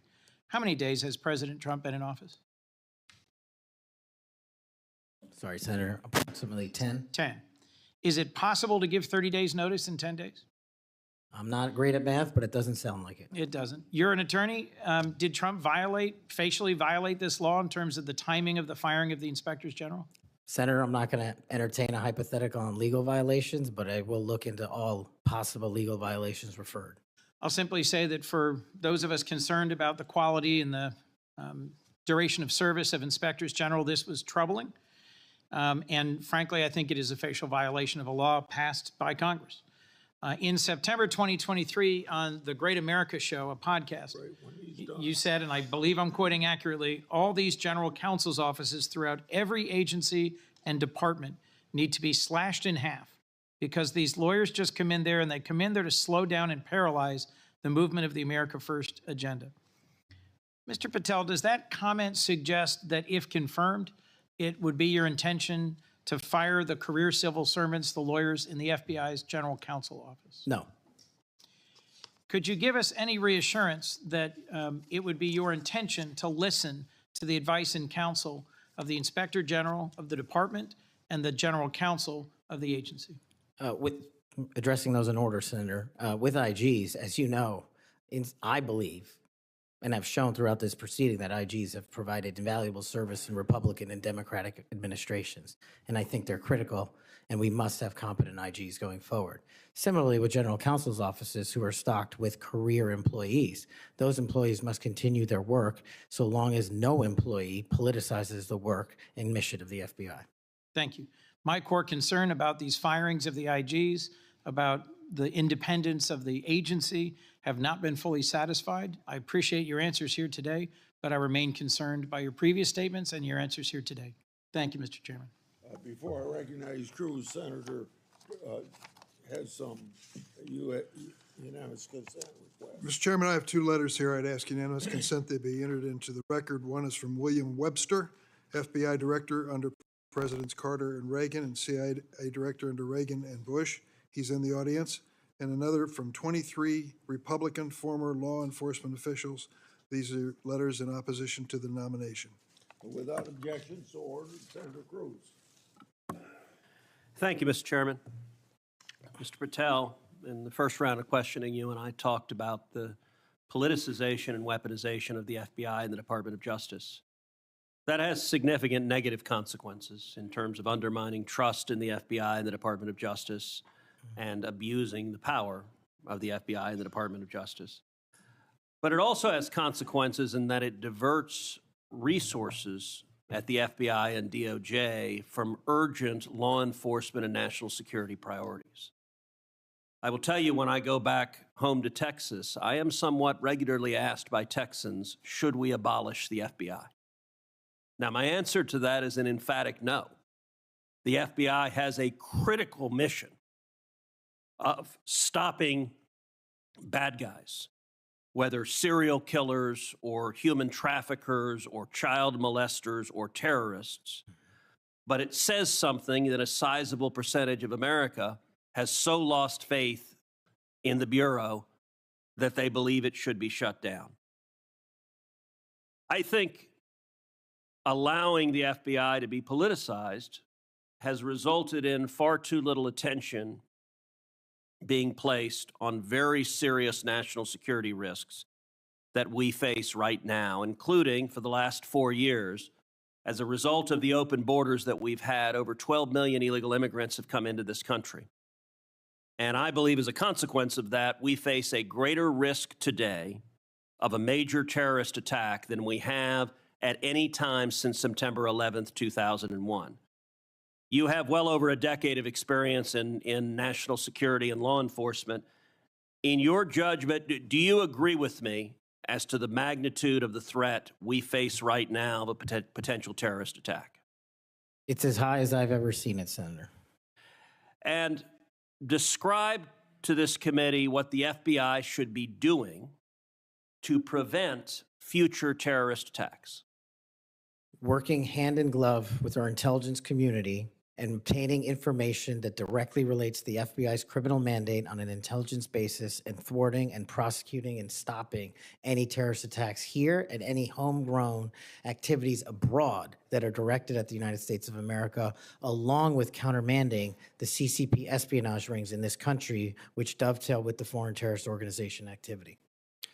Does it concern you that Customs and Border Patrol in the previous administration instructed Border Patrol agents in particular to be on the lookout for Hamas or Hezbollah or Palestinian Islamic Jihad terrorists crossing our southern border. Does that concern you as a risk to Americans across the country? That, along with the fact that the prior Homeland Secretary and the prior FBI Director testified to Congress that there are dozens of known foreign terrorist affiliates in the United States of America, and they don't know where they are. And it will be your priority to stop them, is that correct? Absolutely. Thank you. Senator Blumenthal. Thanks, Mr. Chairman. I'm going to ask you some easy questions. Okay. I take it from what you have said to a couple of my colleagues that while we may disagree on the meaning of Rule 6E as to getting the transcript, you would not object to this committee seeking access to that transcript. No. And you're aware that Rule 6E permits you to talk about your own testimony. Will you testify to this committee, let's say in a classified setting, as to what you said to the grand jury? Senator, I'm here to testify to this committee about everything I'm allowed to, and You're allowed under Rule 6E to tell us what you said to the grand jury. This is kind of the first day that an assistant U.S. attorney goes to the first grand jury and is asked by a witness, can I talk about what I told you? And the answer is yes, you know. Senator, I will consult with counsel and provide the appropriate answer. Let me just say right to the point, Mr. Patel. What are you hiding? Why won't you tell us? You testified under a grant of immunity after taking the Fifth Amendment, as you're privileged to do, and the appearance here is that you have something to hide. I submit to my colleagues on the committee, we need to know what the grand jury testimony is. We need access to that second volume. And you have no objection to our seeking it, but you won't tell us, even in a classified confidential setting. I think that position is disqualifying. That was days of testimony years ago. I don't have the ability to recollect Well, you can that. refresh your recollection with access The to transcript. the transcript. Let me ask you another topic. And I really regret that you won't cooperate with us on the grand jury testimony. Would you object to the firing of the Department of Justice Inspector General Michael Horowitz? Would I object to it? That's the providence for the Attorney General to make. It's not something I would participate in. But you know of his work. It's been bipartisan, very thorough, competent, objective, impartial. He has been critical in Republican and Democratic administration. Won't you object to his firing? I think he's done a great job, but it's not up to me to decide who stays and goes at the Department of Justice. But I'm not asking you to make the decision. I'm asking you whether you will take a stand, speak up, stand up in favor of a watchdog who has helped preserve the integrity of the Department of Justice and aligned himself against waste and fraud and abuse. If the Attorney General asked me, yes, for my opinion. Volunteered. Thank you, Mr. Chairman. Thank you, Mr. Chairman. Mr. Patel, I want to continue on a brief topic I mentioned earlier and one that we discussed in my office when you came to visit in December, and that is Redstone Arsenal and the FBI assets and the men and women that will report to you when confirmed that are there in Huntsville, Alabama.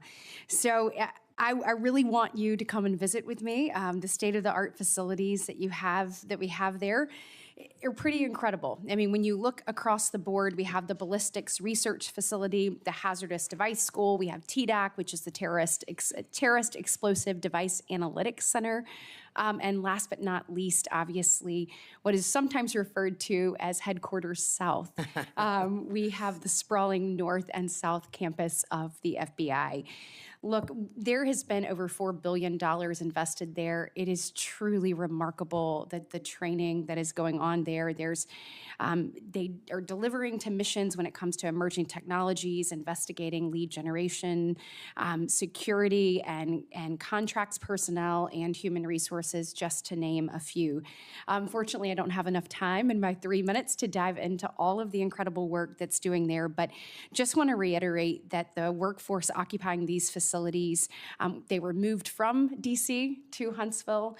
They are working diligently each and every day to make sure that men and women in uniform are the best trained, equipped, and ready that there is. And I would love a commitment from you just to come with me to visit those facilities, see what those men and women are doing, what they're learning, and all of the training that's right there at their fingertips. Senator, you have that commitment, and this is a great example, real quick, of the FBI's capabilities and infrastructure systems around the country that already exist to the tune of billions. Billions. And not only is it, I believe, a 38,000-acre sprawling campus, this Congress billeted 2,500 seats, but 4,000 seats still remain open. So let's go to work. I'll come to Alabama and let's fill those seats. Absolutely. I love it. I love to hear that. And another thing, too, obviously, as we've looked over the last couple of years, I'll put on my appropriator hat. The budget, obviously, for the FBI has been decreased. Obviously, you're going to help us return America's trust in the FBI. But as we look at that and we try to make those numbers work, I just want on your radar, I want you to be thoughtful about this. You know, it's easy to say, let's cut training. That's an easy thing to cut first. I think that that's the worst thing that we can do. We want to make sure that our men and women are ready, that they're ready to find leads that lead to child trafficking rings and other things. And you've talked about the rapes, the fentanyl overdoses, the murders. We want to make sure that we are equipping them with all the tools necessary to make those strides for the American people. And so just want your commitment from you that as we look at those things, that you will take a good look at training and make sure that that's not the first thing that gets cut. Absolutely. High standards and merit. That's Thank what you we'll so do. much. Thank you, Mr. Chairman. As we talked about, Mr. Patel, truth, incredibly important in an FBI director. And a number of the things I asked you about in the first round you didn't recall or you wanted more context. I'm going to give you one of those. I'll give you the rest on the record. That was about when I asked you about the Capitol Police officers who testified in the January 6 hearings and you accused them of lying, you said, and I quote, "I don't think that's accurate." I actually have the transcript here, which was reported by the Washington Post. And that was in March of 2024 on Joe Pack's podcast. He asked you, the Capitol Police in that fake January 6 committee, they didn't tell the truth, did they? Patel, no. Not just them, many others. And lying under oath is a federal offense and they should be investigated for it. Do you believe that about the police officers? That's a general statement and a mischaracterization of what I said. I encourage you to read the rest of the interview. This is why snippets of information are often misleading and detrimental to this committee's advice and consent process. If you consent, I would love to have 5 hours of questions and then I could read the whole transcript. You've got 2 minutes. Wow. In September, you referred to the FBI's intel branch, which was stood up after 9/11 and works to protect us from foreign adversaries like China, as, quote, the biggest problem the FBI has had, unquote. And you said you wanted to, quote, break that component out of the FBI. It was the same sentence where you said about turning the FBI headquarters into a museum. Do you really think that closing the intel branch will make Americans safer? Again, it's not what I said. The intelligence component of the FBI has seen some politicization and weaponization that we've discussed here today, and intelligence collection capabilities belong in the intelligence community. Having served in both law enforcement and intelligence communities, I'm uniquely qualified to bring the intelligence limited component back to the FBI that ties back to the legislative mandate of prosecuting and investigating criminals. Okay, last, I will end early, Mr. Chairman. You said in May of 2023, this is important to all of us because Elon Musk is playing such a major role in the government right now. You said Elon Musk cares about 2 things, your data and his money. Do you still stand by those words? I don't have that entire quote, but that's what it says. It was in you were angry because of an endorsement of Governor DeSantis in Florida, and so you were defending Donald Trump, and so you criticized Elon Musk, and that was the context for it. And you said Elon Musk cares about 2 things, your data and his money, and it matters to us because he's playing such a major role in the government, and so I just wonder if you think that's true. I don't have that full quote in front of me to respond. Thank you. Thank you, sir. It sounds to me like my fellow senator is trying to get you to move FBI headquarters to Alabama. I have a full list of why it should move to Florida, and at the very least, maybe a Florabama FBI HQ. Florabama. Good people there, good recruits. We would fully support it. Moving on to a more serious matter, I know you would be shocked to learn this. As AG and as the chair of the Human Trafficking Council in Florida, we saw trafficking explode around the nation as a result of the Biden administration wide open borders. That's no surprise to anyone. But it might shock you to know that the National Human Trafficking Hotline that was funded by Congress to report tips to law enforcement in the last 4 years decided that they would no longer report tips to law enforcement, that they would take a more victim-centered approach. And this fell in line with a lot of what we saw over the last 4 years with people saying things like defund the police, abolish the police, nonsense policies that lead to an explosion in crime. You and I both understand that from our prior work experience. Absolutely. So there was a CEO that was put in charge in the last 4 years who said that that we cannot arrest our way out of the human trafficking problem. And I quote, "Trafficking in all its forms is the end result of inequities, abuses of power, and massive systemic and government failures." Do you believe that that is, in fact, the cause of human trafficking, or is it the result of evil, heinous humans that seek to profit off of others' pain? The only people responsible for human trafficking are the criminals that intentionally traffic in humans, in children, and exploit them. And if I'm confirmed, it will be one of the top priorities to make sure that doesn't happen in this country and that we find the thousands of missing children that are still missing. I, along with many of the other attorneys general in this nation in a bipartisan fashion, not only demanded that they begin reporting tips to law enforcement so that they could follow up and go after the traffickers so that they didn't continue to victimize others, but we also came to Congress and tried to get funding pulled, or at least a mandate that they do what they were created to do, and that is to report tips to law enforcement. Do I have your word moving forward as someone who understands the necessity to go after traffickers, to not only identify and rescue victims, but to ensure there aren't other victims? Do I have your word you'll work with me to come to Congress to make sure that that happens so that that can never happen again? You do, Senator. I'm proud to say in Florida, we were able, when we didn't get that result here in Congress, we started our own hotline. It's one of the first in the nation. And no surprise, we immediately rescued 10 victims of human trafficking that were being held by force in massage parlors.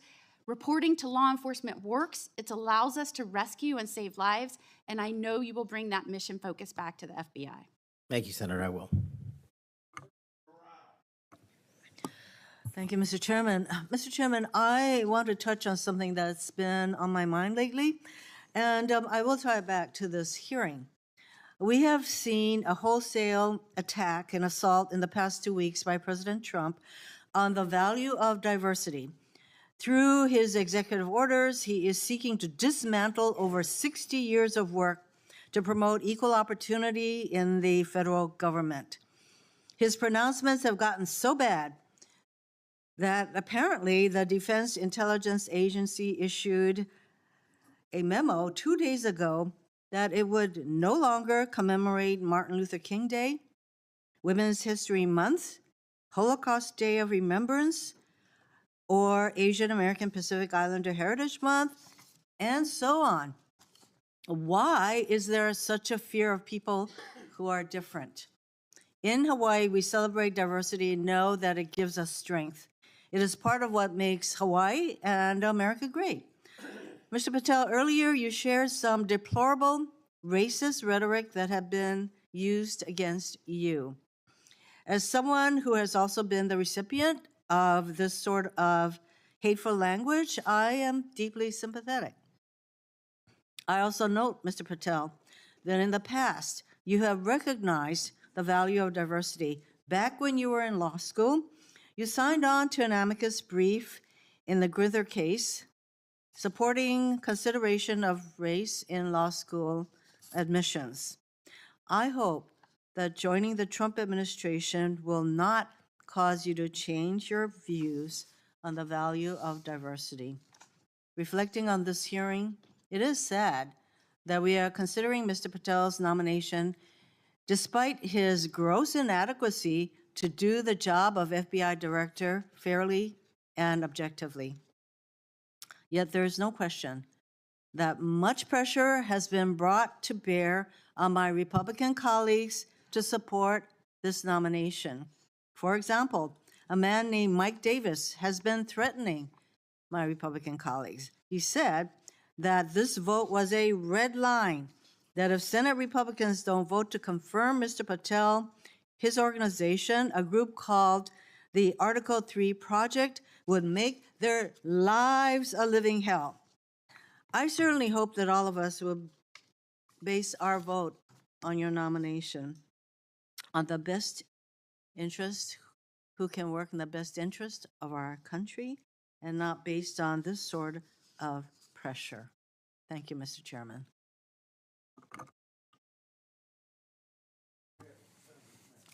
Thank you, Mr. Chairman. I want to give you a chance to respond to this because I think my colleagues are misstating the law here. You can't authorize the release of your grand jury testimony. Only a court can do that. Is that right? That's been my understanding. Yeah, and I think you've stated that the best reflection and the most accurate version of your testimony is the transcript in the grand jury testimony that you're fine to be released, but the court has to go do that, right? Yes, sir. Yeah, okay. And it lasted like 3 or 4 days. Is that what you were saying? Yes. Yeah.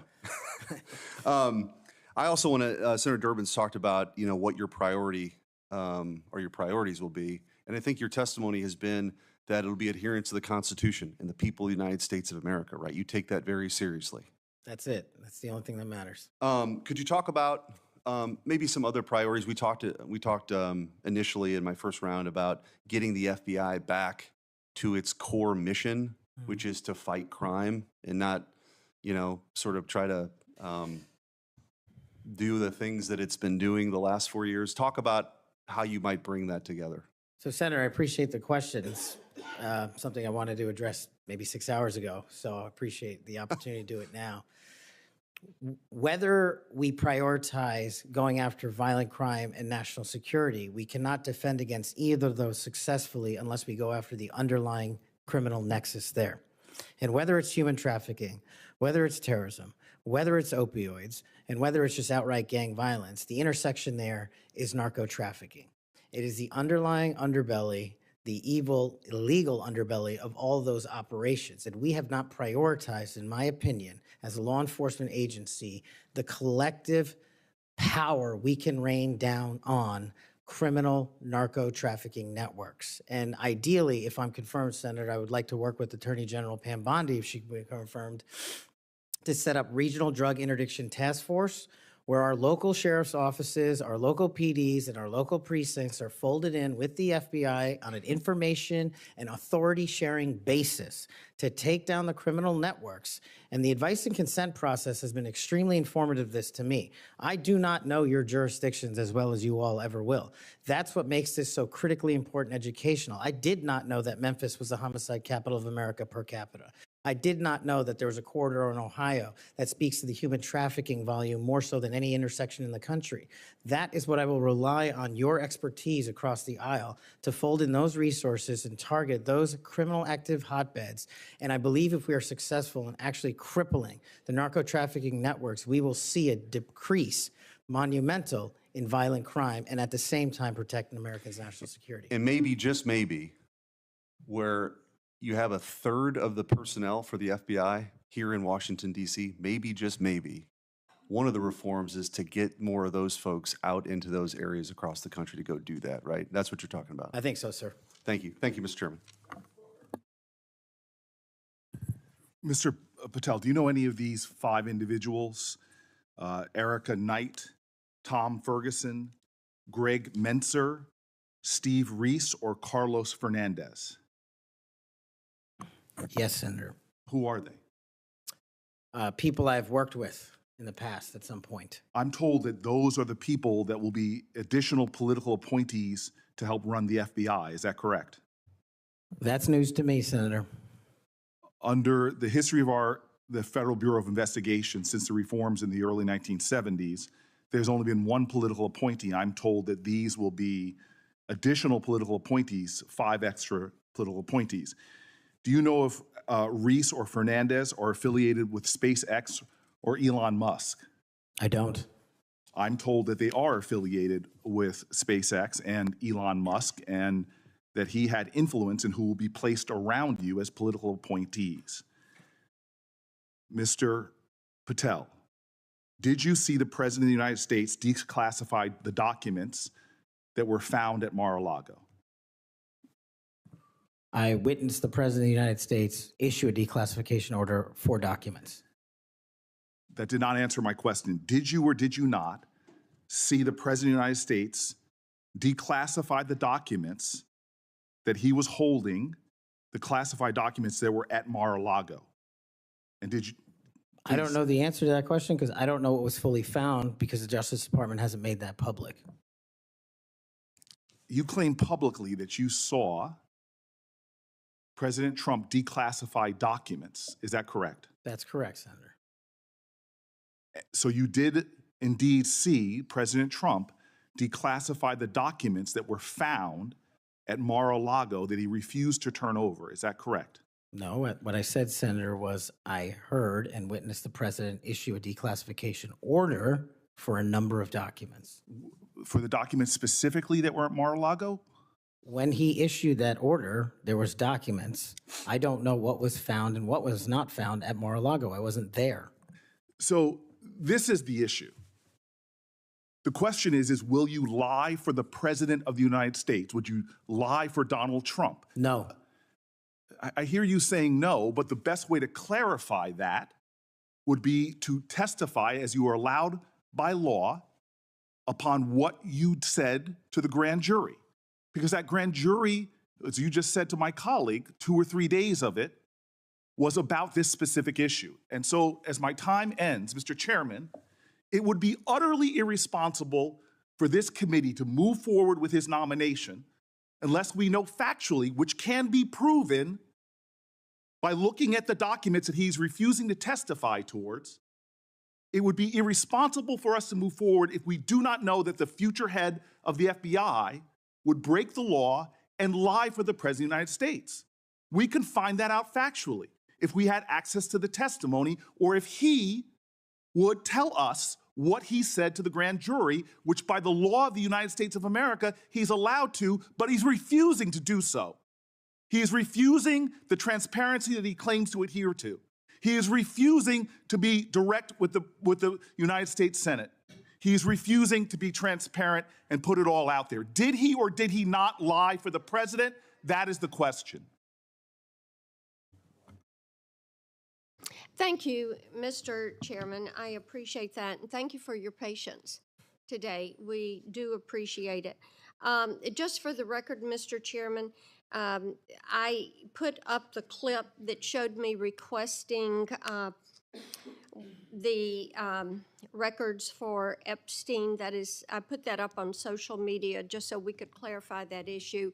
Mr. Patel, what I'd like to ask you about, you mentioned that Memphis is the homicide capital of the country. That concerns us. And we've recently had an issue where the FBI wanted to consolidate the Memphis and Knoxville offices into a Nashville office. And of course, this causes us some concern.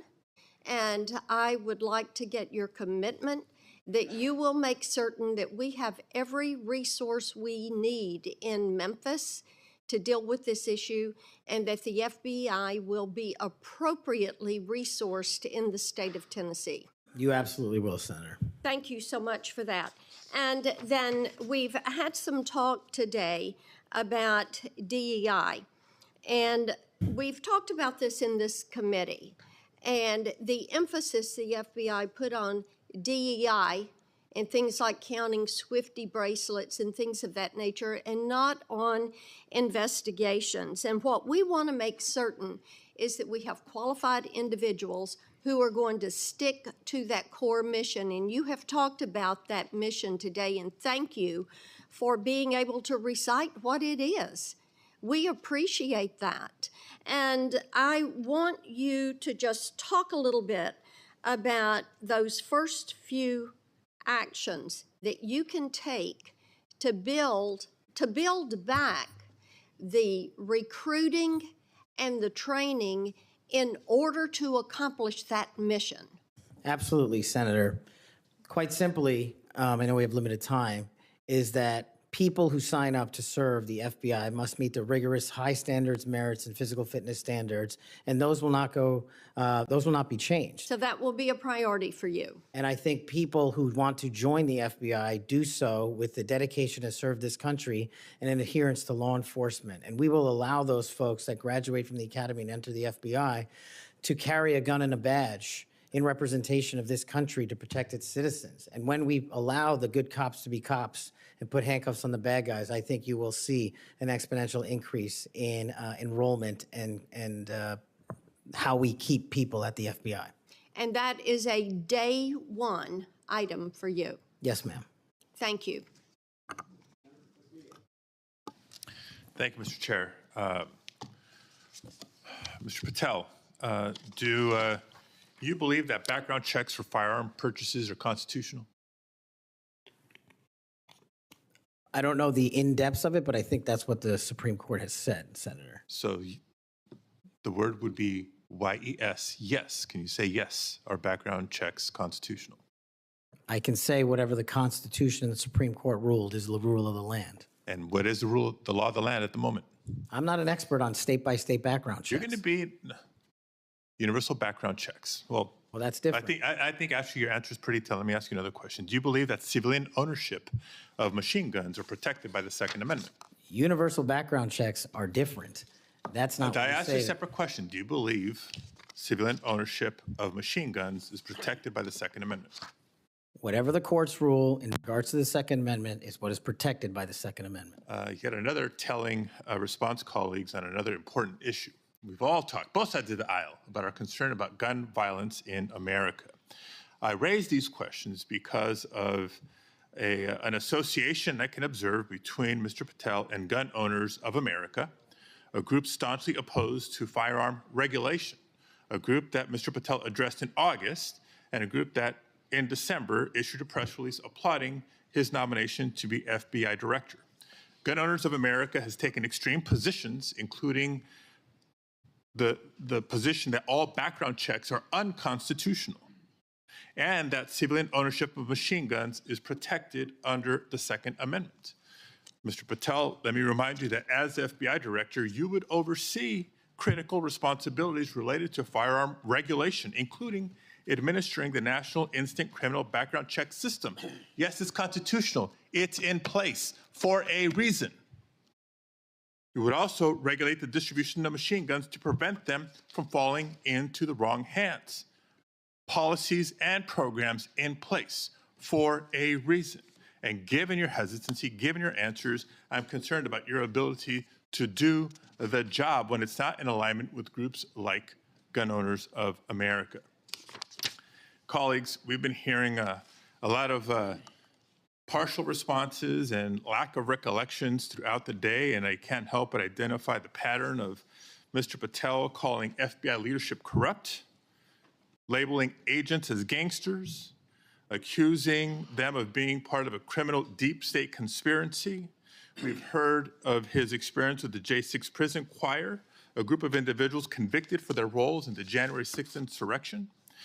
We've heard his false claims that the U.S. had secured airspace permissions during a high-stakes SEAL team hostage rescue mission in Nigeria.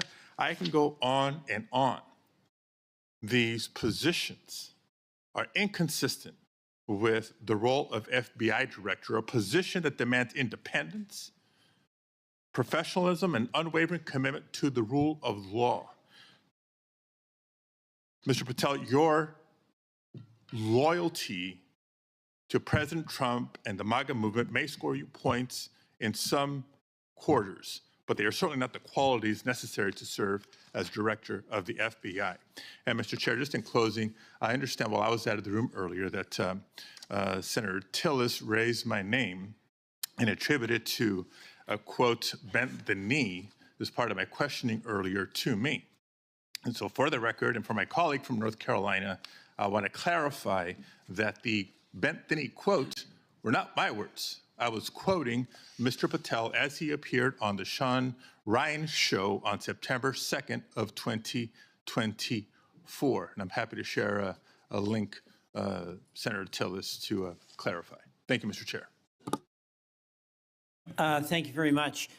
I don't want to belabor this, but it certainly would be of benefit to us if that grand jury testimony could be released. But my understanding is the Senator Whitehouse testimony point that you don't need you as a witness could reveal what you said, and I'm just suggesting you might give that some further thought. The second thing is that you have everybody who runs an agency has enormous responsibility for the people who work there. I happen to have an incredibly high opinion of the FBI. The first time I came to Washington as a boy, I remember the thrill I had going to the FBI headquarters. I thought it was a big deal that my senator then got me special tickets to go, and I've always admired them. There's a lot of apprehension there, and it's not just on this question of weaponization. There's a lot of disruption in a new administration. And if you've seen, the president announced an impoundment in effect. It's been rescinded by the courts. But we've received calls from folks in various agencies who we've worked with or seen over the years, and there's just an immense amount of insecurity. Do I have my job? Don't I have my job? And frankly, I think this is my point to the president. Chaos is one thing, but cruelty is another. And having people be really uncertain about do they have a job today or not and leaving them in limbo, I don't think is a good thing for morale, and I don't care whether it's a Democratic or Republican president. I'm just looking to you to assure me that the tradition that we've had anchored in the FBI since 1972, when it was politicized. I mean, J. Edgar Hoover went after Martin Luther King in a disgusting and despicable way. He went after some John Birch Society folks for their political beliefs in a disgusting and horrible way. And we have no political appointees over there. So it's going to be up to you to, I think, strengthen that tradition. And we heard about the political appointees who are over there now, or I guess they're not officially appointees, but they've been sent by the administration. You didn't know about it. But one of them is from SpaceX. And, you know, Elon Musk, he's a rich guy, but he has no authority other than what's delegated by the president, but he has no official authority. And why is it, you can't answer this, but do you want somebody like Elon Musk peering over your shoulder, telling you what to do about personnel? No, the FBI must be independent. Well, kick him out. I mean, I'm with you on that. He has no basis. He has no reason to be there. There's some former FBI people. You'll pick the people that you want to listen to. You'll have to make the decisions. You'll be accountable to this committee. But no on Elon Musk. He's just a political crony who knows nothing about law enforcement. So thank you for that assurance. Thank you, Mr. Chairman. Mr. Patel, when Mr. Booker was asking you questions in his first round, you said, Senator, the grand jury testimony is available to you. I encourage you to make it public. You also later said, or previously to Mr. Booker said, get my grand jury testimony. I asked the Department of Justice to make it public. I asked the Department of Justice to make it public. Do you stand by that testimony? If that's what I said.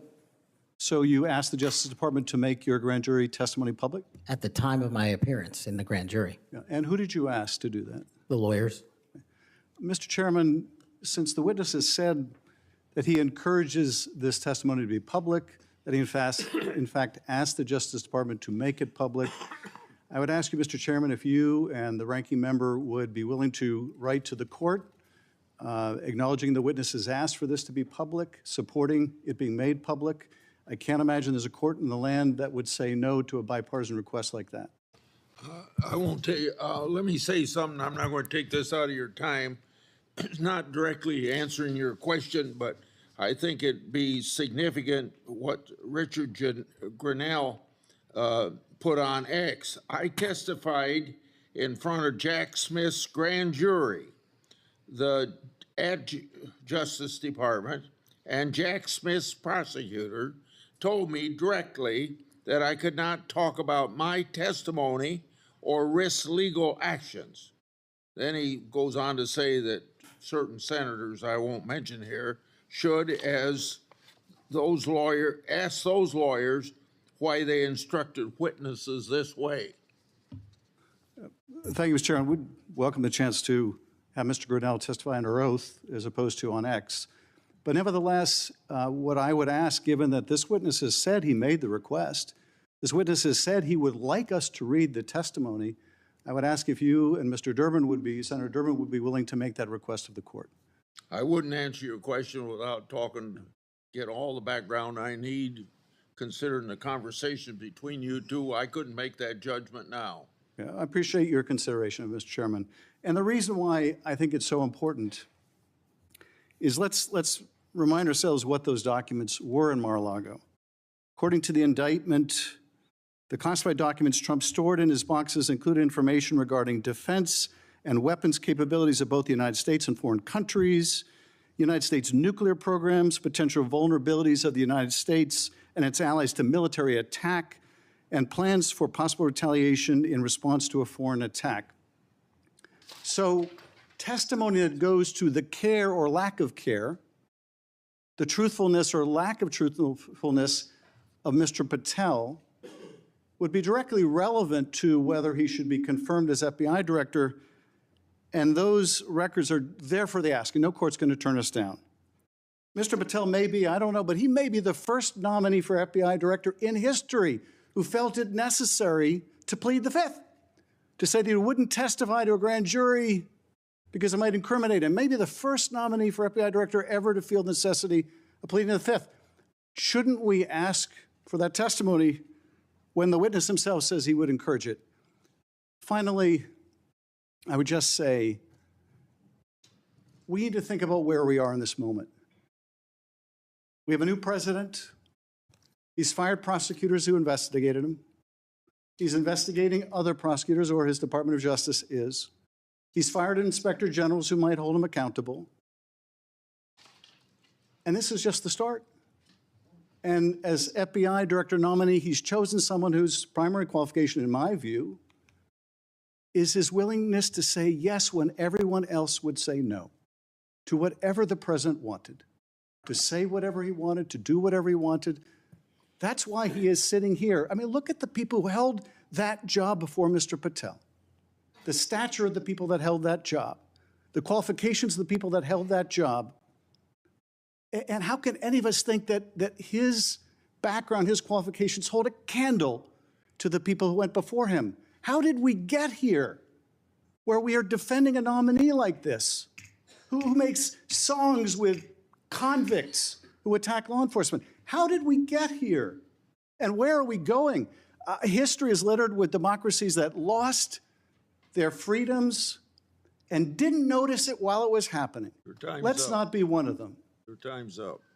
Before Senator Tillis ends this, I want to put in the record a letter from the parents of Caleb Mueller.